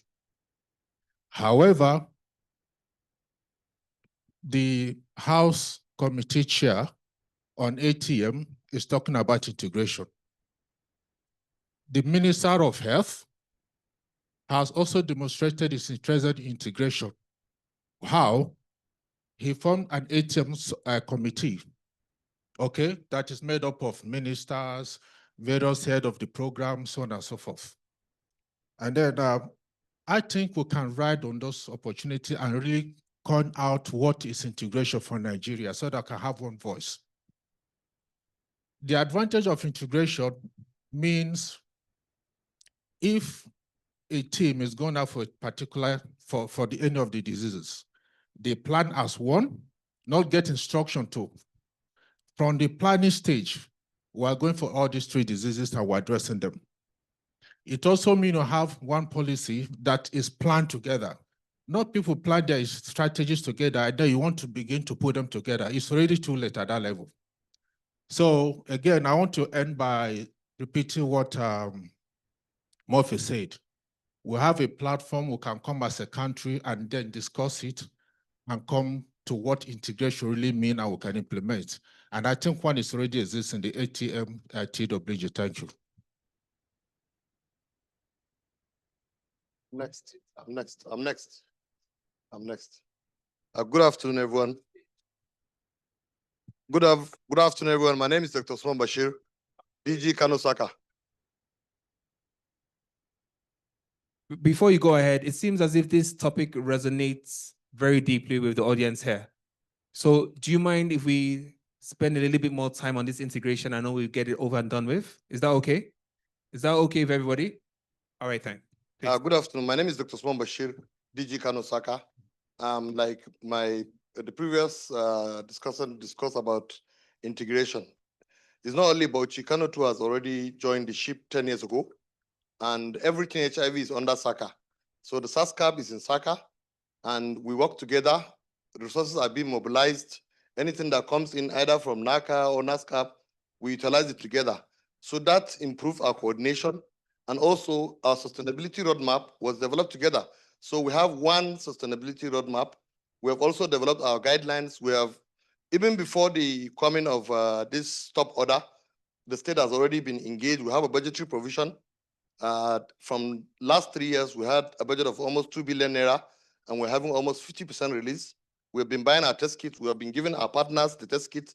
So in Kano, we're already taking the driver's seat. Even the third line, the state is buying. So already our SACA is functional and it's operational. So we're already on the path of integration in Kano. So already anything HIV is in SACA. Anything, whether it's OVC, gender, human rights, prevention, all things are coordinated in SACA, and even our state plan. We have already developed our strategic plan, 5-year plan. So it's also being incorporated. So everything, our budget line for HIV is completely in SACA, and we're under the Ministry of Health. So everything is coordinated, resources are mobilized and easily. And then the means of transmission, everybody knows its own function, and then everybody is integrated into the multi-sector approach, and our TWG meetings are holding. And I'm also the chairman of the HIV-TB working group. So, and Edgeven team can testify to that. We have been supporting them. We have been solving the problem. That's why when you look at our data, you will see the gaps in between. PLHIVs are being linked to TB services, and we're also working with the, what do you call it, the TBLs at the LGA with the LACAS. So already, even at ILG level, we've already created a coordination mechanism, even at the LGA level, so that the two diseases mirror each other. And then even our comprehensive sites, we make sure that TB services are being provided in HIV service. So already the integration for TB HIV is already in place. Our coordination meetings are taking place. Like the TB HIV our TB HIV TWG will take place next week, and I'm the chairman, and I'm going to be around, and all of us will sit down and see the problems with the data, discuss with our partners, and see how we can forge ahead. So I think if other states who can copy from what we're doing, we will move ahead, and things will be better for the country. Thank you very much.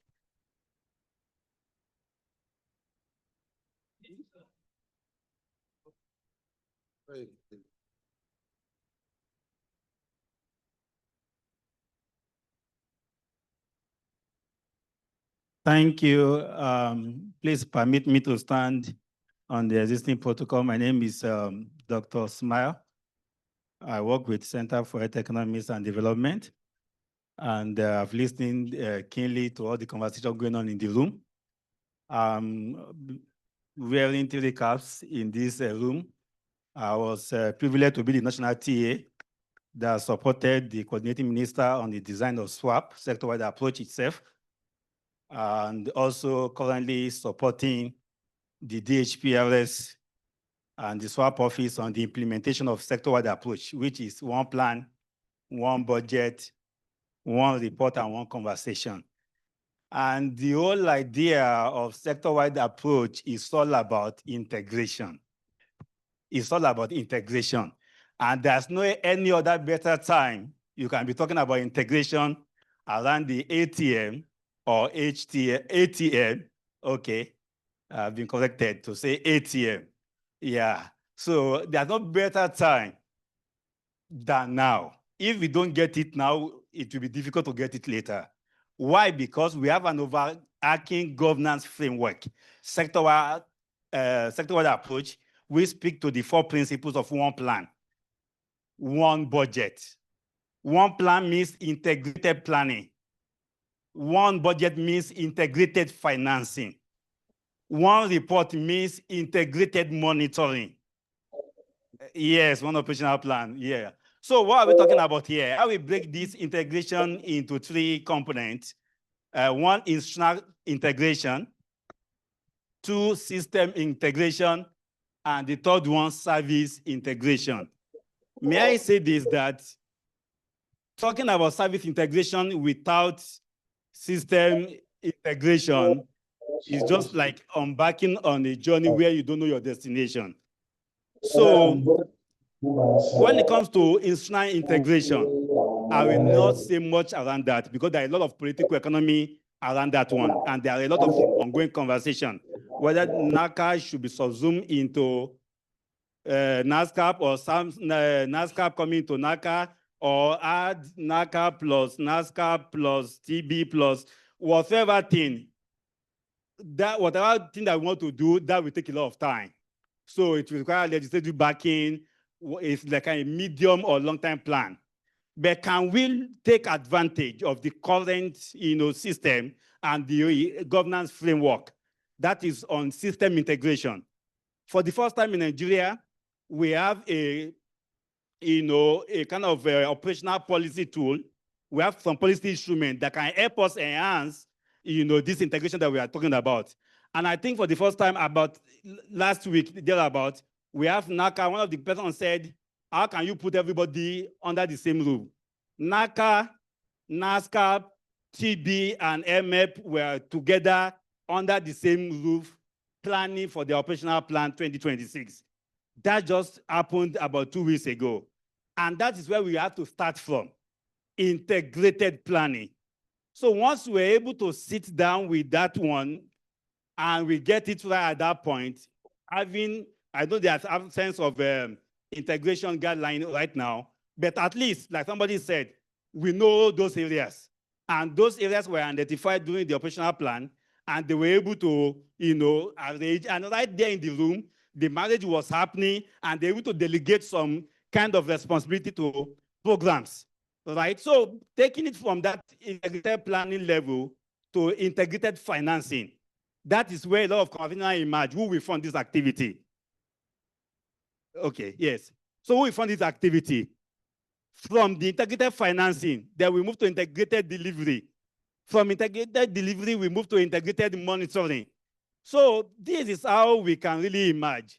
So what I would just say is that this is a better time that we have those policy tools within the system that can give us the opportunity, the operational planning process, the performance review that will be happening on quarterly basis, that will help enhance all the program together. And by us leveraging on those platforms and the overarching governance framework, I think we are going to begin the journey. Because as I have listened to the presentations, it's as if we are still dilly-dallying around how to start. But from what happened in the room about 2 weeks ago and the conversation at the federal level, I will say we have started. Thank you very much.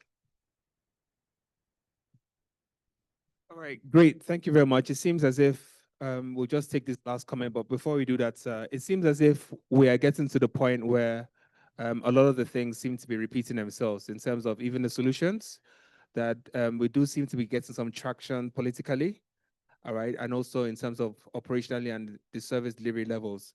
So I do know there's a session for integration that is scheduled for tomorrow. If you look at your agenda, so some of these conversations, we can continue to chew on them, think about them a little bit more, and then we can have something that is much more solution-oriented tomorrow than talking about all of the problems and all that. So I think we can move a lot of those things. I'm even kindly requesting if we can have some state examples of integration, all right, that are home-cooked, so that we can also look at that, how does it actually work, All right, is that agreeable? So we just take this last comment and then we just take the other comments in the room because I do know IHVN National TB Program had a few remarks to make. So sir, this is the last comment on this and then we move on. Okay, so thank you, but I don't think it's going to be the last comment. I just want to make this plea. If at the end of 2 days, we come up telling ourselves the truth on improving our service delivery and efficiency and making sure that we actually understand what we mean by integration. There are several definitions of integration. You cannot go and import integration from Malawi and you think it will work in Nigeria. We have policy documents. They have the health sector blueprint. It's there. You have the 4-point agenda of the current administration. It's there. You just mentioned it. We have several integrated guidelines for HIV, malaria, and NTD, and others. They've been there. Our problem is territorialism. And I want to ask us, are we really interested on this mission? Integration is not in this boardroom. Integration should be at the service delivery point. You bring up the issue of governance. That's why we're able to establish a forum of directors of public health where all these disease entities report to. So if you stay in this room and beat your chest, you are going to effectively run the integration, it's not going to work. The action is at the states and the local government. Luckily for us, our health system is built on the principle of primary health care. You cannot talk of integrated TB HIV without talking of NCD. Ladies and gentlemen, one house, please. One house, please. Hold on. Not talking of malaria. You cannot tell me that a woman will come to the health facility. You just talk about TB, HIV without asking whether a woman has malaria. You've been placing several women, several people on ARV. You've worked on their life expectancy. At the long run, they'll come up with NCDs, diabetes, hypertension, and others. So if you're talking of high incidence of NCDs, you should put those people on ARVs as a priority. So what I'm trying to say is we must be deliberate. Even looking at the presentations here, there's no integration. Let us tell ourselves the truth. Integration is not just solving the issue between NACA and NASCAP. No, it's been a long time. And a lot of money has been dissipated, both on TV and HIV. I just asked a question. For my colleagues in HIV, there has been a lot of money on procuring chest X-ray with artificial intelligence. Those children you tested for TB, did you subject them to chest X-rays? And it was not answered. So you cannot make a presentation without telling us what worked, and if we cannot show data, how do we know what worked and what does not work? Unfortunately, which we are going to address, our health system is a bit complex. We have the national, we have the ones at the state, we have the PHCs at the local government. So if we're talking of governance, we should be able to bring the right people, let them talk to themselves. But most importantly, at the service delivery point, we have to see that we can't sit there in Abuja and develop a guideline. It's not going to work.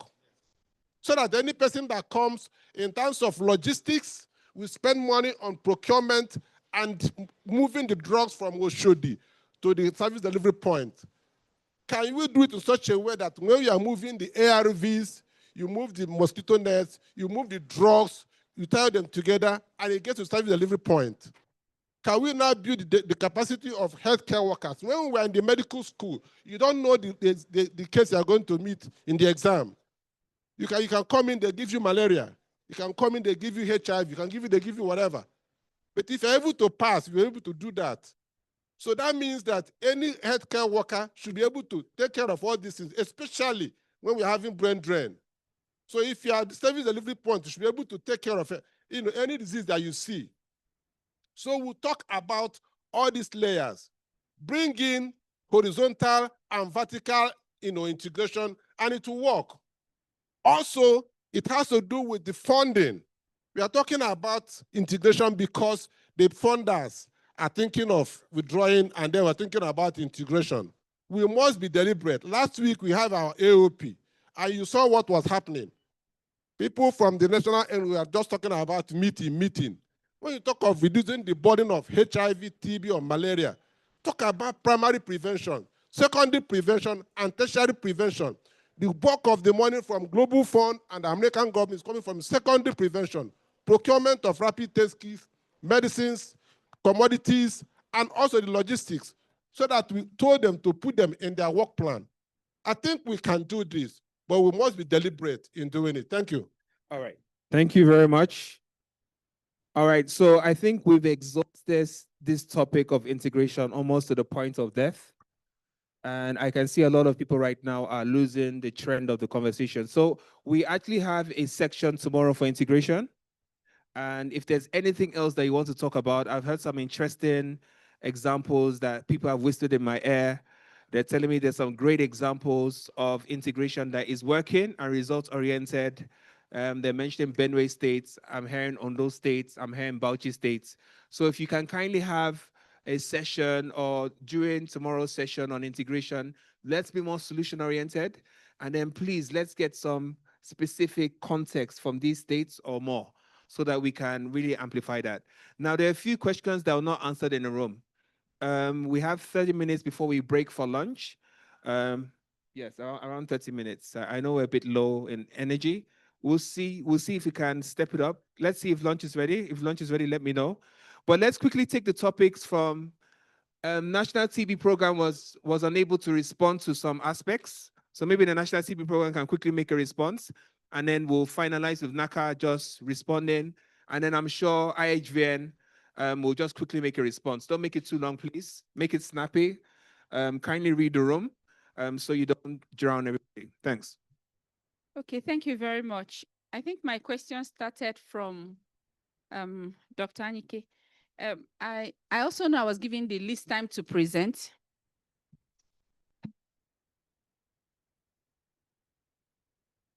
So, yes, and I had to jump some things. I just want to get the audience to back me on it. So there are a whole lot of things about integration we have done, and it's all spelled out in the slide.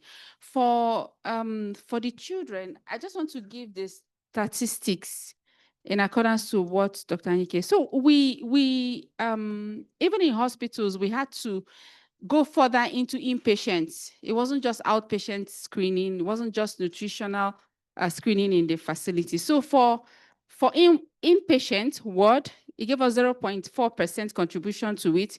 The CMAM, community intervention for nutrition, gave us 46.2%.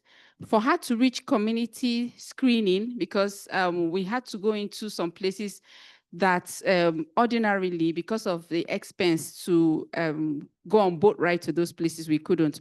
It gave us 1%. We went to child welfare outfits. It gave us 0.7%. Laboratory, we did some standalone labs. It gave us, you're cutting me again. Okay. So standalone labs, it gave us 16%. We went to Nomad for nomadic community, gave us 0.9%. Nutritional clinic, I already mentioned, gave us 2.9%. Then OPDs, generally 2.5%. Orphanage homes, it gave us 0.6%. We went to religious houses, gave us 0.7%. We went to school-based screening gave us 15.2%. Street children gave us 2%. Then urban slum communities gave us 0.4%. So it takes a lot to, for SMC, I wanted to talk about SMC because we're even part of the committee, SMC committee in malaria. We joined them for the meetings. We developed a tool for it and how that we're going to deploy with them and mark the homes where we can go back with PDX. So we wanted to showcase the Bauchi, but he has already talked about it. Then for NCD, just to mention that it was from TB program that we developed the real-time tool that will show us and flag NCDs, not just among TB patients, but also every person screened that turns out to have abnormality. So based on it, we started developing a framework, an M&E framework. We spoke with the NCD national coordinator that would help us to have that interaction between NCD and most of the problem we have is how do we link them to care within the community, knowing the pathway for NCD is not exactly the same way for TB. So there were so many things I wanted to talk about in integration, but time didn't let me. Then for gene experts, someone asked about gene experts. As of we have records. In our gene expert, EID, hepatitis B, C, HPV, also run on the expert machine. And even as we go further to have other molecule, yes, and viral load, yes.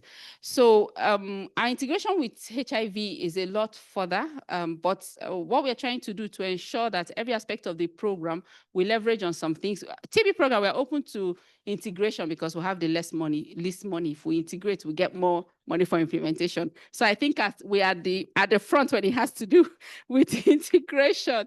Then to mention that we also started discussions with as regards ANC. In 2024, 100% of all the pre-XDR women we got were pregnant. Pre-XDR, pregnant. So it rings a bell. And presently, we've been able to put some things into their guideline. So in terms of having to ensure from the program side, it's just that we keep getting aware of something. Like when we saw the pre-XDR data, we knew that it wasn't just about us because we know those drugs, they are novel, ADSM, what needs to be done. There's also need for us to reach out. So we keep reaching out to ensure we bring about integration. And I'm sure by the next presentation, we're going to give you breakdown data on this integration, and also the success report for it. And finally, like I told you, presently, we introduce tools to capture every other, as many NCDs as possible within the program. And we decided to see them have visibility by facility so that the treatment outcome of these patients are also monitored. It's not just to model them up. In monitoring it, we should also know things like we had some people who had cardiac failure and they had TB. How do you define the treatment success rate of these persons? So there's a lot into integration. We are still in the baby step, we know, but I think the ones we've done needs to be acknowledged also. Thank you very much.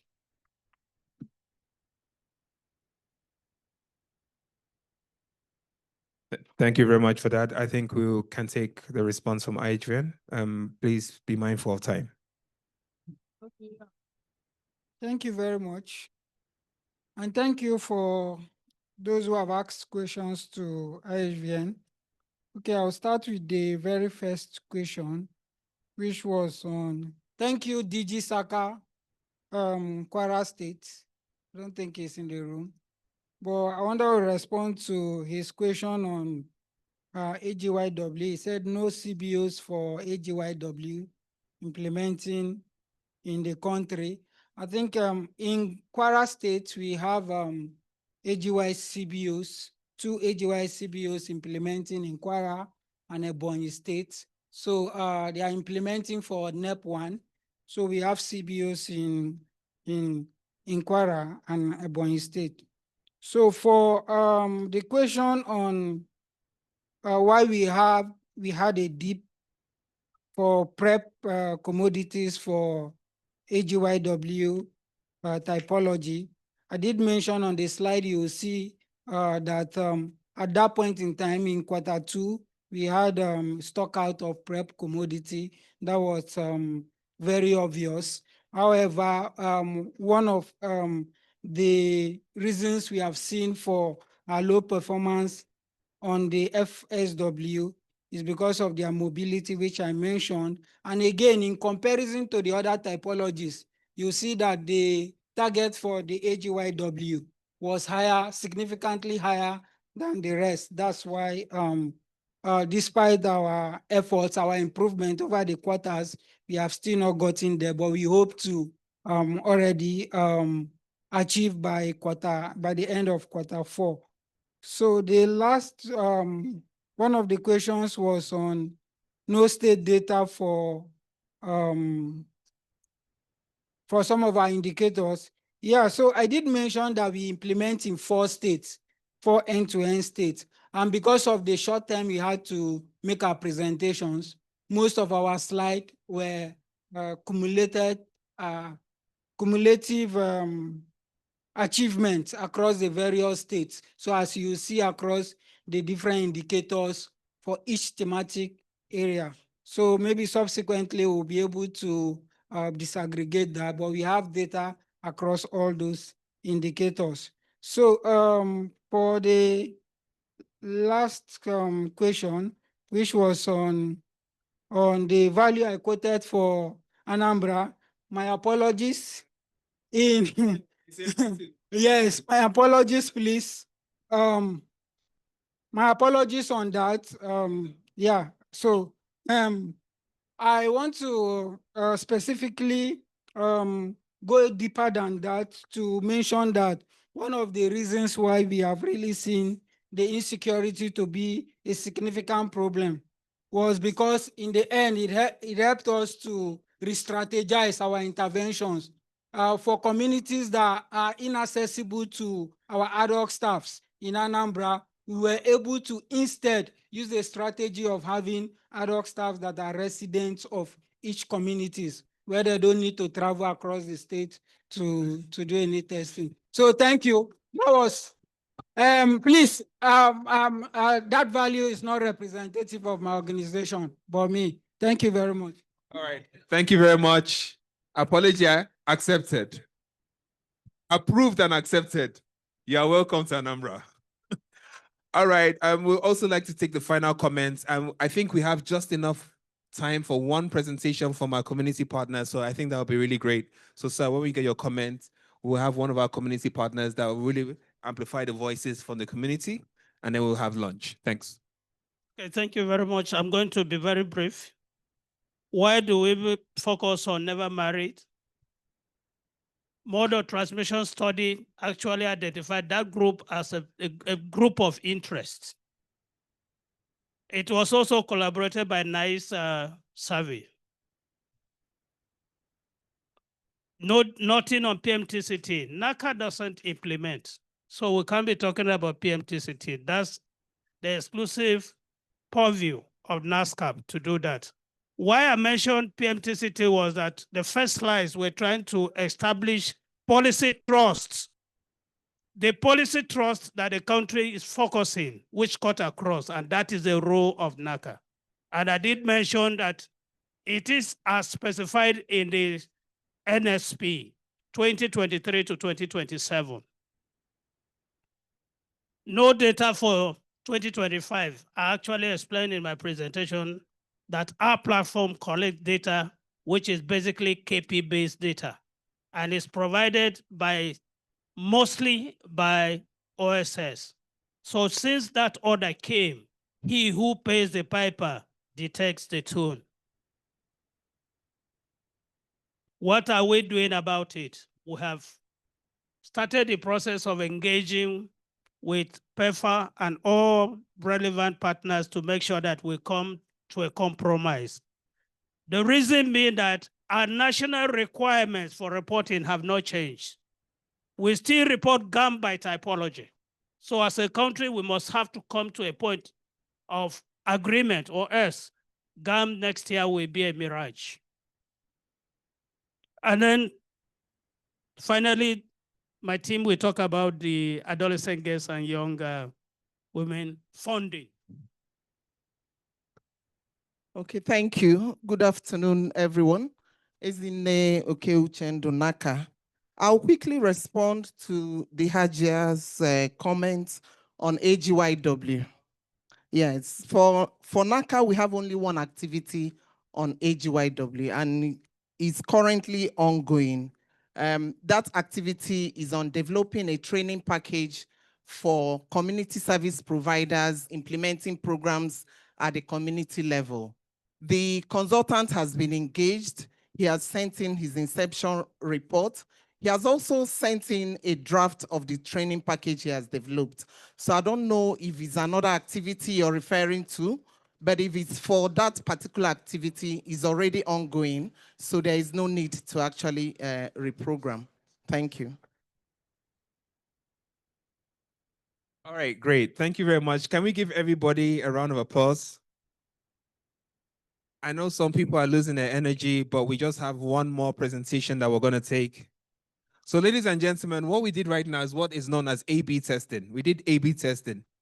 A/B testing is when you use two alternatives and you find out which alternative is more refreshing. We went the Mentimeter way, right? And you saw how we leveraged Mentimeter in the morning and early in the afternoon. Then we switched to the traditional way, and you saw how the traditional way was. All right. So let me ask you, which one, Mentimeter or traditional? You will use AI. Before you leave this place, everybody will use AI. You can't escape it. All right, you know what I think? I think it's both. I think you need to know how to transition from Mentimeter into conversations and back into Mentimeter. Do we agree? All right. Talkimeter. All right. So you need Talkimeter. Okay, thank you. So we have one more presentation.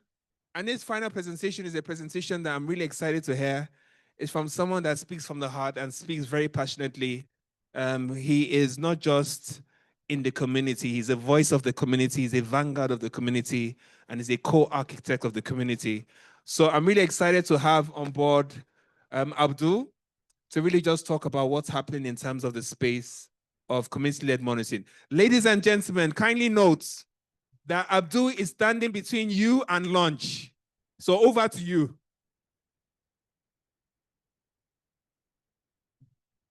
You don't do this type of things with me.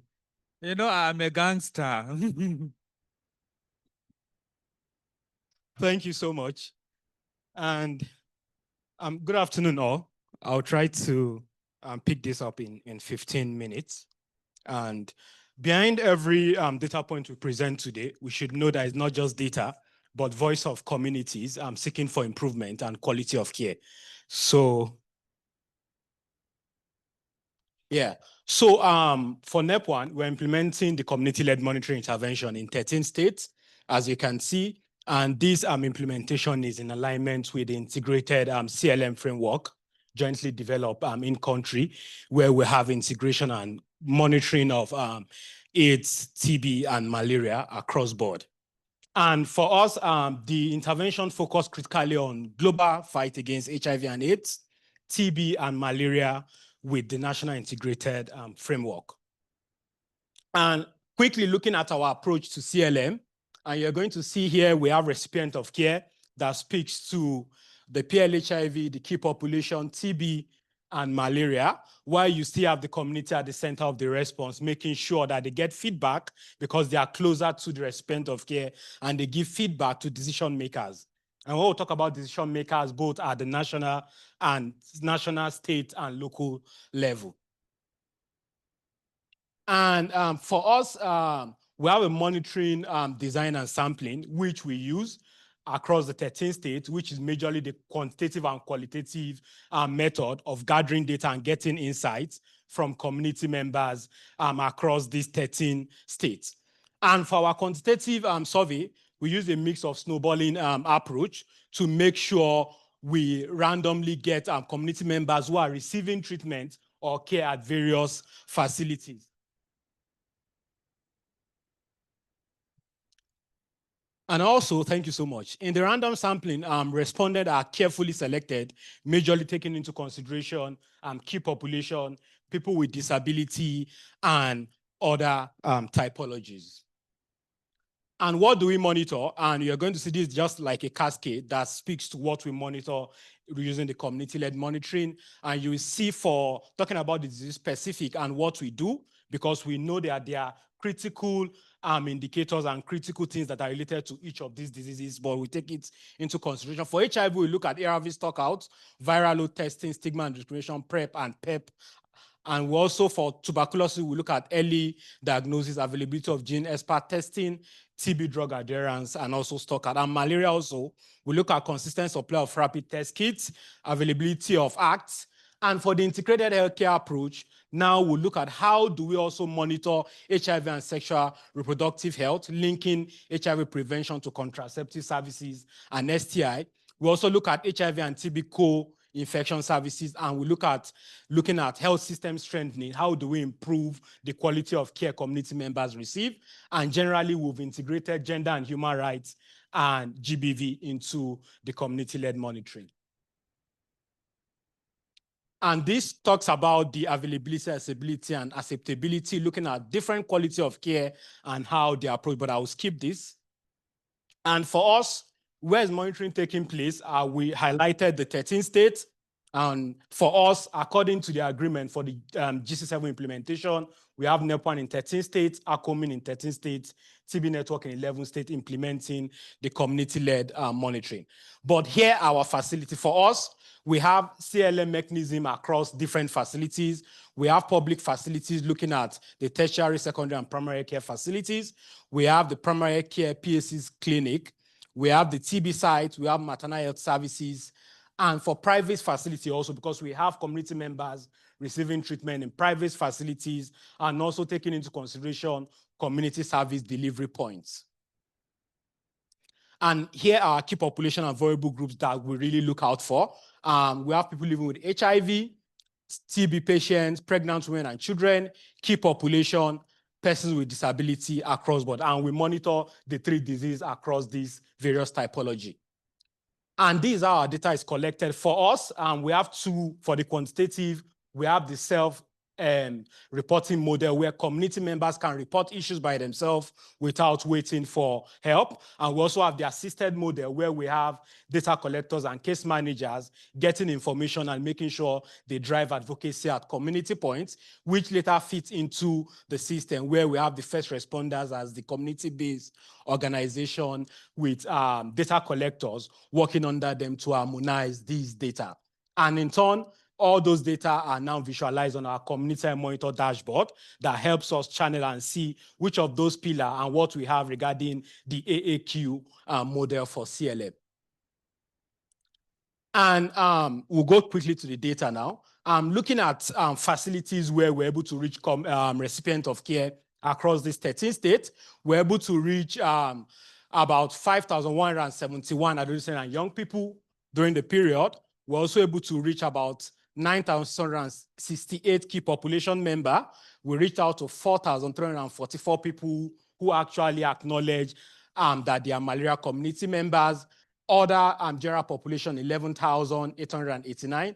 PLHIV community, 24,148. And TB community members, 1,176.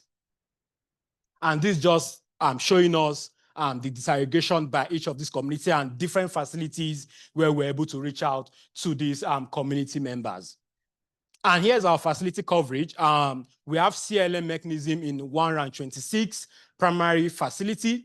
We have CLM mechanism 84 secondary facilities, 172 tertiary facility, 73 private facility, and we have community monitoring also at community service delivery points, which we are monitoring. And this will quickly take us through our data collection summary. During the period of review, we're able to reach out to 56,396 community members across these various typology.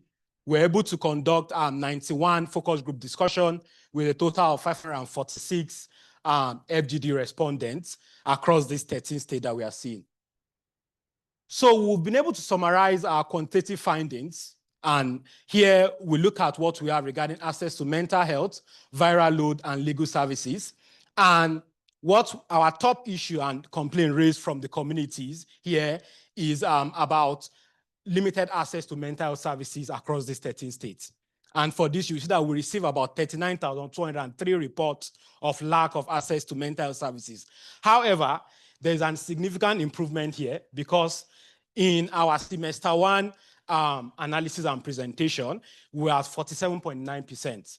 But as at this current period we are reviewing, we have 27.6%. So we have recorded improvement of about 20.3% regarding access to mental health services comparing to our previous report. The second one talks about, we receive about 37,646 reports of community members saying they don't have access to viral hepatitis screening and testing.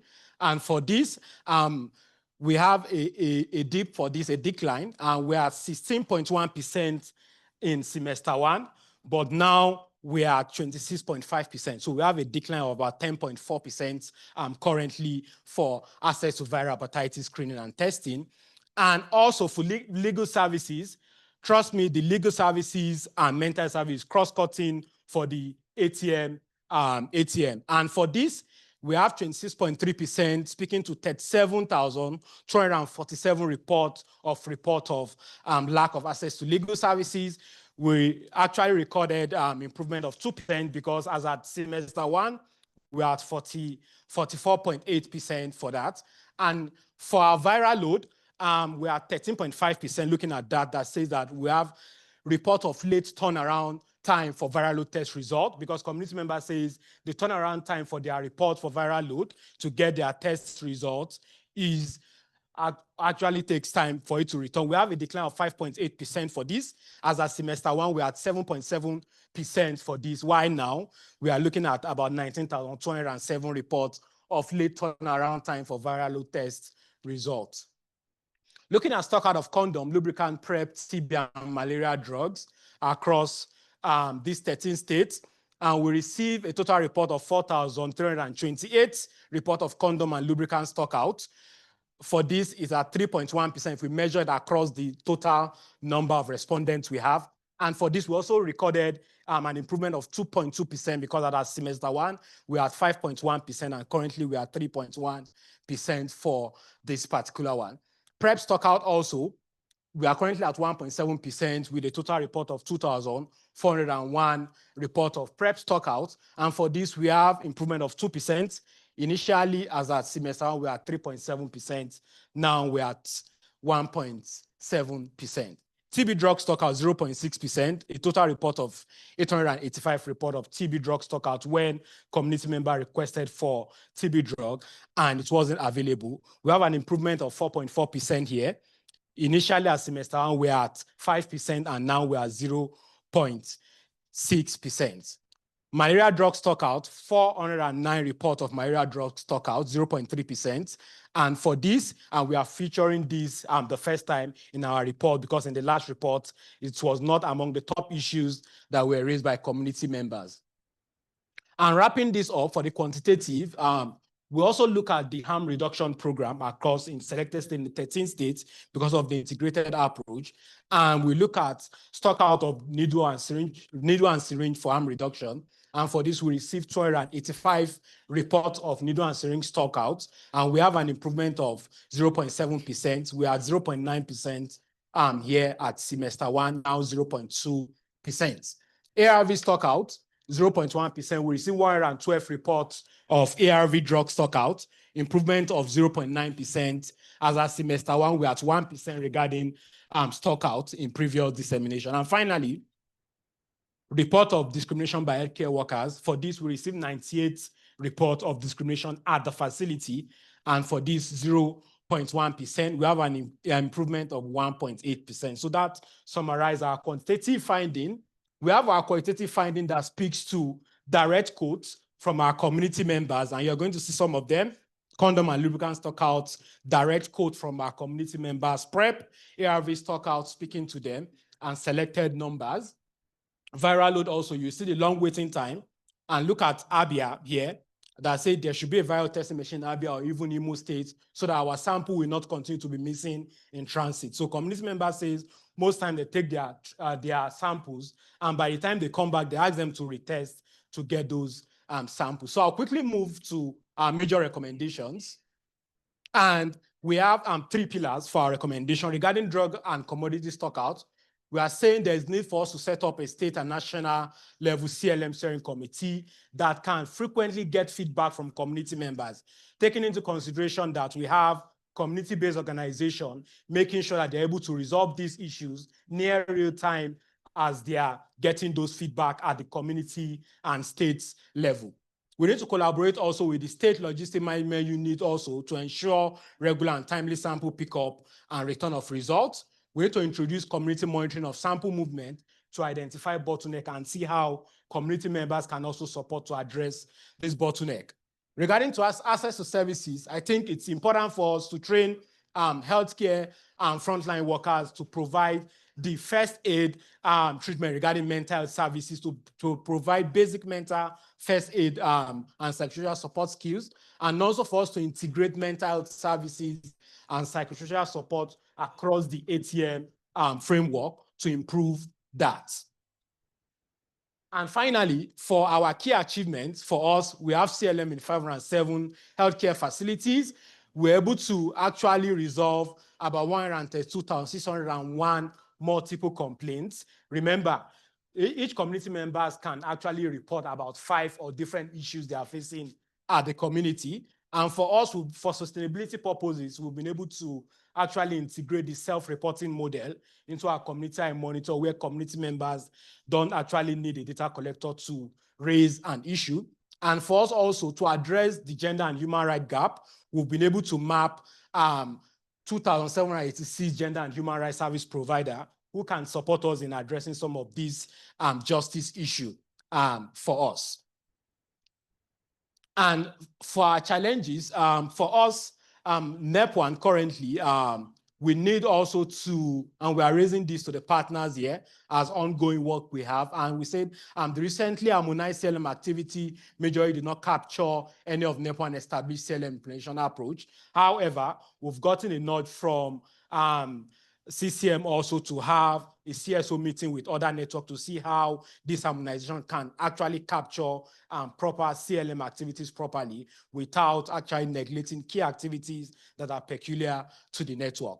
And also remember that we are moving the RSSH and C19 CLM grants to IHVN, but with this, our major HR cost for the CLM staff for that moving to IHVN has been impacted and actually affected. So we're pleading that this should be taken care of. Thank you so much.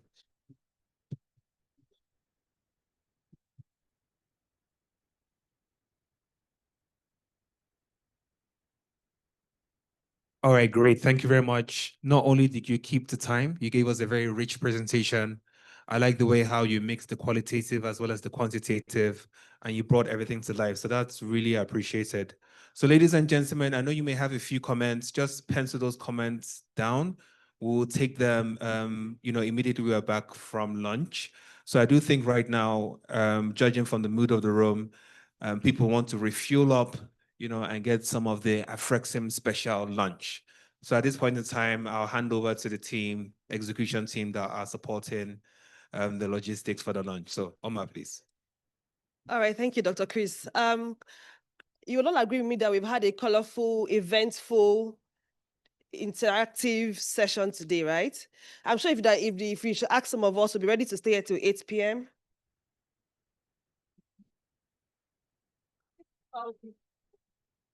All right, thank you very much. So we'll be going for lunch now.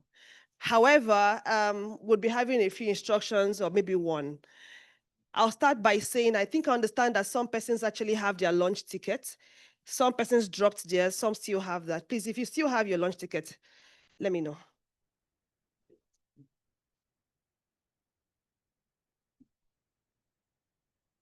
Thank you. Thank you.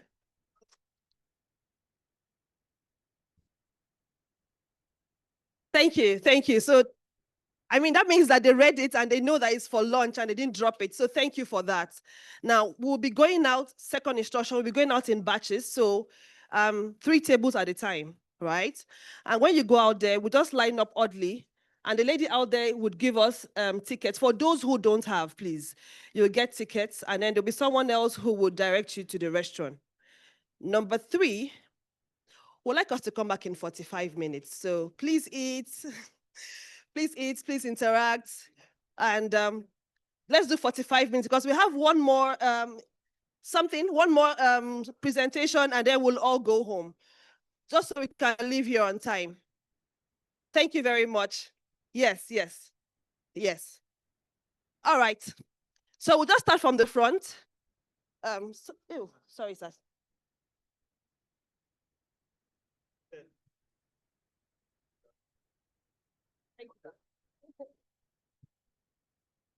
I'll do. Hold on. Hold on, sir. If you go out, you'll give you a ticket. Okay. But just make sure you don't collect two.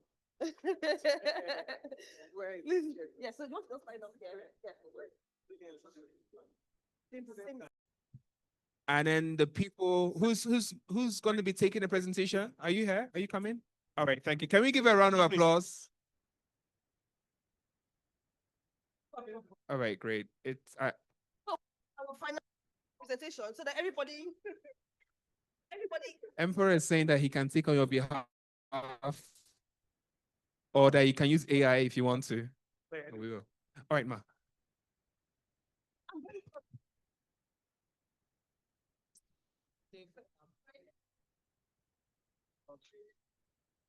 Okay, good afternoon, everybody. Good afternoon. Thank you very much. I want to stand on the existing protocol for this event. Presenting on behalf of civil society for the eradication of tuberculosis in Nigeria, TB Network.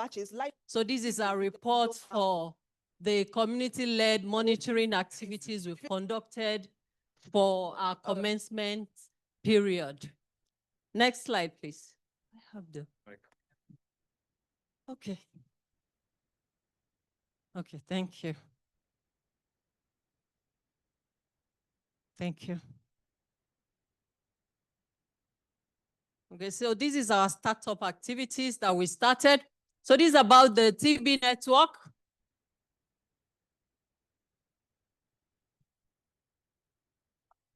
All right, so this is to introduce TB Network, who we are, what we do.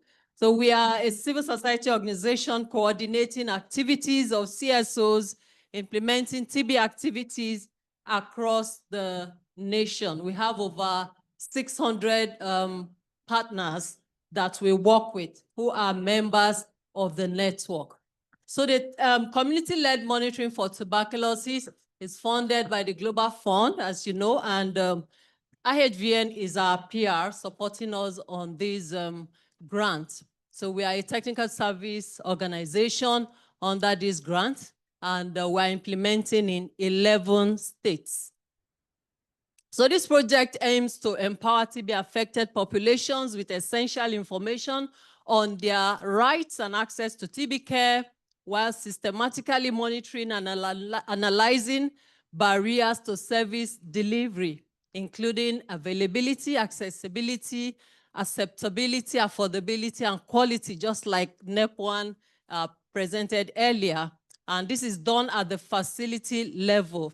So we aim to generate evidence for advocacy, to promote accountability, and support programmatic improvement. Additionally, the project intends to focus on monitoring community perspectives on related health services such as HIV, TB, malaria, and other pandemic preparedness. So through documenting these gender and human rights issues, facilitating access to justice, and strengthening community engagement via peer platform, this intervention will enhance ownership, accountability, and the long-term sustainability of TB control efforts in Nigeria.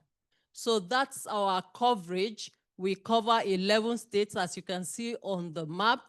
And the facilities where we work, they are government-owned hospitals, PHCs, HIV, TB, maternal health service centers, and also directly observed treatment facilities, that is DOT centers. We also cover private facilities and faith-based facilities.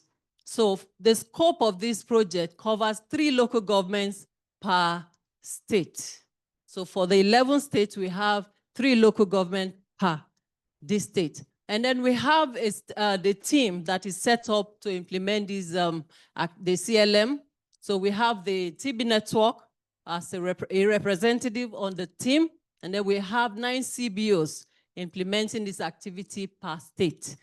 All right, so then the team that will be working with a facility constitute a CBO representative, we have the WDC representative, and we have TB survivors working with them. So we have a team of 3 that are working per facility. Okay, so for this period, this is what we've been able to do. So advocacy and stakeholder engagement meetings, we've done this at the national level where we engaged with the support of IHVN and the National TB Program to achieve this. So we've worked with partners like Jure Technology. They are people in charge of the One Impact digital app that we use for tuberculosis to engage the TB community. Then we have other ATM networks, the ACOMIN, the Nepoan. We've worked with them to strengthen our collaboration and enhance accountability among the stakeholders. And then we've held discussions in the 11 states as well with the TB program and other stakeholders. So we have been able to ensure their buy-in and collaboration, and also ensure that we discuss around facilities to be covered, and there are criteria that were considered in doing that, including the burden of tuberculosis in those facilities and other issues. All right, thank you. Okay, so another is the assessment of the CBOs that will be implementing the TBCLM in the communities. So we've been able to shortlist CBOs which are also working on the ATM across the states. And an assessment was done using a set criteria to look at their capacity. And the 99 of them across the 11 states were successful out of those that were identified, and they were trained on the CLM. So the TB survivors who form part of the community-led monitoring team were also trained along with the CBOs after the assessment. So these CBOs are being engaged, and they have commenced community entry. So as we speak right now, they are in the field, they've commenced work. So they've been able to meet with the leadership at the ward level and the facilities and all the stakeholders they will be working with to ensure that the CLM is accepted, and then to gain support of people at that level. So for the training to be done, we're able to, with the support of a consultant, we're able to develop a comprehensive training plan anchored on the existing CLM framework. And the training plan was designed to be inclusive and practical, integrating all the components on HIV, malaria, and TB, gender, and human rights issues. Data collection tools were also developed, which is also integrated. And then advocacy strategies and the use of the One Impact app to enhance effective community-led monitoring. So the key activities carried out by the consultants are this. The comprehensive training plan was done, integrating all these ATM services, gender and human rights, and GBV. And then practical technical guidance was also provided to ensure that the CBOs and other stakeholders are effectively able to implement the CLM. Then, so we held a national TOT for those who will be doing the step down at the state level. So the representative from other networks were also there, that's for malaria and HIV, and they also participated actively, and there was a lot of cross-learning from them because they've been implementing the CLM. So we're also able to work with other stakeholders, including the TB people, that is the TB survivors. We have the Lawyers Alert. We have the National Human Rights Commission also as part of us, when you think of the issue of GBV and human rights issues. Then we're able to strengthen their technical capacity on CLM principles, digital reporting through the One Impact app, and the response mechanisms for human rights and gender-based issues. Okay, so at the state level, we're able to successfully do the step down for stakeholders identified at that level. So we brought together stakeholders, including the CBOs, TB people at the state level. We all worked with the Federation of Women Lawyers. We also worked with the Lawyers Alert and then the National Human Rights Commission at the state level. Then the GF, TBACF sub-recipients were also part of the training. The representatives of the state programs were there and they provided tremendous support. And then the Primary Healthcare Development Agency were also part of this training.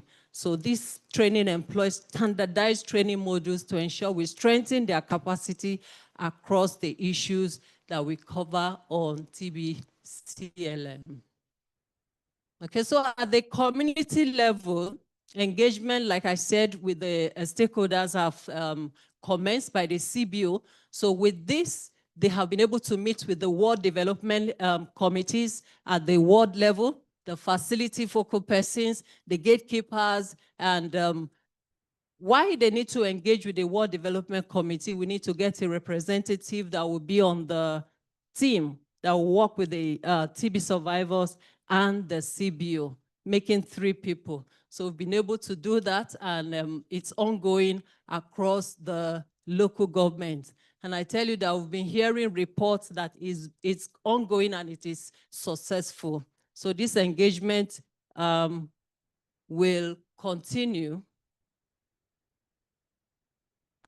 All right, so these are the key results that we have to show at this time. So collaboration has been strengthened, and we've seen that these stakeholders are ready to support us, like the people for the justice system. They are ready to support us to address issues around GBV and human rights issues that are emanating from the community level. And we see the primary healthcare development agencies, they are happy that we are doing this because we're going to be doing a lot of monitoring of service delivery and gaps and other things that are happening at the facility level. So, yeah, thank you. All right. So we have increased inclusion and representation, which is one of our achievements, and we know that this will help us to achieve a lot on the CLM. Then the technical capacities from the national, state, and local government level has been enhanced as well. Then successful community and stakeholder engagement has started, and also the enhanced institutional capacities for the CBO selected has also is one of our achievements as well. And then the standardized the CLM plan is also something that we are proud of. The implementation, we are sure, we are convinced will continue seamlessly because the tools have been integrated, have been standardized, and rolled out for use by the CBOs. So our next step is this. So we'll continue monitoring what is happening and provide oversight functions. We have structures at the state level that will ensure that the CLM goes on effectively. The facility data collection will commence. We're going to be using these approaches. Focus group discussion will hold at the ward and community level. There will be client exit interviewed at the facilities, then key informant information at the facility and LGA level will also be happening for us to harvest issues and other things that will help us to do advocacy and address gaps and challenges that exist at that level. Then community level advocacy, that will be informed from what we collect from the using the tools up there. So we'll follow up with community and LGA level stakeholders to address identified challenges and bottlenecks and document success stories for learning and for sharing. So data analysis will be done. Interpretation and reporting for evidence-based decision-making will also be done. So CLM will be systematically analyzed, and all this will help us and point us towards the direction to go to ensure that services are provided efficiently and effectively. So these are pictures from these activities that have been done so far. So just as I close, the only challenge we noted during the period was the issue of stigma. So stigma is something that is still playing out. So we invited TB survivors to the trainings, and when they came, some of them had their masks on, even more than 6 months after completing their treatment, and they've been satisfied free.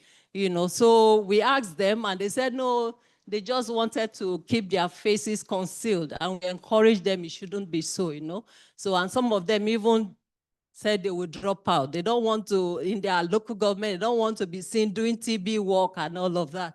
We're encouraging them, we're managing that. So overall, this is what we've done for this period. Thank you very much. All right, thank you very much. Let's give a round of applause. Last but not least, I think it's always refreshing when we hear the community talk, and we're hearing you loud and clear, Ma. So thank you very much. So I think with that, we'll just call it a day. We'll be transitioning into lunch. I feel very powerful right now. The transitioner to lunch. All right, let me quickly transition you before someone presses my neck. All right, so right now we have tickets that will be moving around. I heard when you go outside, they'll just give you the tickets. Omar, please help in terms of the logistics. So which tables are we going to be taking? I think we're taking the tables near the front.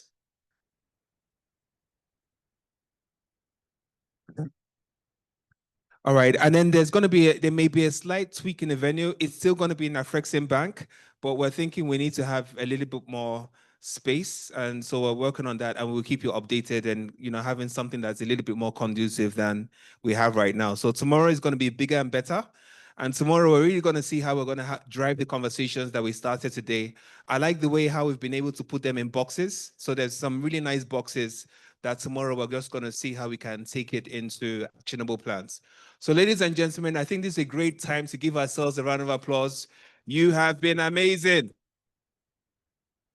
Wonderful engagement, right down to the T, rich discussions that we had all the way through. And, we're seeing some bright spots from the state at the subnational level and some incredible presentations at the national level. So with that, I think we can transition to lunch, and wishing you all a really great day. Thank you.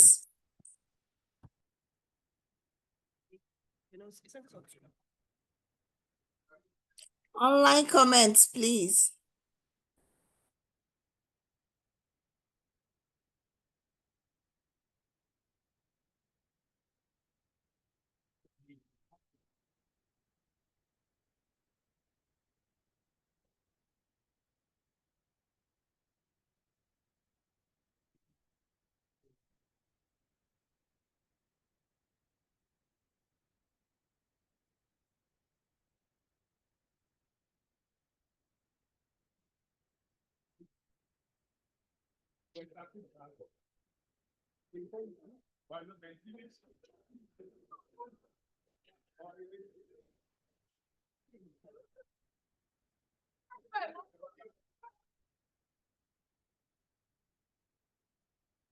Ngozi, can we have some smooth music in the background, please?